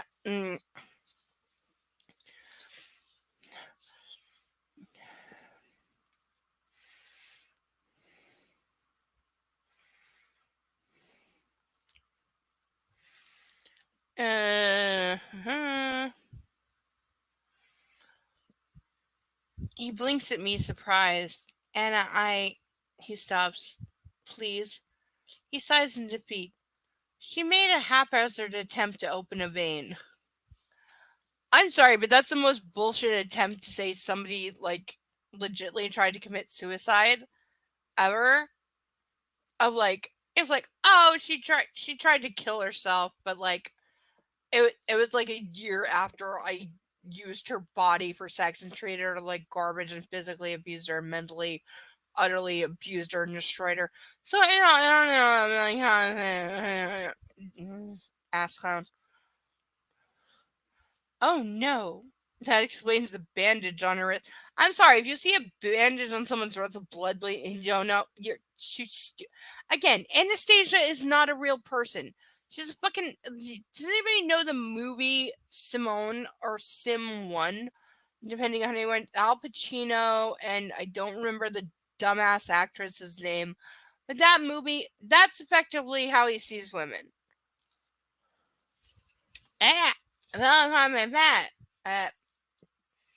Sorry, I'm limited range of motion. Gil got her to the hospital, but Layla discharged herself before I could get there. Oh, what? Before? I'm sorry. Somebody comes into a hospital with slit wrists and suicidal. They're going to be held. Like, that's not a. Like, I don't know what they call it in England, but they'd be held on a 72-hour psych hold for sure. Mark, what's that called there? What's what called? Yeah. If somebody comes in the hospital with slit wrists and they're held for psych hold, what's it called? Well, I mean, we just call it psych hold, but it's a mental health act thing. The shrink who saw her called it a typical cry for help. He didn't believe her to be truly at risk, even though apparently she literally did slit both her wrists. But no, she's not at risk because she's not a real. Fuck it. I'm not saying this isn't true. This might be the most true thing Neil James ever wrote because both myself and other people I know have been epically suicidal and were never admitted because hospitals are stupid and they don't fucking understand like who's serious and who's not. And all they care about is like, I don't have any space for you, so I don't care if you literally jump off a bridge and because you're not my problem as long as I make you go away. Like, I'm sorry, hospitals are disgusting when it comes to dealing with either mental illness or suicidality. Hospitals are literally the last place I would ever. If a friend of mine told me they were suicidal, the hospital or EMTs or 911 is the last thing I would literally ever tell them to do because it's the most least helpful thing they could ever do. If you ever want to be encouraged to just fucking, actually do it and jump over a bridge, calling 911 is a thing that's going to put you over the edge because they have no fucking clue how to deal with people like that. And quite frankly, most of them are hoping you just fucking jump and like make their paperwork easier. So yeah, hospitals don't give a fuck about mentally ill people. They just hope you off themselves before your problem on their shift. Honestly. And also, nurses are the most abusive people I've ever met in my life. Like, they're genuinely just stupid. Most of them never graduated high school for real. They bought degrees and they're abusive fucking idiots who have absolute authority. Like, legitly, work in any hospital. Nurses are the ones who have fucking authority. Doctors walk around in their white coats with their brash attitudes and their big swinging dicks. And they think they're in charge, but the fact is, nurses are the ones who fucking run things. And most of them are abusive, sadistic witches that are like mass murderers themselves, quite frankly. And no hospital I've ever been in has any regard for mental health. They think it's like something they shouldn't have to put up with. So they get annoyed by it and don't take it seriously. And like, why do you think hospitals have like an extremely high suicide rate? They just cover it up. But it happens. I swear, more people die in hospitals than in fucking the streets some days. Because it's so easy to commit suicide in a hospital. It's incredibly easy. It's honestly the best place to do it if you're serious. What's the top of here?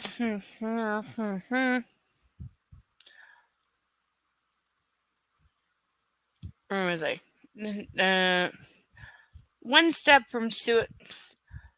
The shrink who saw her called it a typical cry for help. He didn't believe her to be truly at risk. One step from suicidal ideation, he called it. Somebody behead this shrink because he's too useless to exist and is back doing damage.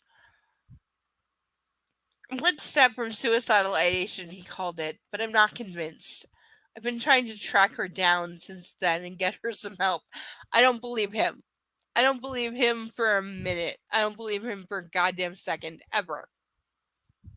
Not much, he says eventually, and I know he's not telling me everything. Doi. I distract myself pouring tea into teacups. So Layla wants back into Christian's life and chooses a suicide attempt to attract his attention. Whoa, scary. No. I'm sorry, but no, this isn't scary. There's a lot of things it might be, but scary is none of them. This is really hack. Horrible writing. Oh, he's got a suicidal saga, and halfway through the second book to make him seem like a real person. Because you can make him a real fucking character because you're just stupid of a writer to make him a real person. So now you gotta invent a character that never existed to like make him seem like he has problems. Fucking A. The level of hack. She's been married for about 2 years. What? So she was with you while she was married? Holy fuck. He really has no boundaries. Honey, him fucking a married woman is not what you would call boundaries. And hey, as long as they're both consenting, I don't give a fuck if someone's married. Like people who think, oh, once you get married, you never fucking know. I'm sorry, you're stupid. You're really stupid. If you think that being married means like it's a close. I'm sorry, but you're too stupid to exist. Honest to God, most marriages have affairs. Idiot. That's how they survive, moron. All we managed to find out is that she ran out on her husband about 4 months ago. Let me get this straight. She hasn't been your submissive for 3 years? About 2.5 years. And she wanted more? Yes. But you didn't? You know this. So she left you? Yes. Why is she coming to you now? I call bullshit that she left him. There's no way in hell she left him. If she wanted more and he was giving her like 90% of what she wanted, there's no way in fucking hell she left him. He threw her away. That's what happened. That's why she tried to slit her wrists. Because he threw her away. I guarantee you, he is lying right now. He is lying his fucking ass off right now. There's no way in hell she left him. He threw her away like garbage. That caused a suicide attempt. And he doesn't want to take responsibility. Because, again, these are not women. These are not people. These are play toys. These are fuck dolls. They're not even people. So, like, that he should even be inconvenienced by knowing she exists past the point of him no longer wanting to fuck her is inconvenient for him. And that's why he's annoyed and stupid and didn't say anything to somebody who would be affected by it.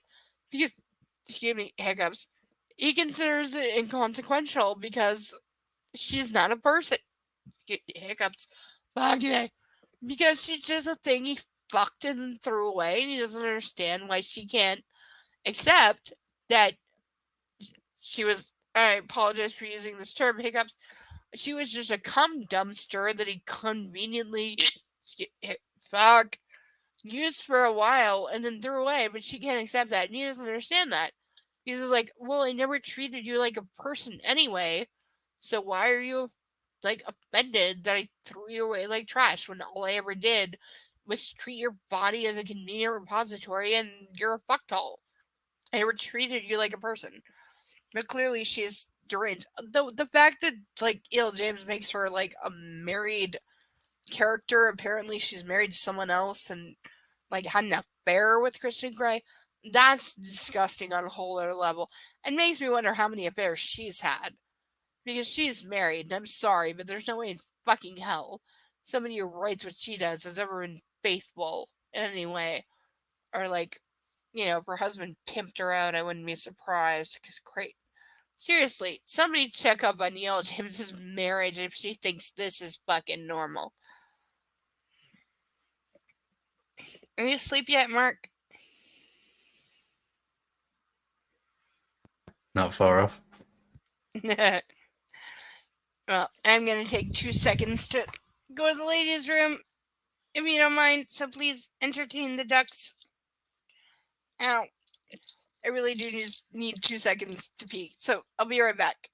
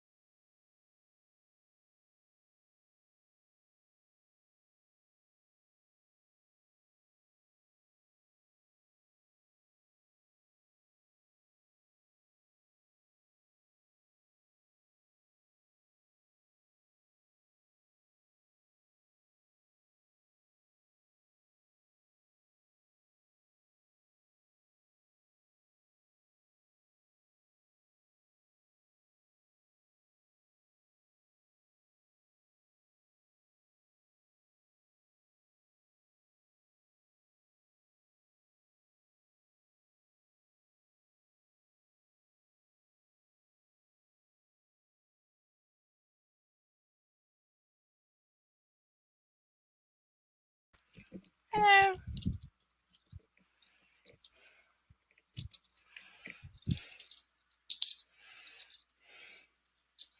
Mark?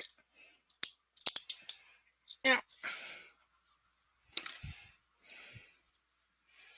Okay, Mark has died in my absence. Perhaps he was murdered by ducks.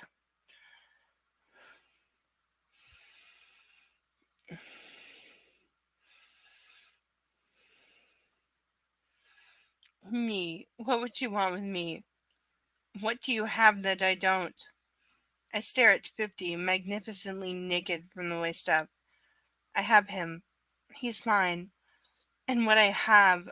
And yet she looked at me like the same dark hair, pale skin. I frown at the thought. Yes.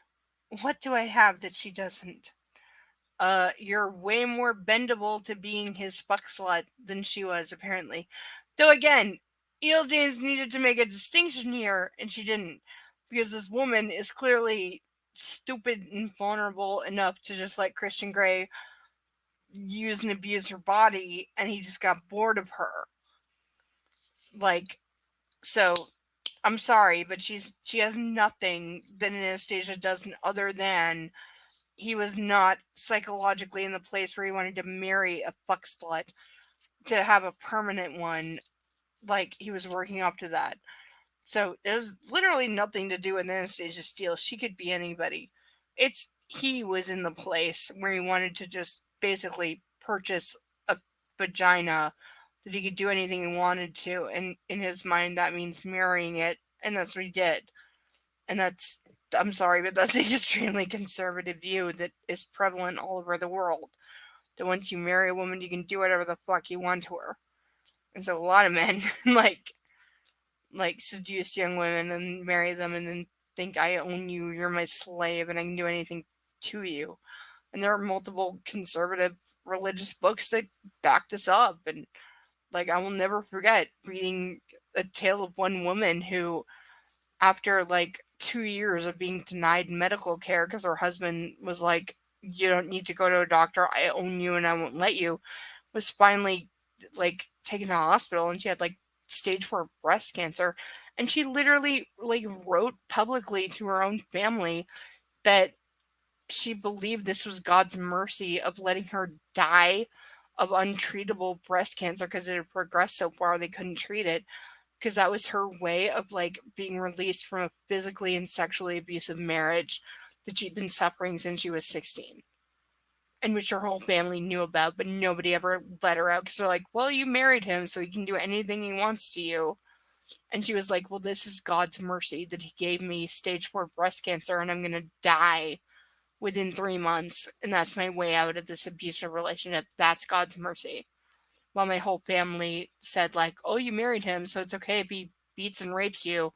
You married him, he's your husband, he's entitled. Like, and that's only gotten like worse since that.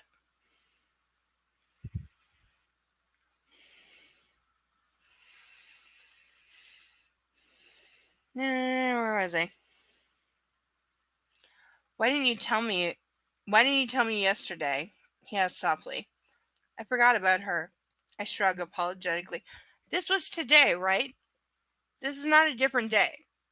This happened today. This is not yesterday. So, I'm sorry. Did she forget? What? No, obviously.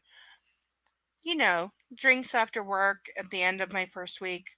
You turning up at the bar and your testosterone rush with Jack. And then we were here. It slipped my mind. You have a habit of making me forget things. That's called roofies. That's what GHB does, dumbass bitch, which he's obviously been spiking you with from the beginning. Testosterone rush. His lips twitch. Yes, the pissing contest. I'll show you a testosterone rush. Like, literally, this is where he spins around, bends her over, and fucks her up the ass in any, like, reasonable story. Wouldn't you rather have a cup of tea? No, Anastasia, I wouldn't. His eyes burn into me, scorching me with his I want you and I want you now look. Fuck, it's so hot. No, it's not, and it never will be. Forget about her. Come. He holds out his hands. My inner goddess does 3 back flips over the gym floor as I grasp his hand. This is so much goddamn. I'm so many levels of done. Like, I'm trying to see where the end of this chapter is just to gauge myself. The answer is it's too far. It's too far.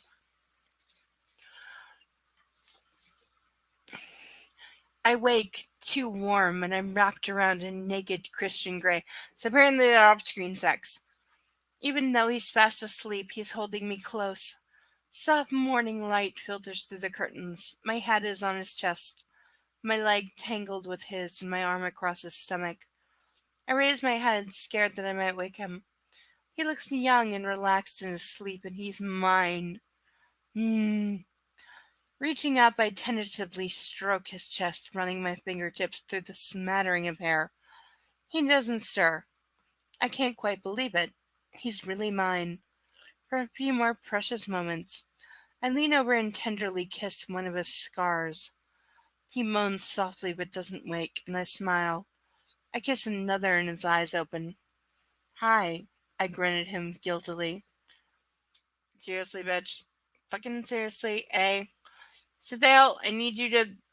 Sethale, if you can set your dragons on, like, hot burn and I will hold this up and they can claim it. Please do so. That was it. Still have the cuffs on. I am not a liar nor a bitch. Still on, still very tight and painful as I like them.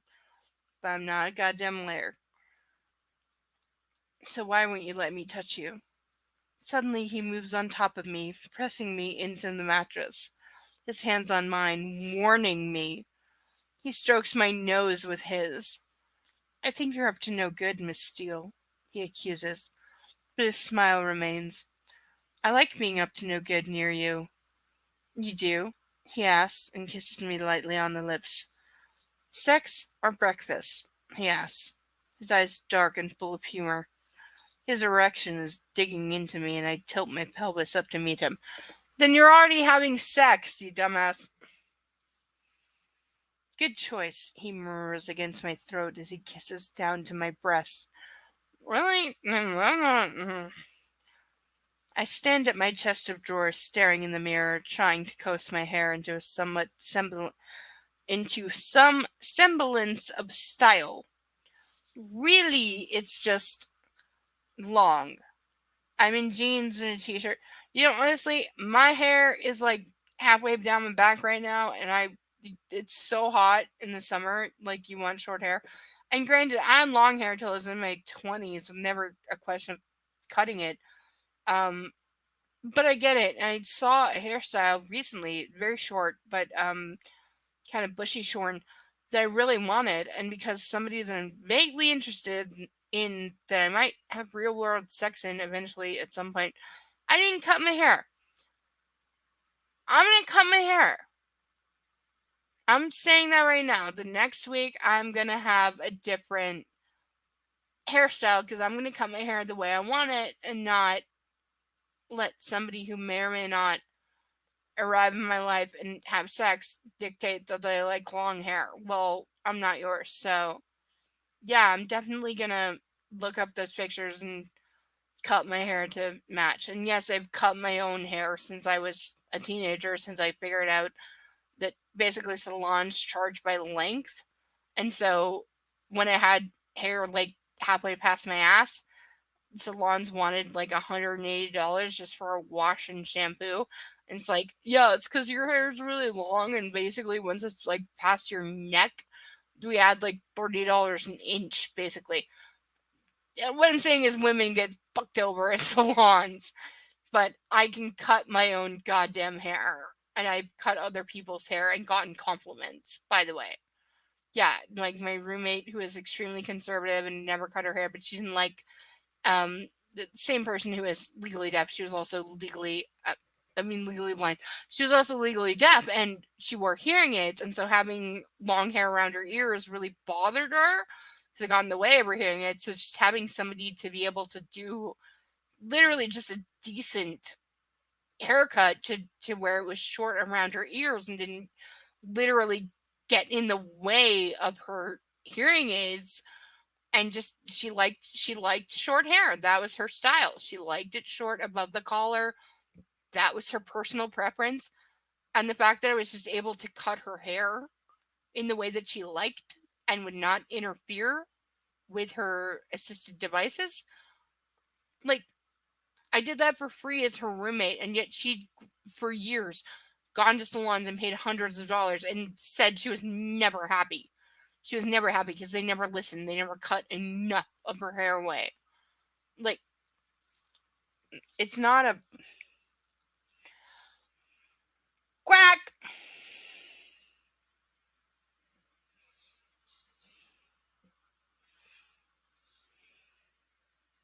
He saunters over and wraps his arms around me, his darkening eyes meeting mine in the mirror. But I want you fit, baby. For what I have in mind, you'll need to keep it up. I flush as the memories of the playroom flood my mouth. Are you like 5 minutes behind? Pretty much. I just wanted to get some food. Ah, that's good. What kind of food? Chicken sandwich. Ah, good. Like what kind of chicken? Actual chicken or chicken like lunch meat? Coronation chicken. Sorry, what? Coronation chicken. I don't know what that is.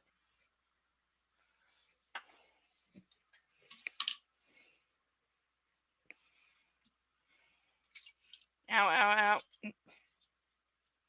What is What is coronation chicken, please? What is just coronation chicken? It's like I'm Canadian. I don't know what that. I'm sorry. I don't know what that. Is there a little fucking paper crown on it? What? No, it's just. What? Is there a recipe that makes something coronation chicken? Fucked if I know. I go and I get it off the shelf and then I eat it. There's something on the shelf that's called coronation chicken Yeah. at the supermarket. Yeah. It's called coronation, not Yeah. Cornish hen. Coronation, as in, king's coronation. It's a type of chicken? No, it's just what it's called. It's like. Wait, it's a cut or it's a, what? No, it's. It's got chicken in it and other shit in it.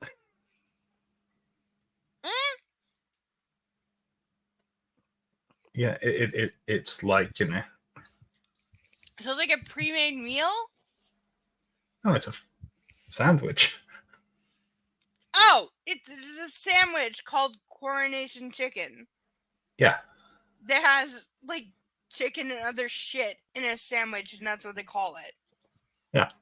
Okay, that makes sense. You should have said the sandwich part up front. I did. I'm glad that you're having a sandwich and that you're eating food. I'm very glad that you're being nourished of. Also, the duck fund is still open. Next month there will be ducks. I'm not kidding. $10 for a shot. 25 if you would like me to wear these next week. I will totally put these. I'm still wearing these. This is not a joke. For anyone, like somebody in the comments once said, like, those are fake cups. No, they're not fake. These are real. They're really hurting and causing marks, which I like. But they're real. They're real. I'm not fucking bullshit. So don't call me bullshit. I'm not playing. I flashed as memories of the player and fled my mind. I flashed back to the undesirable thought that Layla could possibly keep up the. I'm sorry. Wait. My brain's having trouble with words. I flush and the undesirable thought that Layla could probably keep up Slithers in vid. Again, I'm having in vid. I'm having dyslexia moment, and for real, I can't. I've never seen this word before. My brain is not parsing. I'm for real. I'm having like a neurological disconnect right now. INVIDIOUS. That's a word. The fuck. I apologize to the chat for my inability to read. I'm having like I don't know this word. I never saw it. I don't know how to say it. INVIDIOUS. And I'm not sure that's a real word, but I don't know how to say it. And uncomfortable and no, fuck. In a second, I'm having a severe dyslexia moment. In a second, I can't read right now because my brain starts circuiting. And for anyone that says people with dyslexia can't read, go fuck yourself. Because yes, we can. But we need to know goddamn words. And we have an idiot author that uses thesaurus for words that nobody uses. And they don't know them. And I don't know that word. Mark. Do you know that word? Do you know what it says? What word? INVIDIOUS. Is that? Do you know how to say it? Because I can't say it. Invidious? Is that what it says? Probably. Because I swear I'm not screwing with you. I'm having dyslexia short circuit, where I've never seen this word before, so my brain can't like parse how to say it. It's not the full story, but no, do you understand? Mm-hmm. So it God, I hate how it sounds.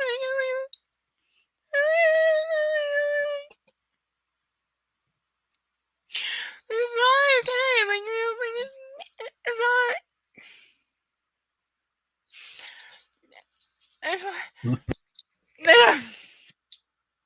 It's not my fault. I can't. It's not. People call you stupid because you can't say it's not. It's like I have a brain disorder. It's not my. I read at a college fucking level at age 5 and they scared the teacher. Like, don't fucking tell me I can't say words, but sorry, this is just not used to this right now. Invidious and unwelcome into my mind, and I press my lips together, and Christian frowns at me. What? He asks, concerned. He's not capable of being concerned. Nothing. I shake my head at him. Okay, I'll meet Claude. Will you? Christian's face tightens up. Christian's face lights up in astounded disbelief. His expression makes me smile. He looks like he's won the lottery, though Christian probably never even bought a ticket. He has no need. Do you? Hello, Rosario Marmot 11. Hello, person from Twitter. Or not Twitter, Twitch, sorry. Hello, person from Twitch. Nice to see you here. Hope you love it here. We are live every Saturday at 8 p.m. Eastern, reading terrible literature and making fun of it. If that's something you enjoy, please be here and share with friends. But hello to you, Rosario. Nice to have you here. Hola to you, because you're awesome. And you are all of the awesome. Absolutely. And sexy on top of it. What would you like to do today? Wait, did I skip? I think I may have. Wait, what? No, I didn't. No. If that makes you happy, he tightens his arms around me and kisses my cheek. You have no idea, he whispers. So what would you like to do today? He nuzzles me, sending delicious tingles through my body. This is like free ASMR. I'd like to get my hair cut and, I need to bank a check and buy a car. Again, age and, pain. He says, fucking A. With the hiccups. He says, fuck! He says knowingly and bites his lip, taking one hand off. I'm glaring at the whole substance of the universe right now. Fuck. Easy. Yeah, like some people who can burp on purpose. I'm so not one of those people. And I wish I was. I really wish I was. Mark, are you one of those people that can burp the alphabet? Nope. Same, right? It's so obnoxious. What do you mean, it's here? Boy, I sound angry. Crap, I am angry. How dare he? Taylor brought it back yesterday. I open my mouth, then close it, then repeat the process twice.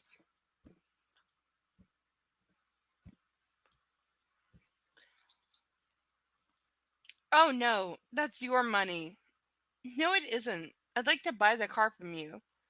His expression changes completely. Fury? Yes. Fury sweeps across his face. No, Anastasia. Your money, your car. He snaps. No, Christian. My money, your car. I'll buy it from you. I gave you that car as a graduation present. If you'd given me a pen, that would be a suitable graduation present. You gave me an Audi.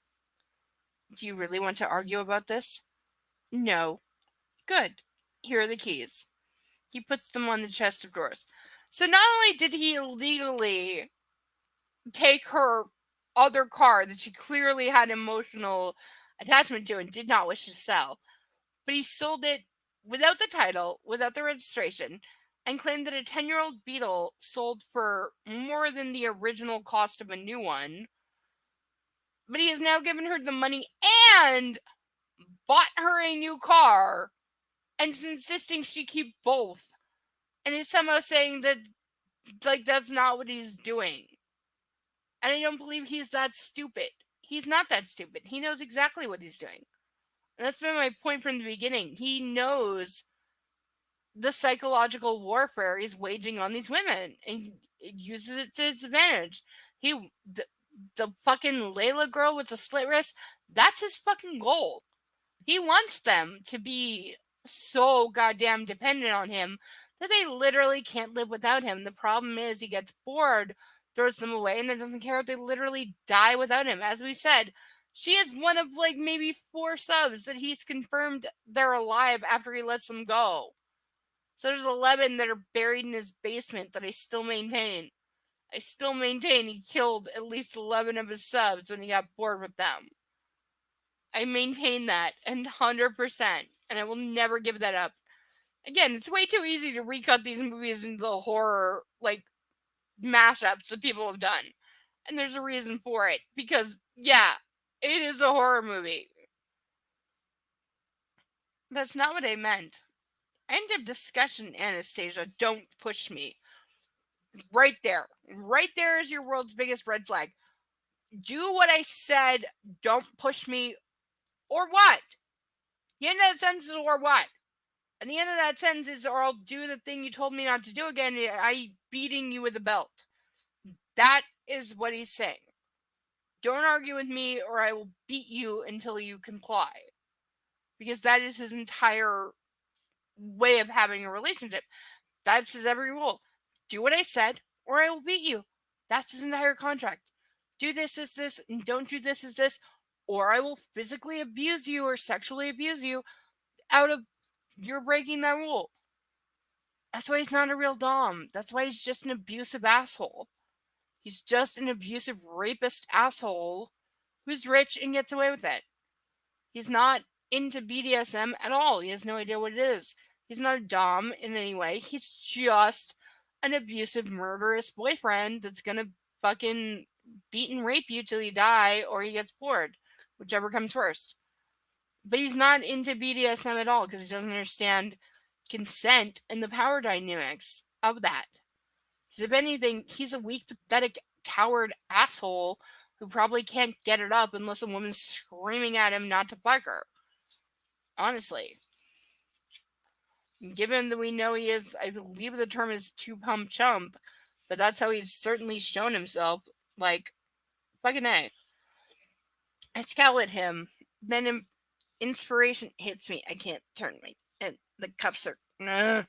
Okay, seriously. I'm only holding the book from the bottom and the top. How are the cups too tight to let me turn a page? Seriously.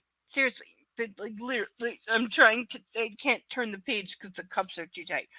But, imprisoning me. His breath ragged. I feel him. He wants me, and I'm heady. And I'm reeling with excitement as I acknowledge his need for me. Why? Why do you defy me? He mumbles between his heated kisses. Like, literally, this is the guy who said, oh, I can have a relationship without having all the rules, without having all the domination and punishment. And yet now he's saying, why do you defy me? Because exactly what I said. He only meant that the rules don't need to be said out loud. He still expects her to follow him. He's still saying, why do you defy me? Because I don't belong to you, ass clown. So what the fuck you're calling defying you? Go fuck yourself. I don't even want to know what you think I'm defying you as. I don't even want to hear it. Because I'm my own person. I'm going to do my own thing. You can deal with that or you cannot. But you can fuck off otherwise.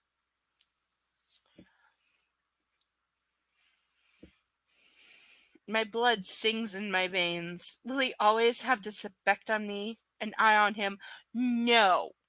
Once he marries you and gets you knocked up, he's totally gonna cheat with 1,000 other women. And you'll just be the mother of his children, a fucking fuck slut like Elon Musk with all his various, like, whores and women he pays to raise his, like, billion children.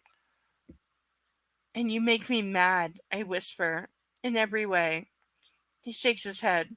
Come. Let's go out for breakfast. I know a place you can get your hair cut.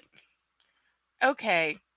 I acquiesce, and just like that, our fight is over. Yeah, that's the definition of the entire series. He says, we're gonna do this, she stops fighting, and that's the end of it. Because that's the entire thing. That's the entire thing. Is she acquiesces. Anytime he says anything, she acquiesces. Because she's not a real person. She's a fucking construct idiot. I'll get this. I pick up the tab for breakfast before he does. He scowls. You have to be quick around here, Gray. You're right, I do, he says sourly, though I think he's teasing. You look so cross. I'm $24,000 richer than I was this morning. I can afford it. I glance at the check. $22.67 for breakfast. Thank you, he says grudgingly. Oh, the sulky schoolboy is back. Where to now? You really want your hair cut? Yes, look at it. You look lovely to me. You always do. I blush and stare down at my fingers knotted in my lap. And there's your father's function this evening. I'm sorry, have they even talked? Wait, what? So apparently, I know the scene from the movie as the masquerade ball, but in the book, has he actually said this? Because I'm sorry, I've not skipped anything. I've been reading line for line. When the fuck did he tell her, like, oh, by the way, you need to come with me to an event this evening? I didn't miss that. Literally, I've not skipped anything. I've been very careful. I've not skipped anything. And suddenly they're fuck. At my parents' house, they have a tent, the works. Why what Mark, help. What's the charity? Have you ever been to a charity ball with silent auction?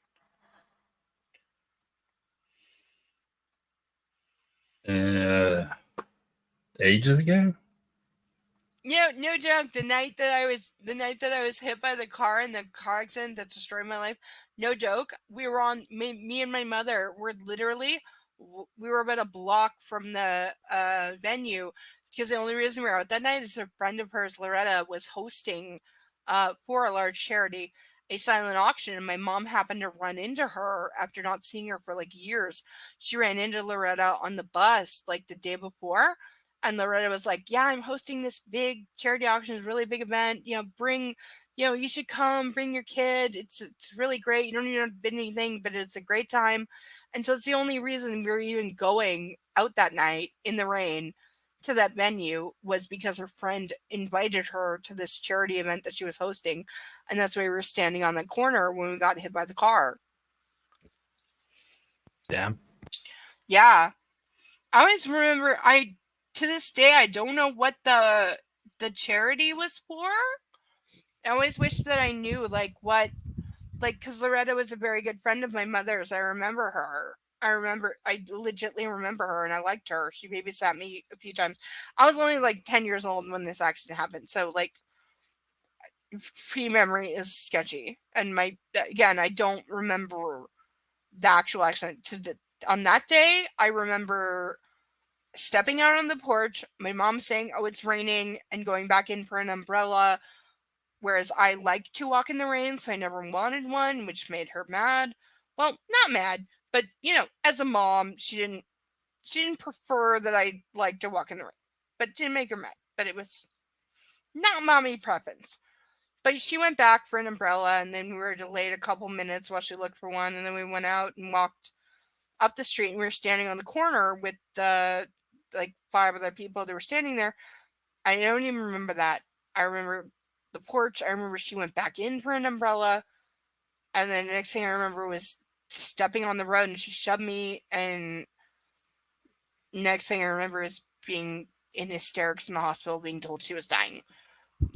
I've never remembered more than that. Though apparently she did. We never talked about it, honestly.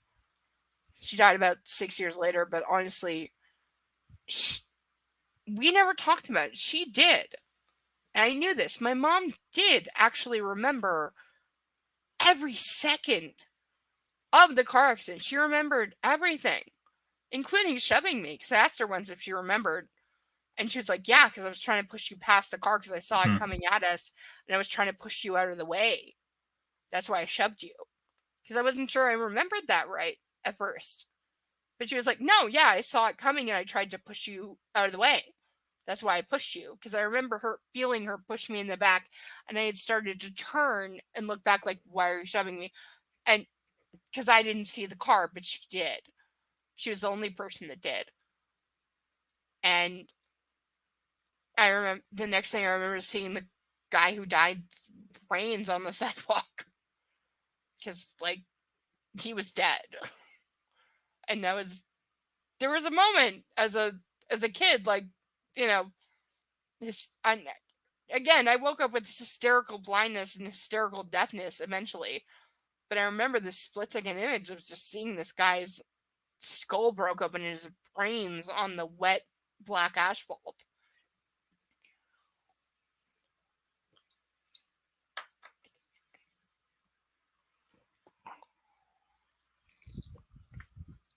I must have passed out after that because I don't remember, like, anything until the hospital, like, hours later.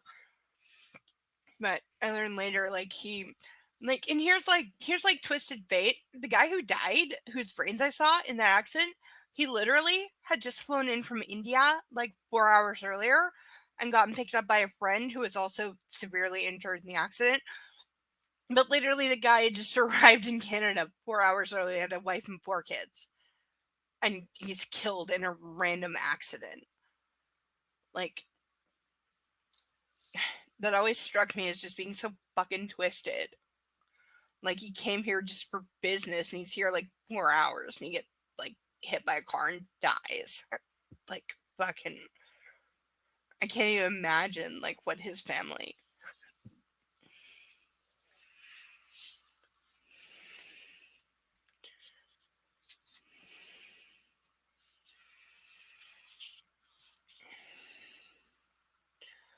What's the charity? Christian rubs his hands down his thighs, looking uncomfortable. It's a drug rehab program for parents with young kids called Coping Together. I feel like that's the real name of the thing, but they like borrowed it without permission. Sounds like a good cause, I say softly. Come, let's go. He stands, effectively halting that topic of conversation, and holds out his hand. As I take it, he tightens his fingers around mine. It's strange. He's so demonstrative in some ways, and yet so closed in others. He leads me out of the restaurant, and we walk down the street. It's a lovely, mild morning. The sun is shining, and the air smells of coffee and freshly baked bread. Where are we going? Surprise. Oh, okay. I don't really like surprises. We walk for 2 blocks, and the stores become decidedly more exclusive. I haven't yet had the opportunity to explore, but this really is just around the corner from where I live. Kate will be pleased. There are plenty of small boutiques to feed her fashion passion. Actually, I need to buy some floaty skirts for work. As opposed to having your own fucking style. Again, Christian stops outside a large, slick-looking beauty salon and opens the door for me. It's called Escalab. Esclab that ESC ESCLABA. I know I didn't pronounce that. It's a made-up bullshit word, so have at. The interior is all white and leather. In the stark white reception desk sits a young blonde woman in a crisp white uniform. She glances up as we enter. Good morning, Mr. Gray, she says brightly, color rising in her cheeks as she bats her eyelashes at him. It's the Gray effect. But she knows him. How? Hello, Greta. And he knows her. What is this? I'm sorry, how stupid are you? How fucking... Again, she's so goddamn stupid that, like, you have to fucking tell her... You have to hand her a lollipop and tell her it's meant to be licked, I swear to God. Is this the usual, sir? She asks politely. She's wearing very pink lipstick. No, he says quickly, with a nervous glance at me. The usual? What does he mean? Holy fuck, it's rule number 6, the damn beauty salon. All the waxing nonsense shit. Again, are you stupid? Are you stupid?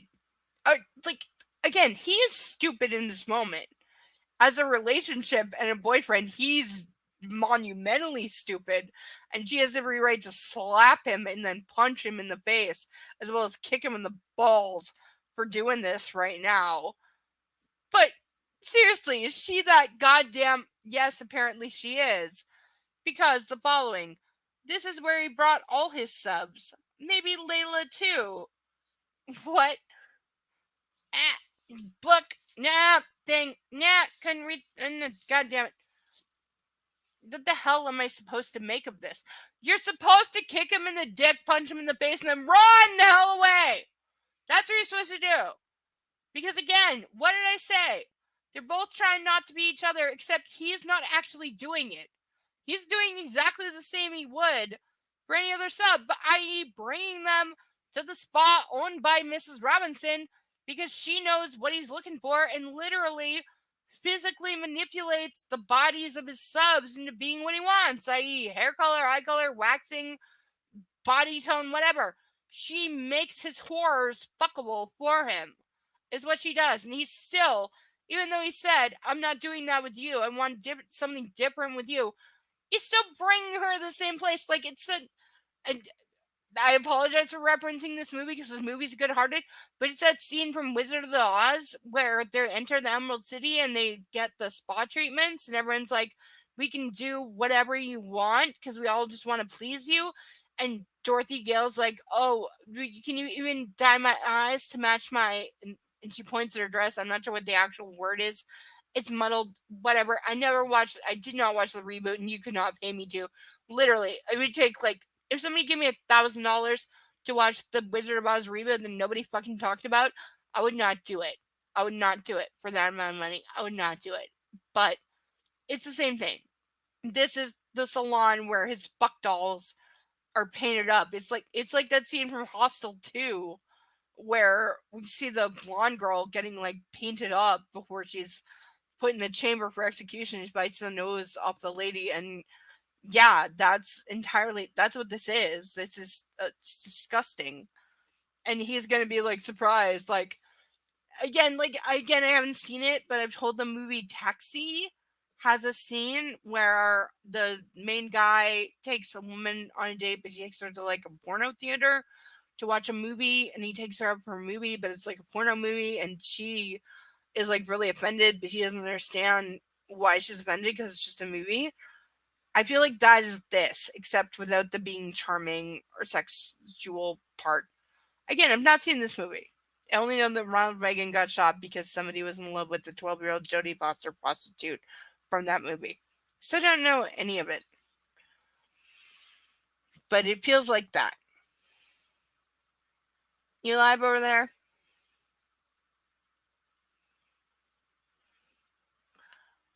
Quack!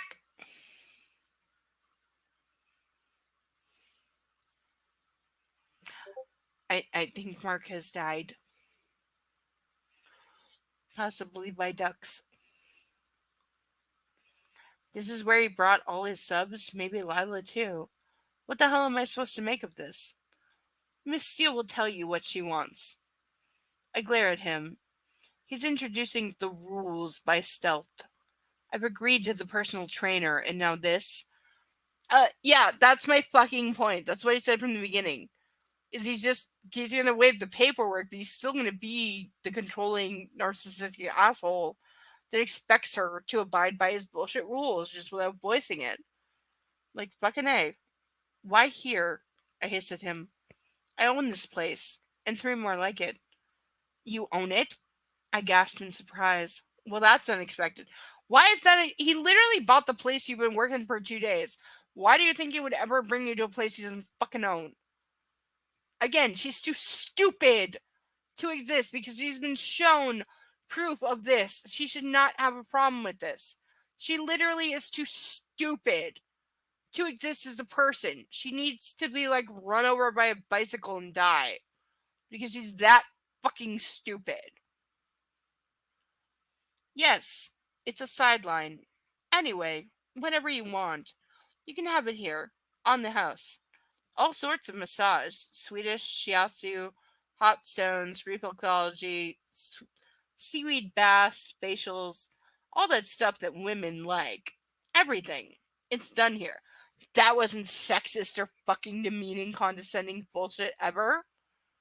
He waves his long fingered hand dismissively. Yeah, I literally, I would knee him in the balls like 5 times at least, and punch him in the face at least once, and then leave. Because that's how disgusting he's being right now. Waxing? He laughs. Yes, waxing too. Everywhere.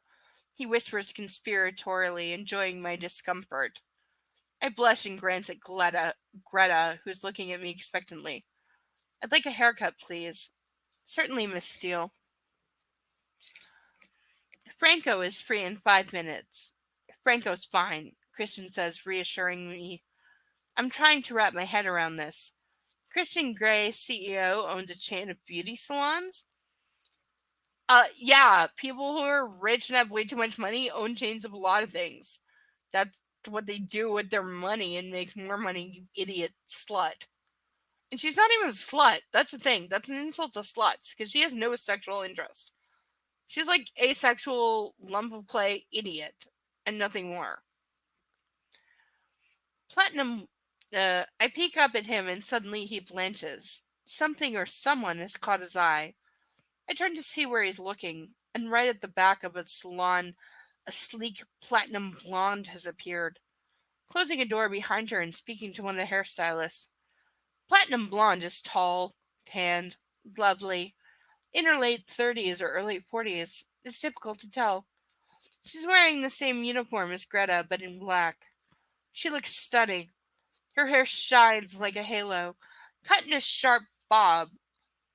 And she catches sight of Christian and smiles at him.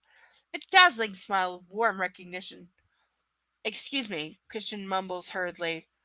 He strides quickly through the salon, past all the stylists in white, past the apprentices at the sinks and over to her. Too far away from me for her to hear their conversation. Platinum Blonde Platinum Blonde greets him with obvious affection, kissing both his cheeks, her hands resting on his upper arms, and they talk animatedly together. Miss Steele?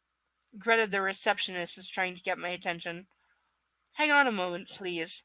I watch Christian, fascinated. Platinum Blonde turns and looks at me and gives me the same dazzling smile as if she knows me. I smile politely back.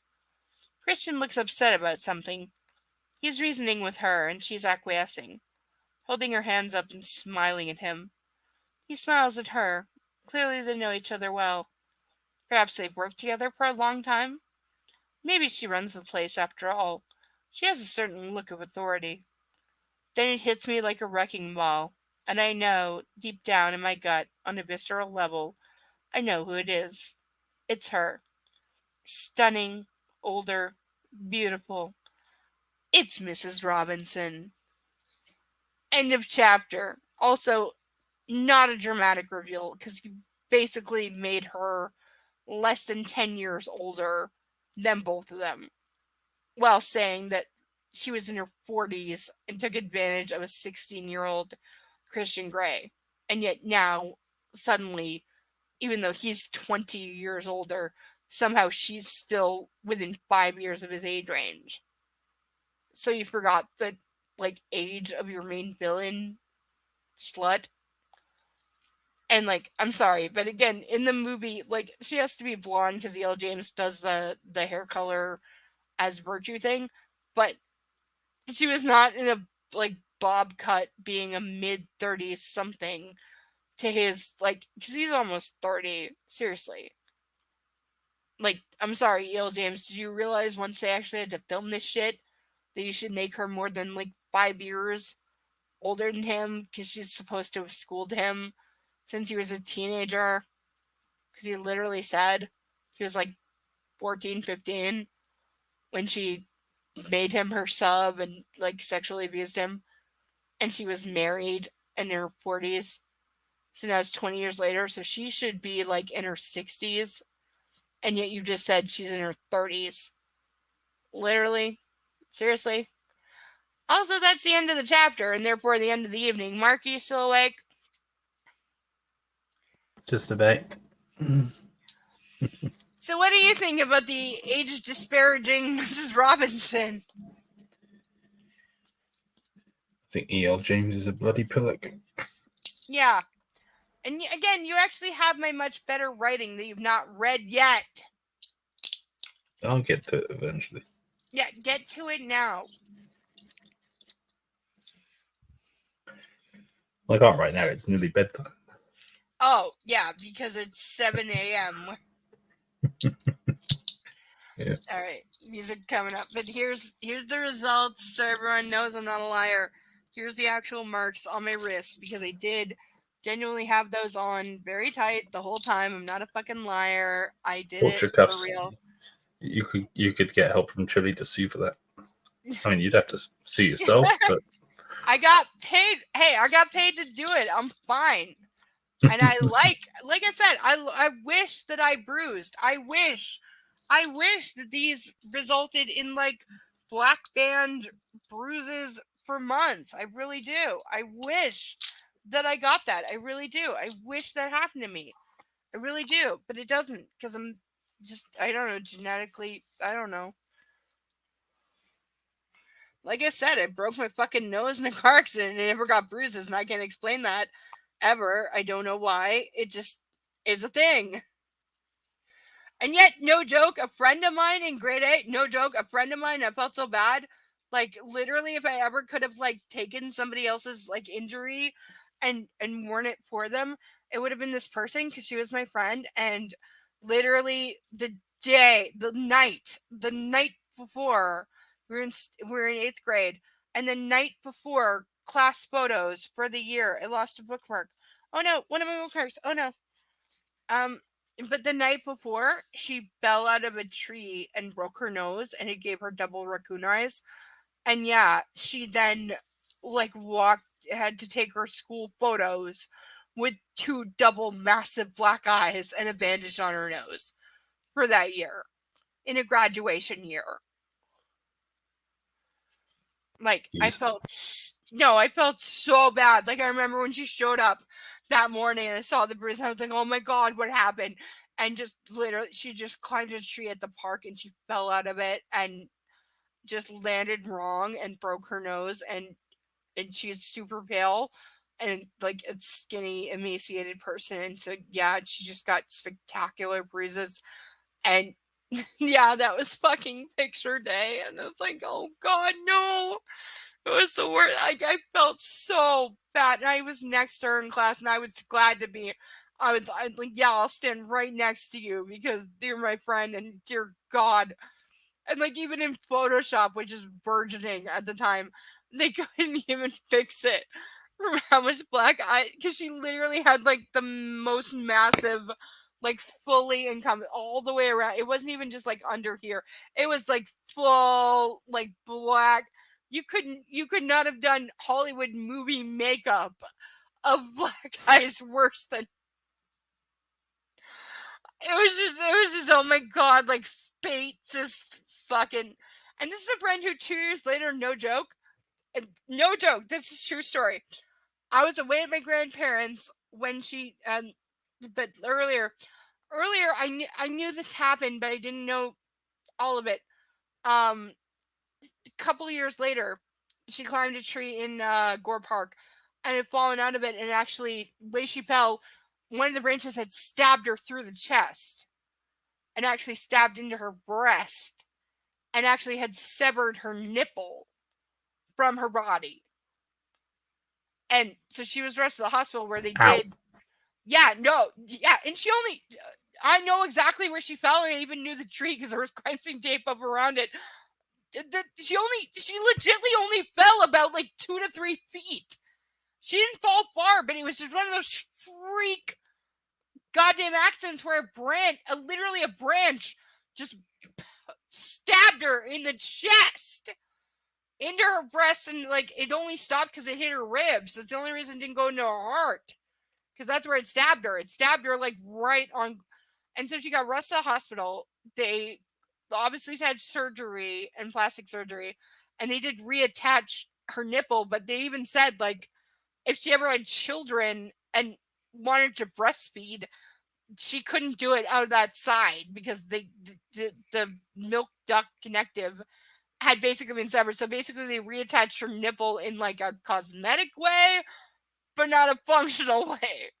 And she did later have 5 children and had to breastfeed them all on one side. Even though both sides got milk, she couldn't express it through that side because it had severed the milk duct, and they apparently that's too refined to repair. I don't know fully. I don't know if that's actually true, but at the time it was.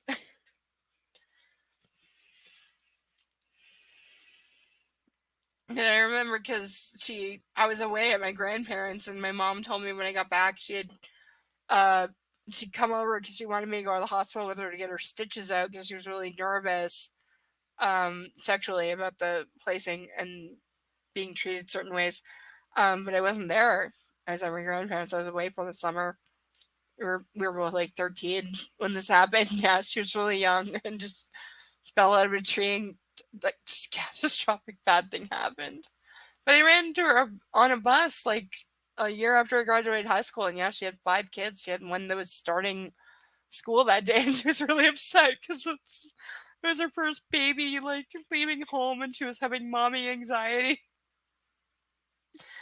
But yeah, that was my friend. She was my best friend for years. I still miss her.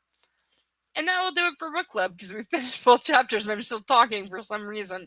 Mark, how many ducks are present? Last I counted, 5 guards and 1 common then. Well, it's your fault the ducks are coming for you because you hunted them.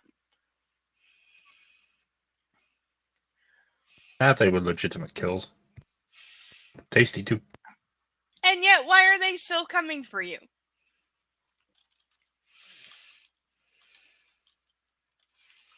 No idea, little buggers.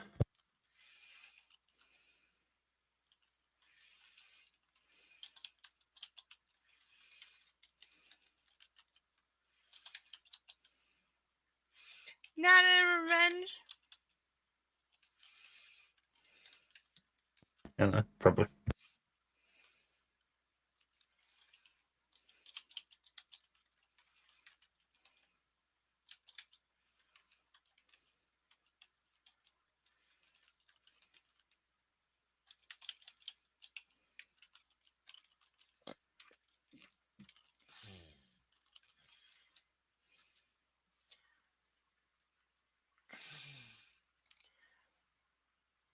This is 2. I said we finished.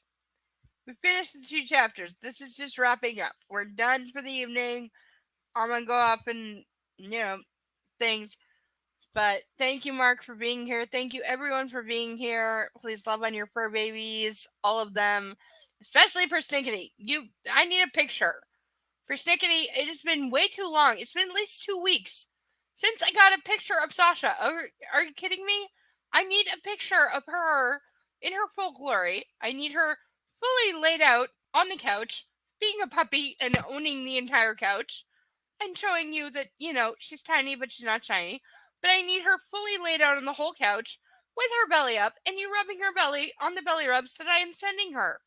So I need a picture of your precious puppy. It's been too long. Also, I asked you this morning, how many rabbits has she run off from your yard? Because we both know she doesn't catch them. That would be mean. She doesn't catch them. She just chases them. And seriously, for Snickety, riddle me this. Have you ever seen her chase a rabbit, get too close, and she backed off to let the rabbit, get some lead so she could chase it again? Does she ever do that? Because they're just for chasing, not for catching. Okay, no, don't wake her up. Don't wake up the puppy, ever. No, she's sleeping and being a cozy puppy. Let her sleep and be a cozy puppy. But also take a picture of her sleeping and being a cozy puppy and put it in the chat. And then tomorrow, take a picture or video of her being a lovely, sucky baby, being fully cuddled with 2 hands on the belly and fur baby and rubbed on. No, she's a full throttle shit. So what does she do if she catches one? Like, does she get confused, or does she like shake it and go, "Oh, it's dead"? Oh wait, what did I do? Does she bring it back to you and expect you to fry it up for her? Because I have a friend who married someone in France who has a doggy that when she catches rabbits or fish, fully brings it back to her master saying, "Cook this up for me because I caught it and it's mine, and you don't like me eating it raw, so throw this in a pan and then give it back to me." And he does. Also, she has a patch in the. She has a patch. He like owns an estate with like a lot of just land that nobody does anything with, but she has a patch where she buries shit, and she buries like the fish and the rabbits and the squirrels and chipmunks. Chipmunks apparently very big in France. Chipmunks super big. This dog, she'll catch them and kill them, and then she buries them in the dirt for like 3 months, and then only digs it up after that and eats it because like doggy fermenting policy. I don't know. I remember my friend's father, early COVID, sent her a truckload of supplies, including an 80-kilogram bag of dog food. And then try to watch an 80-pound dog grab the 80-kilogram bag of dog food and try to drag it to her patch. It was the funniest goddamn thing, but she was so committed. Like, she knew so much this was her food and no one was gonna take it from her. It was the funniest thing. Like, it was a German Shepherd named Heidi. She was so funny.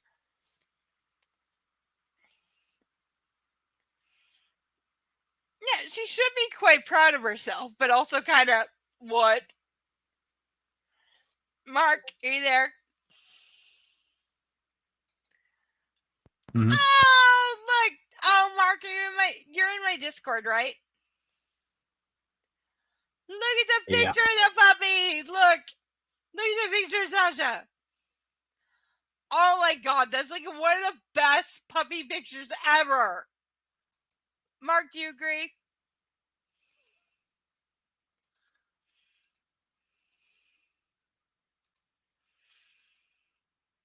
Oh my god, she's so happy. She looks so happy, snuggly. She looks so happy, snuggly puppy. Mhm. Oh my god. Yeah, she looks so amazing. Oh, I love her. I love her so much.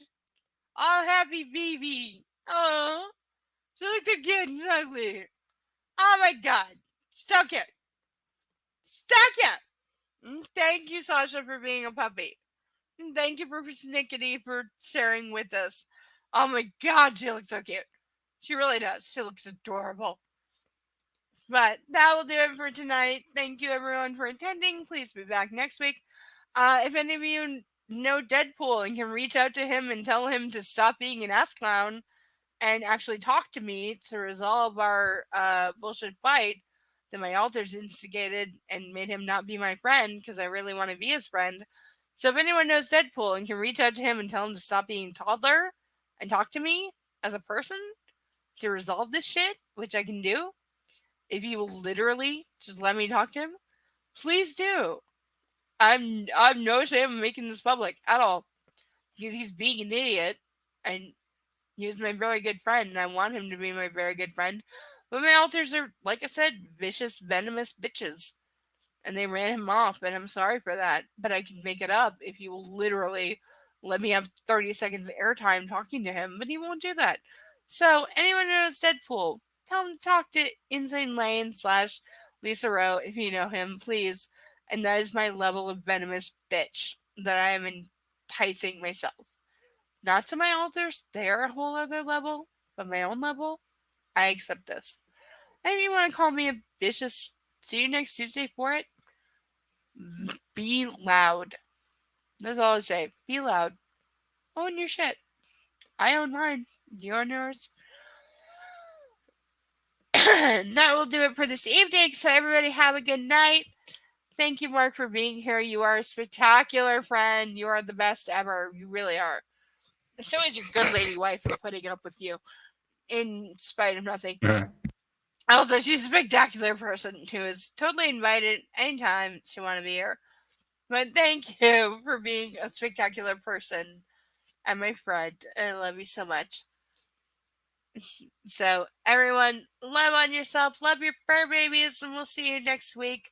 Same time, same bullshit channel, and all that implies. Thank you so much, everyone, for being here. And thank you for everyone that donated. Thank you so much. And yes, the marks from the Cubs will live long. I certainly hope so. I really need them to be harder. I think I need, I don't know, more aggressive Cubs spikes or some shit. But we'll see about that next week. Tonight, thank you for being here. Thank you all for joining us and love on your Furbies. Thank you, and we'll see you next week. I love you so much.